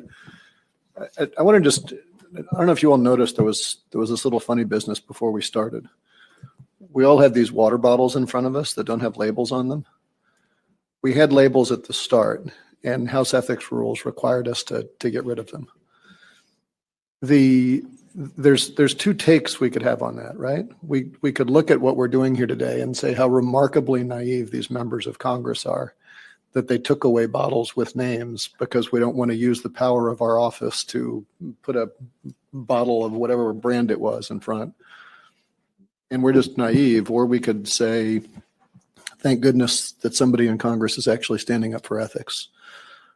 I hope we conclude the latter. I fear that people watching this are probably thinking the former.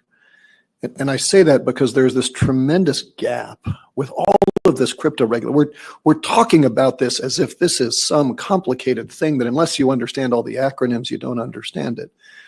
But at core, there's massive ethics violations. And there's a lot of things that are legal but unethical. So, legal standards are lower than ethical violations. And there's a lot of things that are unconstitutional but are not illegal. And so, to your point, Mr. Hauser, there are gross emoluments violations here. But I want to just try to understand, and I'm going to try to be as efficient as I can with my time, realizing I've already spent too long on my intro. But for those of us who are legislators, we are trying to figure out, is this a problem that we can only solve with new legislation? Or is it a problem where we have criminals who are already violating existing law and we have a problem of enforcement?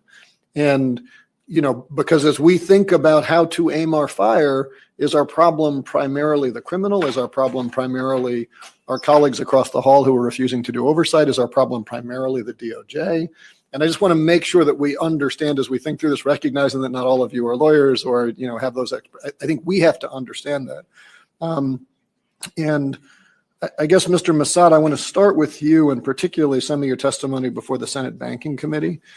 There was this really weird, I think transparently unethical thing that happened.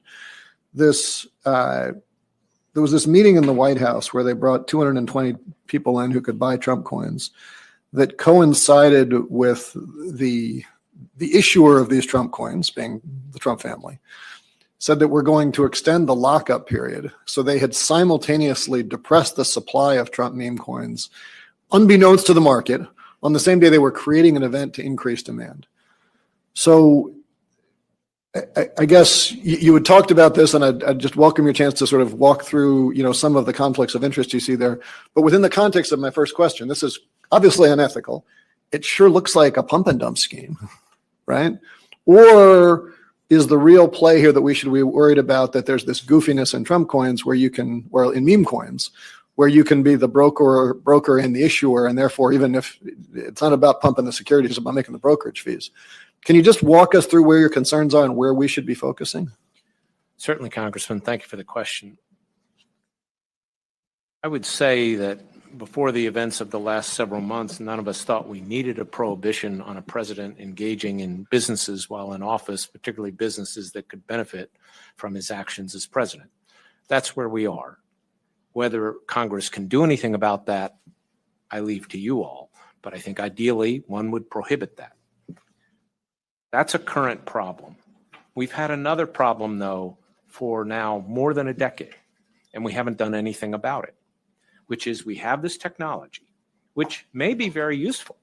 I think it could be a source of innovation, but it's led to the creation of a lot of digital tokens that are traded in markets that have no federal regulation. And therefore, we have a lot of fraud, we have a lot of manipulation, we have a lot of lack of disclosure. We certainly have conflicts of the type you're talking about, where people might launch a coin when they know certain things that they haven't disclosed.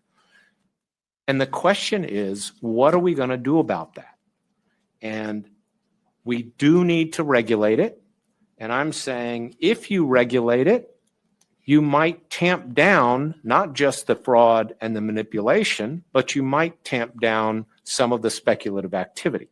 And you might at least cause more of the innovative energy behind this technology to be directed toward more useful uses.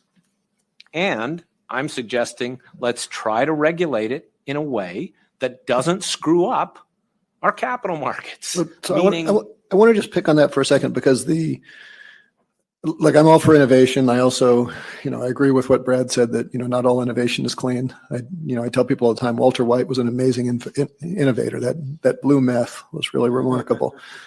Satoshi's white paper came out the same year that Apple introduced the App Store. Nobody questions what the purpose of the App Store is at this point, but at some point, its design is what it's doing, right? Mm-hmm. And you would use the example in your opening remarks about that no court's ever had to rule whether an orange is a security or an orange grove is a security. I think clearly if you and I were to, offer shares to build an orange grove, that would be a security, even though we recognize that the orange was the commodity. Right. What is it about crypto that makes it at all unclear? Now, recognizing that, the SEC under Trump has just ruled that apparently the orange grove is a commodity. But what is it that makes it at all unclear that there's there are existing rules that says you can't be the issuer and the broker because there's such obvious conflicts of interest. Like, how is that not illegal under existing law that we need to craft laws to protect against that innovation? We don't have a federal regulator of the spot market of commodities. There is no federal regulator of that market. So to the extent these are not securities, and I agree, we should be able to decide that under our existing laws. That's why I don't want to rewrite those laws. The question is, what are they? And they've generally been deemed to be commodities. I take responsibility for part of that, having said Bitcoin was. That also goes back to a very broad definition of commodity that, frankly, Congress might want to reconsider at some point. We can talk about that another time. But the point is, you've got these things out there, these digital tokens, insofar as they're not securities. They've been deemed generally to be commodities. Maybe some of them aren't even financial in nature. Maybe they're just pure gambling. And I guess I don't mean to cut you off, but I know everybody's going to have their time here. But my example of the orange grove is that we don't dispute whether the issuer of oranges in attracting capital to their business to issue oranges is a security. Right. Even though we agree that the orange itself is a commodity. And so that's my point on the conflict of if you're sitting there saying, I have a license to mint Trump coins, right, and then I can sell them during the brokerage fees. We That's a don't- little different from saying the coin itself. Agreed. We don't dispute that if someone has a business of selling oranges or raising orange groves, that business, and he's trying to raise capital for that business, that's a security. But I would say the comparison is more, we don't have a federal regulator of oranges or of orange. Well, maybe we do, but I don't know. I don't think we do. But we've got these instruments that are easily transferable because of the nature of the technology that are being used, that a lot of them are being created. And it's an easy market in which to issue something. It's an easy market in which to engage in pump and dump schemes. And the question is, what do we do about that? But just one last question for everybody. We've been talking about the meme coins. I've not been talking about this DeFi operation, World Liberty Financial. My understanding is that the governance tokens for World Liberty Financial are freaking bizarre. Yes. It says that they're locked from being traded. Their holders are prohibited from voting to be paid a share of profits. Any vote to breach the existing deals with Trump would have no force. I guess I understand why that's not a security, because you'd have to be an idiot to have an expectation of profit. Well, I don't necessarily agree with that. I think But I just ask, why, other than emoluments, why would somebody buy that security? I'm sorry, why would somebody buy that security? It's entirely illiquid. There is no market for it. Other than currying favor with the President of the United States, what is the possible economic logic for buying that security? Or token, if we want to call it that. I don't see one, but obviously a lot of people have bought it. And again, the question is, we're not going to necessarily change their minds, but should we at least create a regulatory framework where maybe there's not as many suckers out there, if you think they're suckers, and at least create a regulatory framework where we require adequate disclosure, we prevent fraud, we prevent front running, we prevent people from kind of pumping and dumping things. That's I guess where I'm coming from. my concern, and I'll yield. Well, if I could just, my concern is that please go. you don't buy it because you're expecting a return on that. You're buying because you're expecting something else.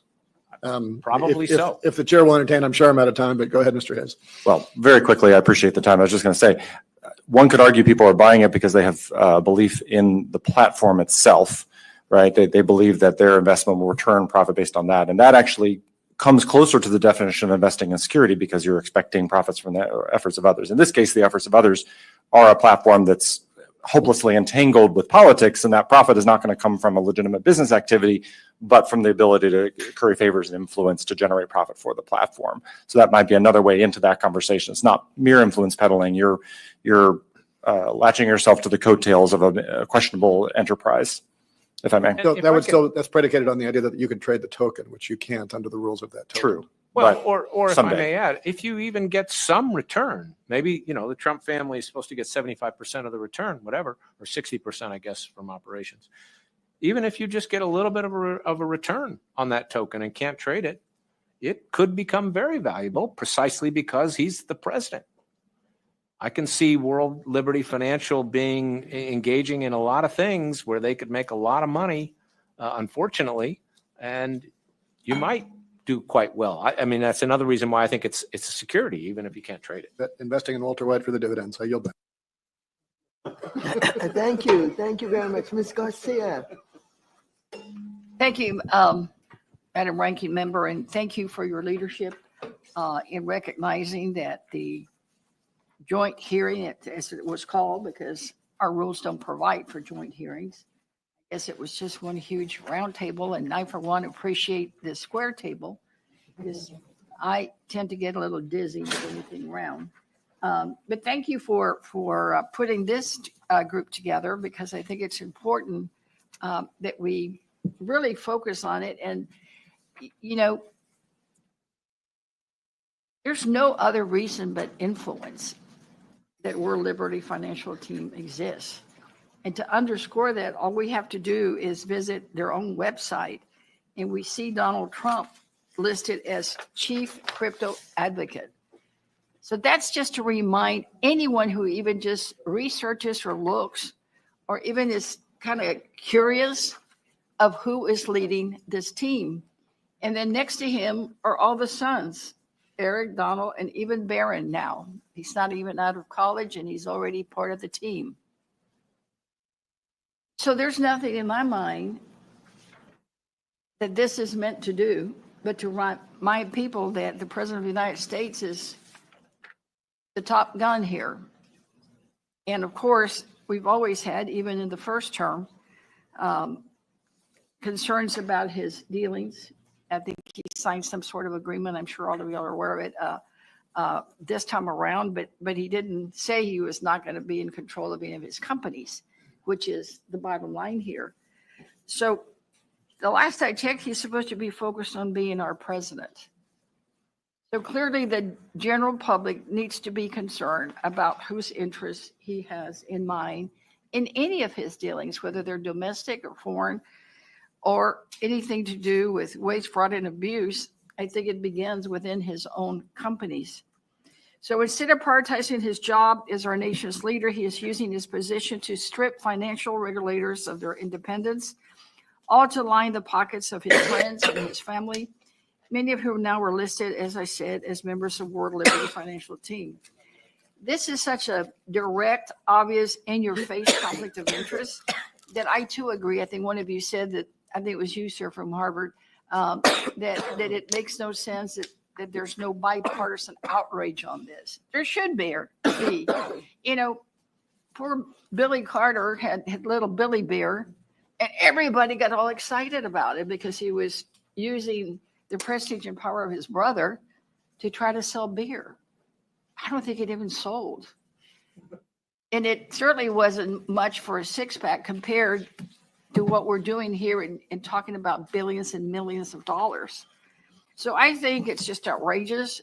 And when a company that lists a president as his chief crypto assistant, it's just clear signal that the president and his family are in it for the cashing in. Many people talk about his administration as being in chaos. Some of us that concerned about our civil rights and our due process rights are concerned about the cruelty that he has exhibited towards immigrants. Many of us talk about the corruption, but really it's the cashing in that's the most horrible. I think one of you said, and I think it was Mr. Hayes, that he's basically following in the crypto footsteps in terms of what he's doing with a company. But none of us can agree that that makes it right. And no one of us can agree that, because when you look at it, he's not following the footsteps of other presidential families. And that should be the test. Not whether or not he's really just doing what all the other crypto people are doing. It should be, what is he doing outside of the scope of what the four founding fathers in Madison and others thought about? They all must be rolling in their grave. And when I see that for some of us as members of Congress, I was at the Cinco de Mayo parade this weekend. Do you know that it violates our ethics rules for us to have the seal on our cars, and we can't use staff because it's not considered an official function? So we would be in violation if we did. We can't be in a parade, but the Trumps can parade around the country and around the world, setting up. They just announced a deal, 6 more hotels around the world, including in Dubai and some other, I think Vietnam. You know, they can parade around and do what they want, and we can't even be in a little parade in our local town officially. Something's not right. And sir, I don't know if it's impeachment. I was impeachment manager, impeachment 1. We all remember the quid pro quo. That's the way he operates. So you know that if he has 6 hotel deals in 6 countries, there's a quid pro quo in there somewhere. So my question to all of you, and I know it's a tough one because you've been asked before, but you know, what is it that Congress can do? Or is it really just the courts, or is it really just impeachment? There's got to be another remedy somewhere. And I'll start with you, Ms. Murphy. Thank you for the question. I'm going to echo maybe what I've heard from Mr. Massad and Mark and others. I do think there needs to be a federal framework. I do think that we need to establish where security should be regulated under the SEC, under the CFTC, that stable coins that look like banking products or deposit-like products should be under prudential framework. And we should be thinking about where there's a proliferation of those 2 products. I think the crypto spot market, as Mr. Masada said, is an open gap and is unregulated. So there needs to be an overall federal framework to regulate all of these products to ensure that consumers are protected, to ensure that our deposits are protected. And those crypto investors that are trusting the market, they should feel like they can make certain investments. They can operate in the market without necessarily having to worry about fraud or scams. So I do think there needs to be some overall framework, prudential framework, and securities framework for regulating cryptocurrency. And I look at Ranking Member Waters, her prior bill on stablecoins and other bills that we've considered in Congress as well. Right. And now, Mr. Massad, you mentioned boundary lines in your remarks. So what boundary lines would you set? Well, again, first, with respect to the personal enrichment, there should be ethical rules that pertain to the president and the vice president. But whether this Congress is going to do anything about that seems doubtful. And who would enforce those rules?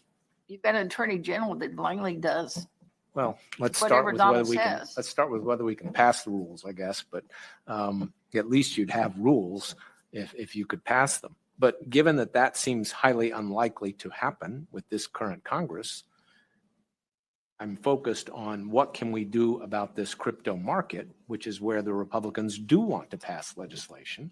And that's where I'm saying we need to regulate this market in non-security digital tokens without undermining our securities laws in ways that keep it relatively simple so that we don't create a lot of exceptions for so-called DeFi protocols and all sorts of things. And that ideally, in my mind, brings the SEC and the CFTC together to do that job. Now, again, you could say, well, are they really going to engage in vigorous enforcement? That's what we've got. Okay? Well, my We've biggest got concern with that is that I just don't know. I mean, how long would that take? What is happening now, and we've been talking about this at least since I've been here. We've been talking about this for 10 years. Well, I haven't been here that long. I mean, I first started testifying about this in 2014, so 11 years. You got to start somewhere. And again, the Republicans are primed to pass market structure legislation. They're primed to pass stablecoin legislation. So it seems to me you focus on how can we make those bills as good as they can be. What the ranking member did with the former chairman of this committee last fall was terrific on stable coins. It's too bad. We agree with that. Too bad we didn't get that. Okay. So Hayes? now we're working with a worse bill. But, you know, you asked about World Liberty Financial and why would anyone, both of you, why would anyone buy that coin? Let me give you an example on how it plays into stable coins. in my mind, again, what I know about World Liberty Financial Token is I would say it's a security because I think you're entitled to potentially to some gain from World Liberty Financial's operations. World Liberty Financial has now launched a stablecoin. One can imagine that stablecoin really taking off and making lots of money. Maybe they do a co-branded deal with Amazon so that their stablecoin is used for all of Amazon's payments to China. Well, there was a phone call, and the first impeachment started with a phone call. You know, and maybe then that gets some kind of tariff relief. I mean, I can come up with lots of scenarios for you. I can too, but I need to go on it. I don't. Okay. Sure, no problem. Mr. Hayes, what about you?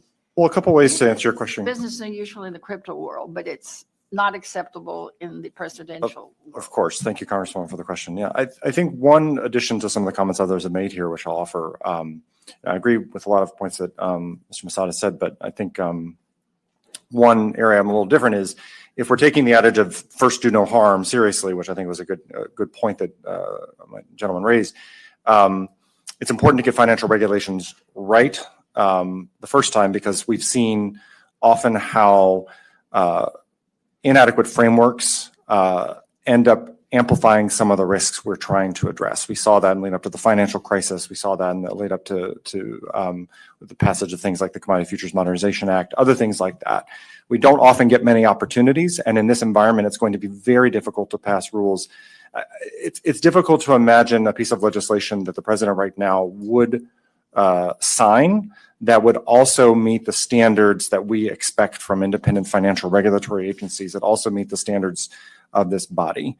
I think that one way to think about what we can do in the meantime is that financial regulators' role is not purely to regulate financial markets, but to establish the standards we know those markets need to work at with integrity, right? People will believe in our markets not only because they're liquid, but because they operate under the rule of law. And there are many disclosure requirements, not only in the SEC's regime, but in the state securities regime that have helped us police the crypto industry in the past. There's been a lot of focus on SEC enforcement of existing regulatory rules, and rightly so, but state securities regulators have levied as many or more regulatory actions against crypto actors, not only issuers, but the platforms that post those assets on their platforms. So we can get at the integrity of markets and the integrity of actors in those markets through existing financial regulatory reforms if we back up our regulators today. Unfortunately, some of the proposals we've seen to regulate digital assets like FIT21 actually undermine the ability of state regulators or undermine the ability of individuals to take private right of action.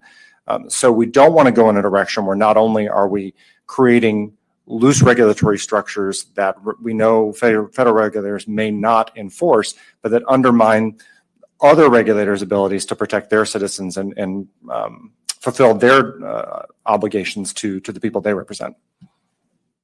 Lastly, in Mr. Hauser. It's a real challenge to figure out how Congress can address this. I think hearings like this are a good first step, and because I think public education is critical. I think confronting the corruption and trying to make the corruption front and center in our national conversation. I think corruption applies to all sorts of other issues, be it the execution of the anti-immigrant agenda to tariffs and all sorts of other issues. But corruption should be kept front and center. It's a unifying theme. But we need to have a large public conversation and build up public disgust at this corruption, because I think in some ways the real villain here is the unitary executive theory, which has been a problem in this country for a couple of generations, going back to the Iran-Contra scandal and earlier. You have this sense that the president controls U.S. attorneys' offices, that inspectors general can be fired at whim, and that laws don't apply to the president. And you saw that in the Supreme Court decision saying that the president cannot be held criminally accountable for actions in office. And this sort of series of nested actions based off of what I think is a really kind of horrifying political philosophy around the notion that the presidency is embodied wholly and entirely in one person, and anything that is part of the executive branch power is part of that president person. That view really gets in the way of a country that is ruled by law, because if the president can do whatever they want, and if they're the one in charge of the executive branch and only the executive branch enforces the law, that's really a problem for Congress, because how Congress governs is by passing laws. And so going back to Iran-Contra, the president doesn't have to follow the law, or if the president can violate the law and get away with it, that's a huge problem. And so I think we need to build up public disgust at the notion that a president is above the law. And like, that is a long endeavor. And that's why I thank the ranking woman for holding this hearing, because it is the beginning of the types of steps that are required, I think, to push back on this notion of an imperial presidency, which is what the unitary executive theory is all about. Right. Obviously, no one's above the law, especially the president. And with that amendment, Chair, I yield back.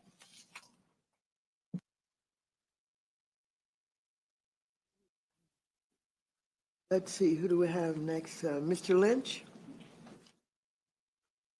You. I don't know where to begin, to be honest with you.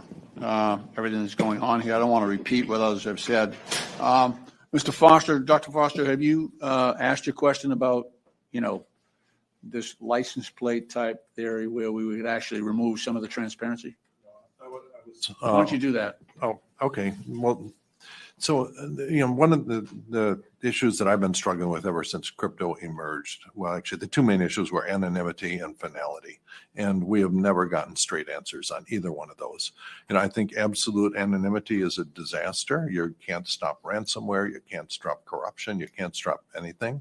And so what you need is some form of controlled anonymity. Some KYCing wallets, for a mandate that all wallets must be KYC would be an example of that. Another one, which is it's an analogy with automobiles. You can think of the crypto industry as saying, just imagine that someone invented the automobile and it's going to be wonderful, transformative, but it will be a disaster if you mandate license plates on cars. And then you'd end up with, unlicensed cars with unlicensed drivers going through your neighborhood, crossing your borders, all sorts of bad things happening. And so we've come to this controlled anonymity, where if you're driving down the road, you see a car with a license plate. You do not know who owns that car or who's in the car, but you do know that there's a legally traceable person responsible for that car's operation. And that is, so doing something like that for wallets, to have a digital license plate. It can be more anonymous than just a straight license plate. It can be sort of similar to, James Bond's license plates, the ones that rotate over. These are algorithmic wallets, as they're called. So you actually can't trace the same car as it wanders around. But for any one of these plates, if you prove a crime has been committed, you can go to a trusted entity and figure out who that person is behind that wallet. And so it seems something like that is a huge missing piece in this. You simply can't, if you ask why is it that the NFT markets have collapsed in a wave of, wash trading and front running and everything else, it's because they allow fully anonymous participants and you can't detect wash trading. But if they had license plates, you'd know there was at least one regulator who could see the true identities behind both sides of a transaction and identify wash trading. So it seems like that kind of exists. Our regulated markets have developed that because there has been no alternative. And it seems like, and sometimes I'm struck, this whole bill that just got dropped last night, I guess, or the night before, it strikes as being 212 pages of regulatory arbitrage. That it's just, the whole, anyway, so specifically, if you have some ideas on how to deal with the controlled anonymity, what are the ideas that make sense to you? I guess, Ms. Murphy, you want to start and just go down the line? When you say controlled anonymity, you mean like how we can potentially anonymize transactions or investments? Yeah, in a controlled and legal manner. Are there mechanisms that you've encountered that strike you as sensible way forward that would allow most transactions to be anonymous and still, when a criminal activity has been uncovered, figure out who it is behind it? I think the same way that we treat cash, right? There's a 10K cap in terms of what is traced and what is tracked through AML, CFT, what is happening in terms of illicit finance. Anything under 10K that is specifically anonymized. I do think that I do think there needs to be some anonymity. I think that the Republican Party, Trump, they've sort of hijacked this idea that privacy, surveillance, those are ideas of theirs, but it's really to help them help line their pockets, right?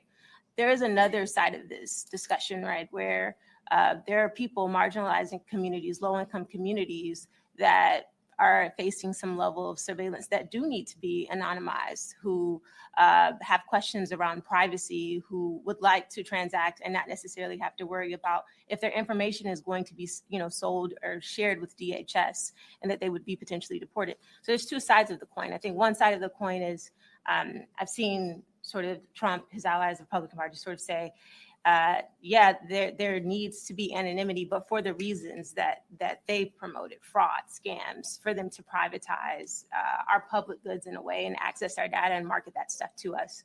Then there's the other side, or the need for anonymity and controls, which is very similar to how we see cash, and making sure that there are people can transact and not have to necessarily worry about being surveilled by government that could potentially share information with law enforcement in a way that Well, it's a banking system. One of the main functions of banks is sort of to have controlled anonymity in bank-to-bank transactions. Mr. Matson? Sorry. Thank you for the question, Congressman, and I agree. The anonymity problem has to be solved. In a sense, blockchain gets it backwards, right? Government can't identify someone, and yet everyone can see all my transactions if they know who I am. What you want is a system where government can identify someone that they think is a bad actor, but the rest of us have a reasonable basis for privacy in our financial transactions unless that's necessary. Okay.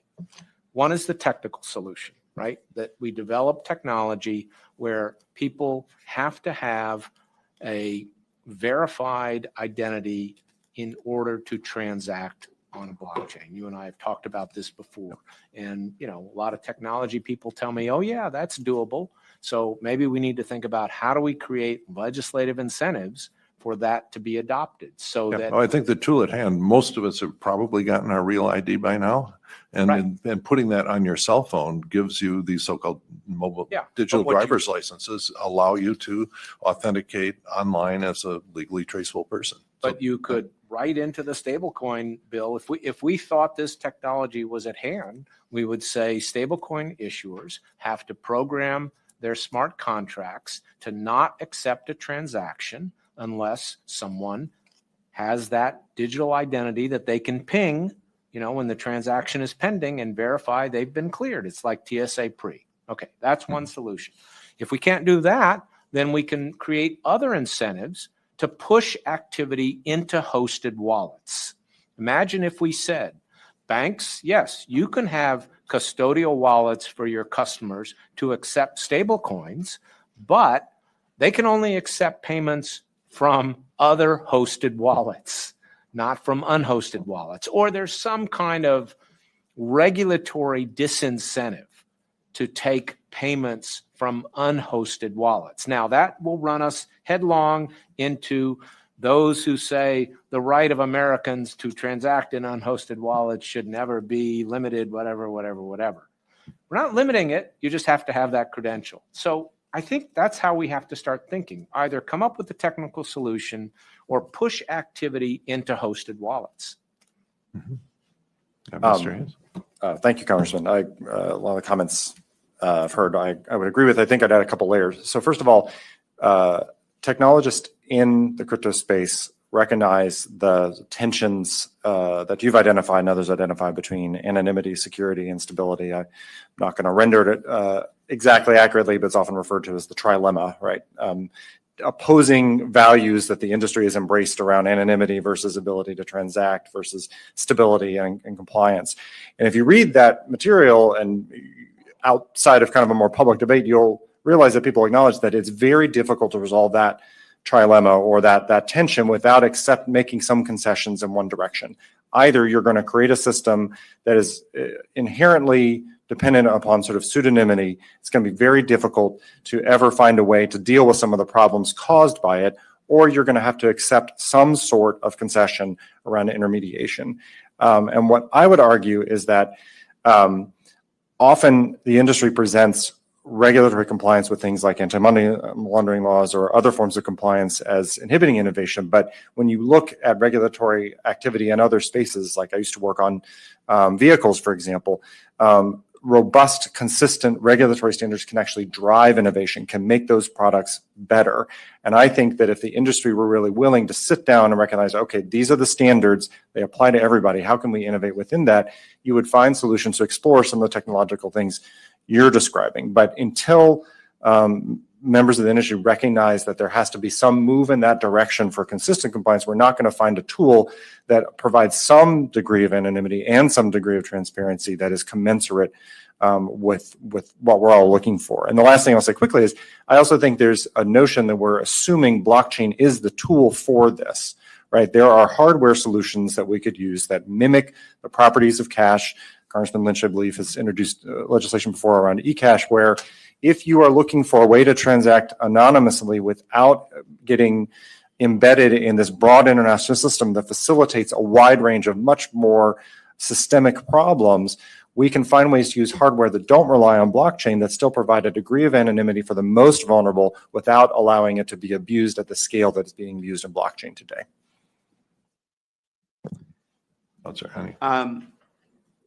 Thank you for the question, Congressman. I will be brief, but if you had a collection and you were trying to take up cash and you're passing around, at the end, no one really knows what bills. Most people don't memorize any distinct numbers on a bill. But what Chairman Massad was saying about how you can have private sector insight into the nature of the wallets, even as the government is ignorant as to the ownership of the wallets. That means you can cause the collector of the bucket of cash. You can tell that collector, look, those were my dollars. That's my money I put in. But you have deniability to the government if you are accomplishing a quid pro quo corruption. So right now, the system as it's set up is perfect. It is definitely an advancement in political corruption, and the status quo is it's a real problem as a result. Okay, and let's see if I could have one just quick news. The question of finality. One of the things that things have gone off the rails on is this freeze and seize authority for stable coins.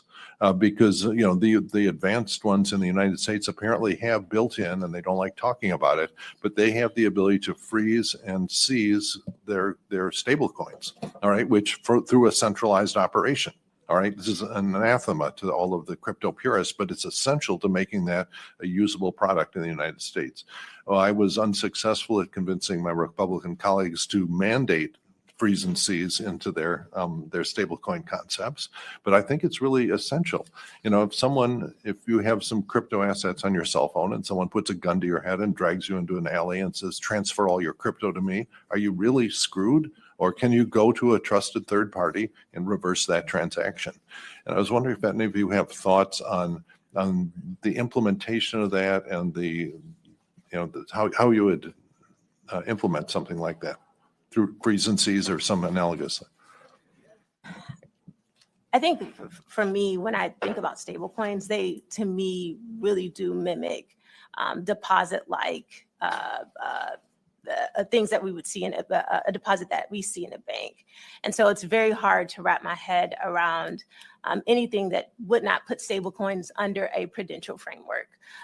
Because when we are talking about how consumers are perceiving stablecoins in and of itself, they're perceiving it like a deposit or a bank-like product. And even with the disclosures, they're mostly buried in the privacy terms and agreements. So to answer your question, I do think a bit of what we see in bank accounts when there is a freeze on a bank account or where there's a stall on a bank account.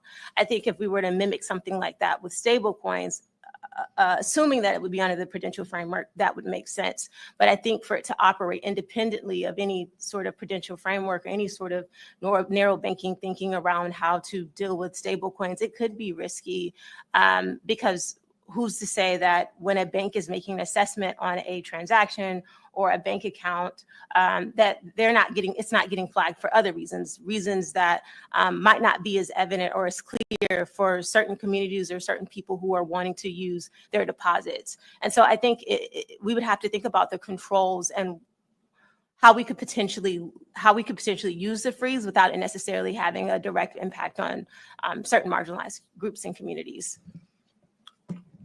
Well, I would say the ability of a stablecoin issuer to freeze and seize tokens is critical. There's no reason why the legislation shouldn't require a stablecoin issuer to have that. I think any good one does have that. They've used it already. The Genius Act, as you know, now includes that concept, but only in a very narrow way, as a way for a foreign issuer to say, I don't have to register with you because I can freeze and seize. A step in the right direction, but not nearly enough. But we do have to remember freeze and seize isn't reversal, right? The stable coins still have to be in that wallet in order for it to be useful. So I think it's a very useful provision. I think it should be in the legislation. Whether you can get it in, is another question. Mr. Lynch, I understand you Yeah. wanted to pursue. Thank you. Yeah, I think Dr. Foster has, I think, really identified a solution here, a big part of a solution, dealing with architecture of some of these assets. The other side of this is opportunity for us to offer that type of solution. And right now, the industry, when you think about crypto, it's a fusion of the financial sector and technology sector. The financial sector has always been guided by, thoughtful regulation, which that regulation has also come usually after major disasters in our economy. We had a bunch of great regulation after the Depression, the banking failures, all of that. FDIC comes in, SEC comes in. So the tech on the other side is just move fast and break things. And so that ethic is, I think, dominating right now. I think what's going to happen is we're going to have a major disaster here. A lot of people are going to lose a lot of money, and then there's going to be that moment. And what I think about our work on financial services is we need to have a fix ready when the disaster gets public perception on our side, and we move in. Because, FDIC insurance was hard, believe it or not, even though, Congress at some point couldn't get FDIC done. So we pushed that out and said, okay, every state, if you want FDIC insurance for your depositors, you need to adopt this. And slowly but surely, not that slowly, but over the course of about 7 years, every state said, okay, we want that. We want insurance for our depositors. And so it became the norm right across the country. We've been in situations like this before. Right after the Civil War, we had a mountain of debt from the Civil War, and there were thousands of individual currencies in circulation. I mean, steel companies, coal companies, hotels, regional banks, state banks, everybody was pushing out their own currency. But then the federal government, in order to sort of bring some order to all this, came up with the greenback and then the dollar. And people realized that there was low risk in the dollar. So they all started going so the dollar became the one that everybody trusted. And all those other currencies, thousands of them, went to zero because everybody saw the dollar had the full faith and credit of the Treasury. And so it gained popularity, and then we were off and running.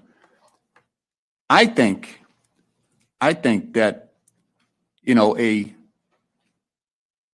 a stable coin, a central a CDBC issued by the United States government would solve a lot of this, because there would be a recognized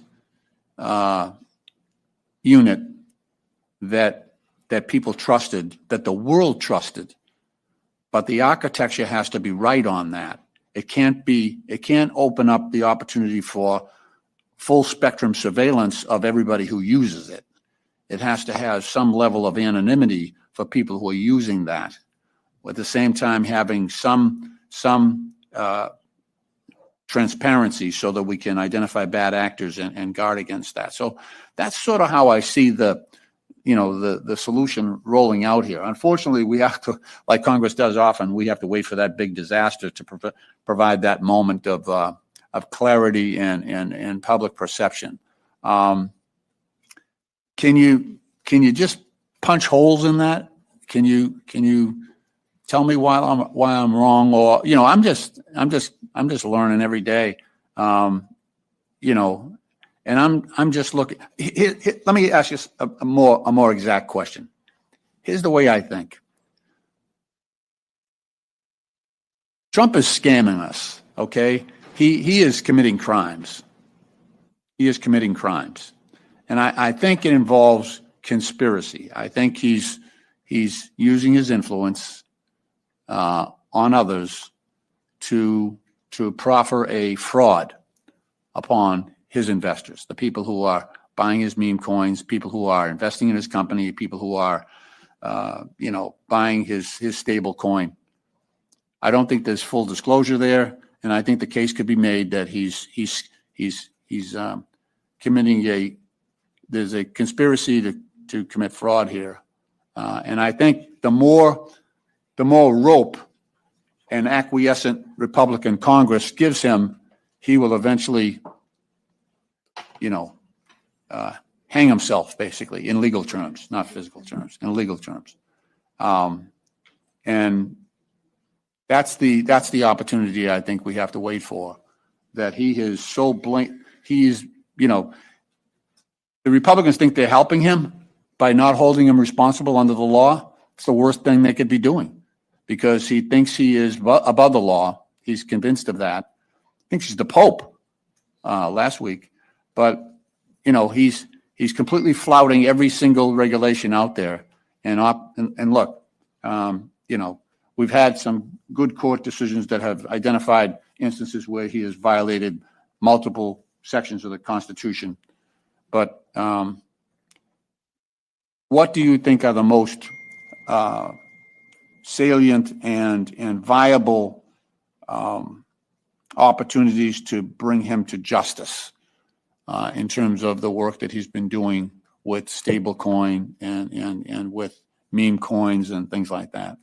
Do you have a sense of, think about as an investigator who was trying to look at his activity and identify breach of law, what would you look at? I want to start with maybe talking about public perception, right? I think what has happened, there are moments that we've seen since he's been in office that could be exploited. What we've seen is that he's, one, tried to privatize our public goods. I'm sorry, I didn't catch that last part. What? Privatize our public goods. Yeah. We've seen him access our payment systems at U.S. Treasury, and we've seen him using this gap that sort of exists that certain people aren't having access to bank accounts, or they're not having as much luck in terms of accessing financial tools, and he's using crypto and these other types of scrupulous financial products to advertise and target these communities. I do think there is an opportunity, however, to exploit that. On one hand, you can't say we want to make sure that the government doesn't have insight into our transactions, but on the other hand, do exactly that, right? I do think that the solution, outside of just bringing him to justice, and as I've said, is the perception. How do we think about mechanisms that we've had in place? You brought up CDBC. We also have your bill, which is the eCash Act, right? And that should serve as a both-and framework for when there is a transition of power. And it should be also an opportunity to offer an alternative solution to people who are excluded from everyday financial tools. I think if we could do that, there would be a public persecution of the president versus us necessarily looking towards enforcement agencies that might not have the tools right now to do anything or bring anything against him. I'll also add, there was a point that you made in terms of the need for thinking about surveillance and cash. At the University of Manchester, we're seriously doing some research and some of what Mark Hayes has already brought up, which is like, how do we utilize hardware devices for the purposes of people keeping their transactions anonymized in a way that doesn't necessarily counter illicit finance goals? And what that will allow essentially is for people who are immigrants, for people who are trying to get abortions, for people who want to protest in a George Floyd or any other type of protest, they don't necessarily have to worry about the government surveilling their transactions and making legal decisions that could hurt them in the long term.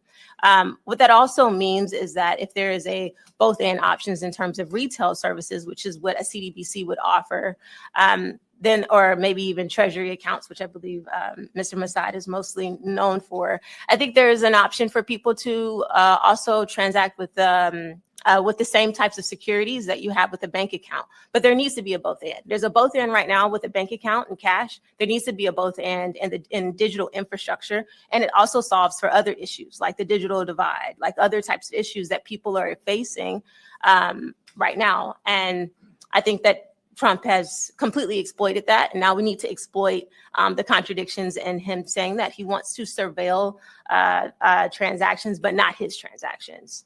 Yeah, thank you. Very thoughtful. I just want to, before we go to Mr. Marsden, the e-cash bill would adopt the same cash restrictions that we have right now with physical cash, which is $10,000 on a transaction, right? So I think it gives a lot of people that same transparency as they have right now with physical cash. Yeah, but thank you. Very thoughtful answer. Thank you. Thank you for the question, Congressman. I appreciate the history on the greenbacks. I would just maybe add two thoughts to it. One is we actually also taxed those wildcat notes, which helped drive them out of existence.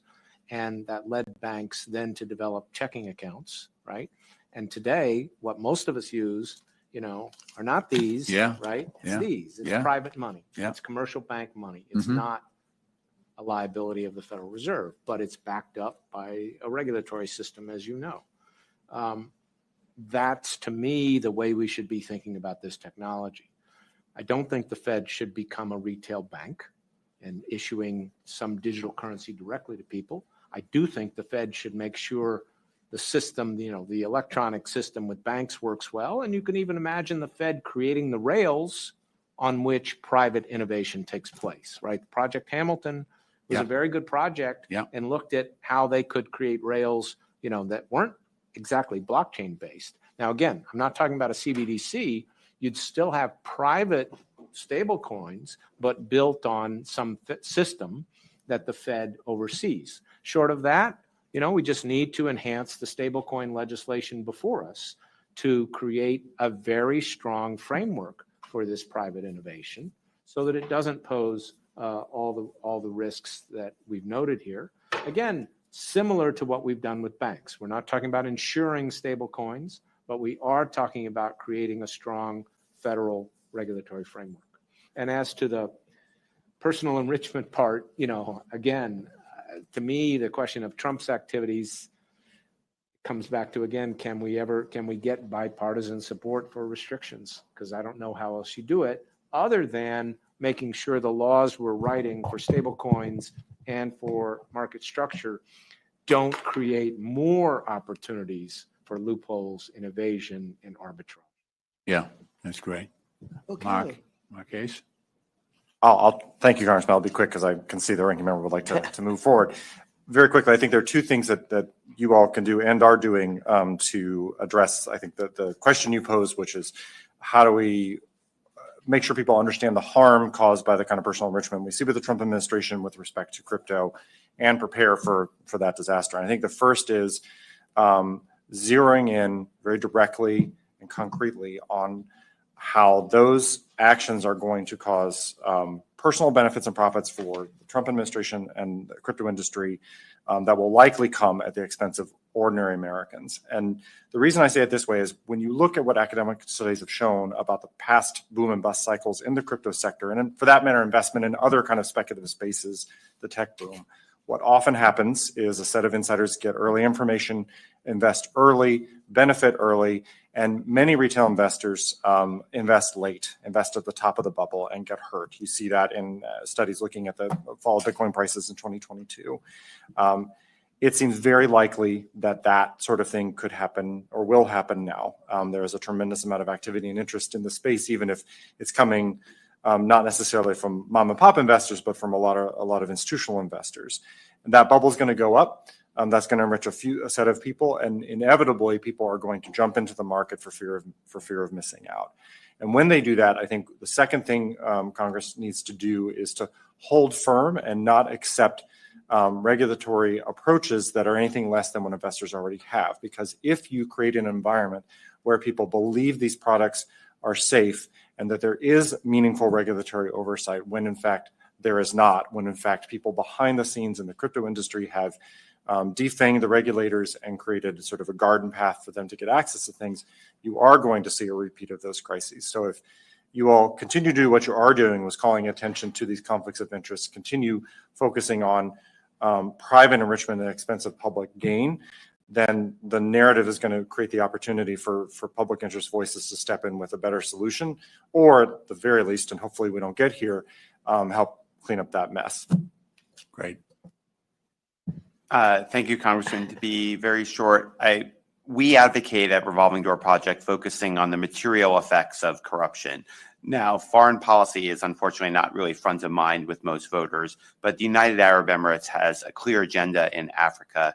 They are trying to assemble mineral rights across the country. They're participating in what some entities, I'm not an expert, but call genocidal behavior in Sudan and elsewhere. And also they're trying to access NVIDIA chips and might trade them to China. So it'd be better for the politics probably if this is a domestic company that had been involved in a $2 billion transaction to benefit Trump.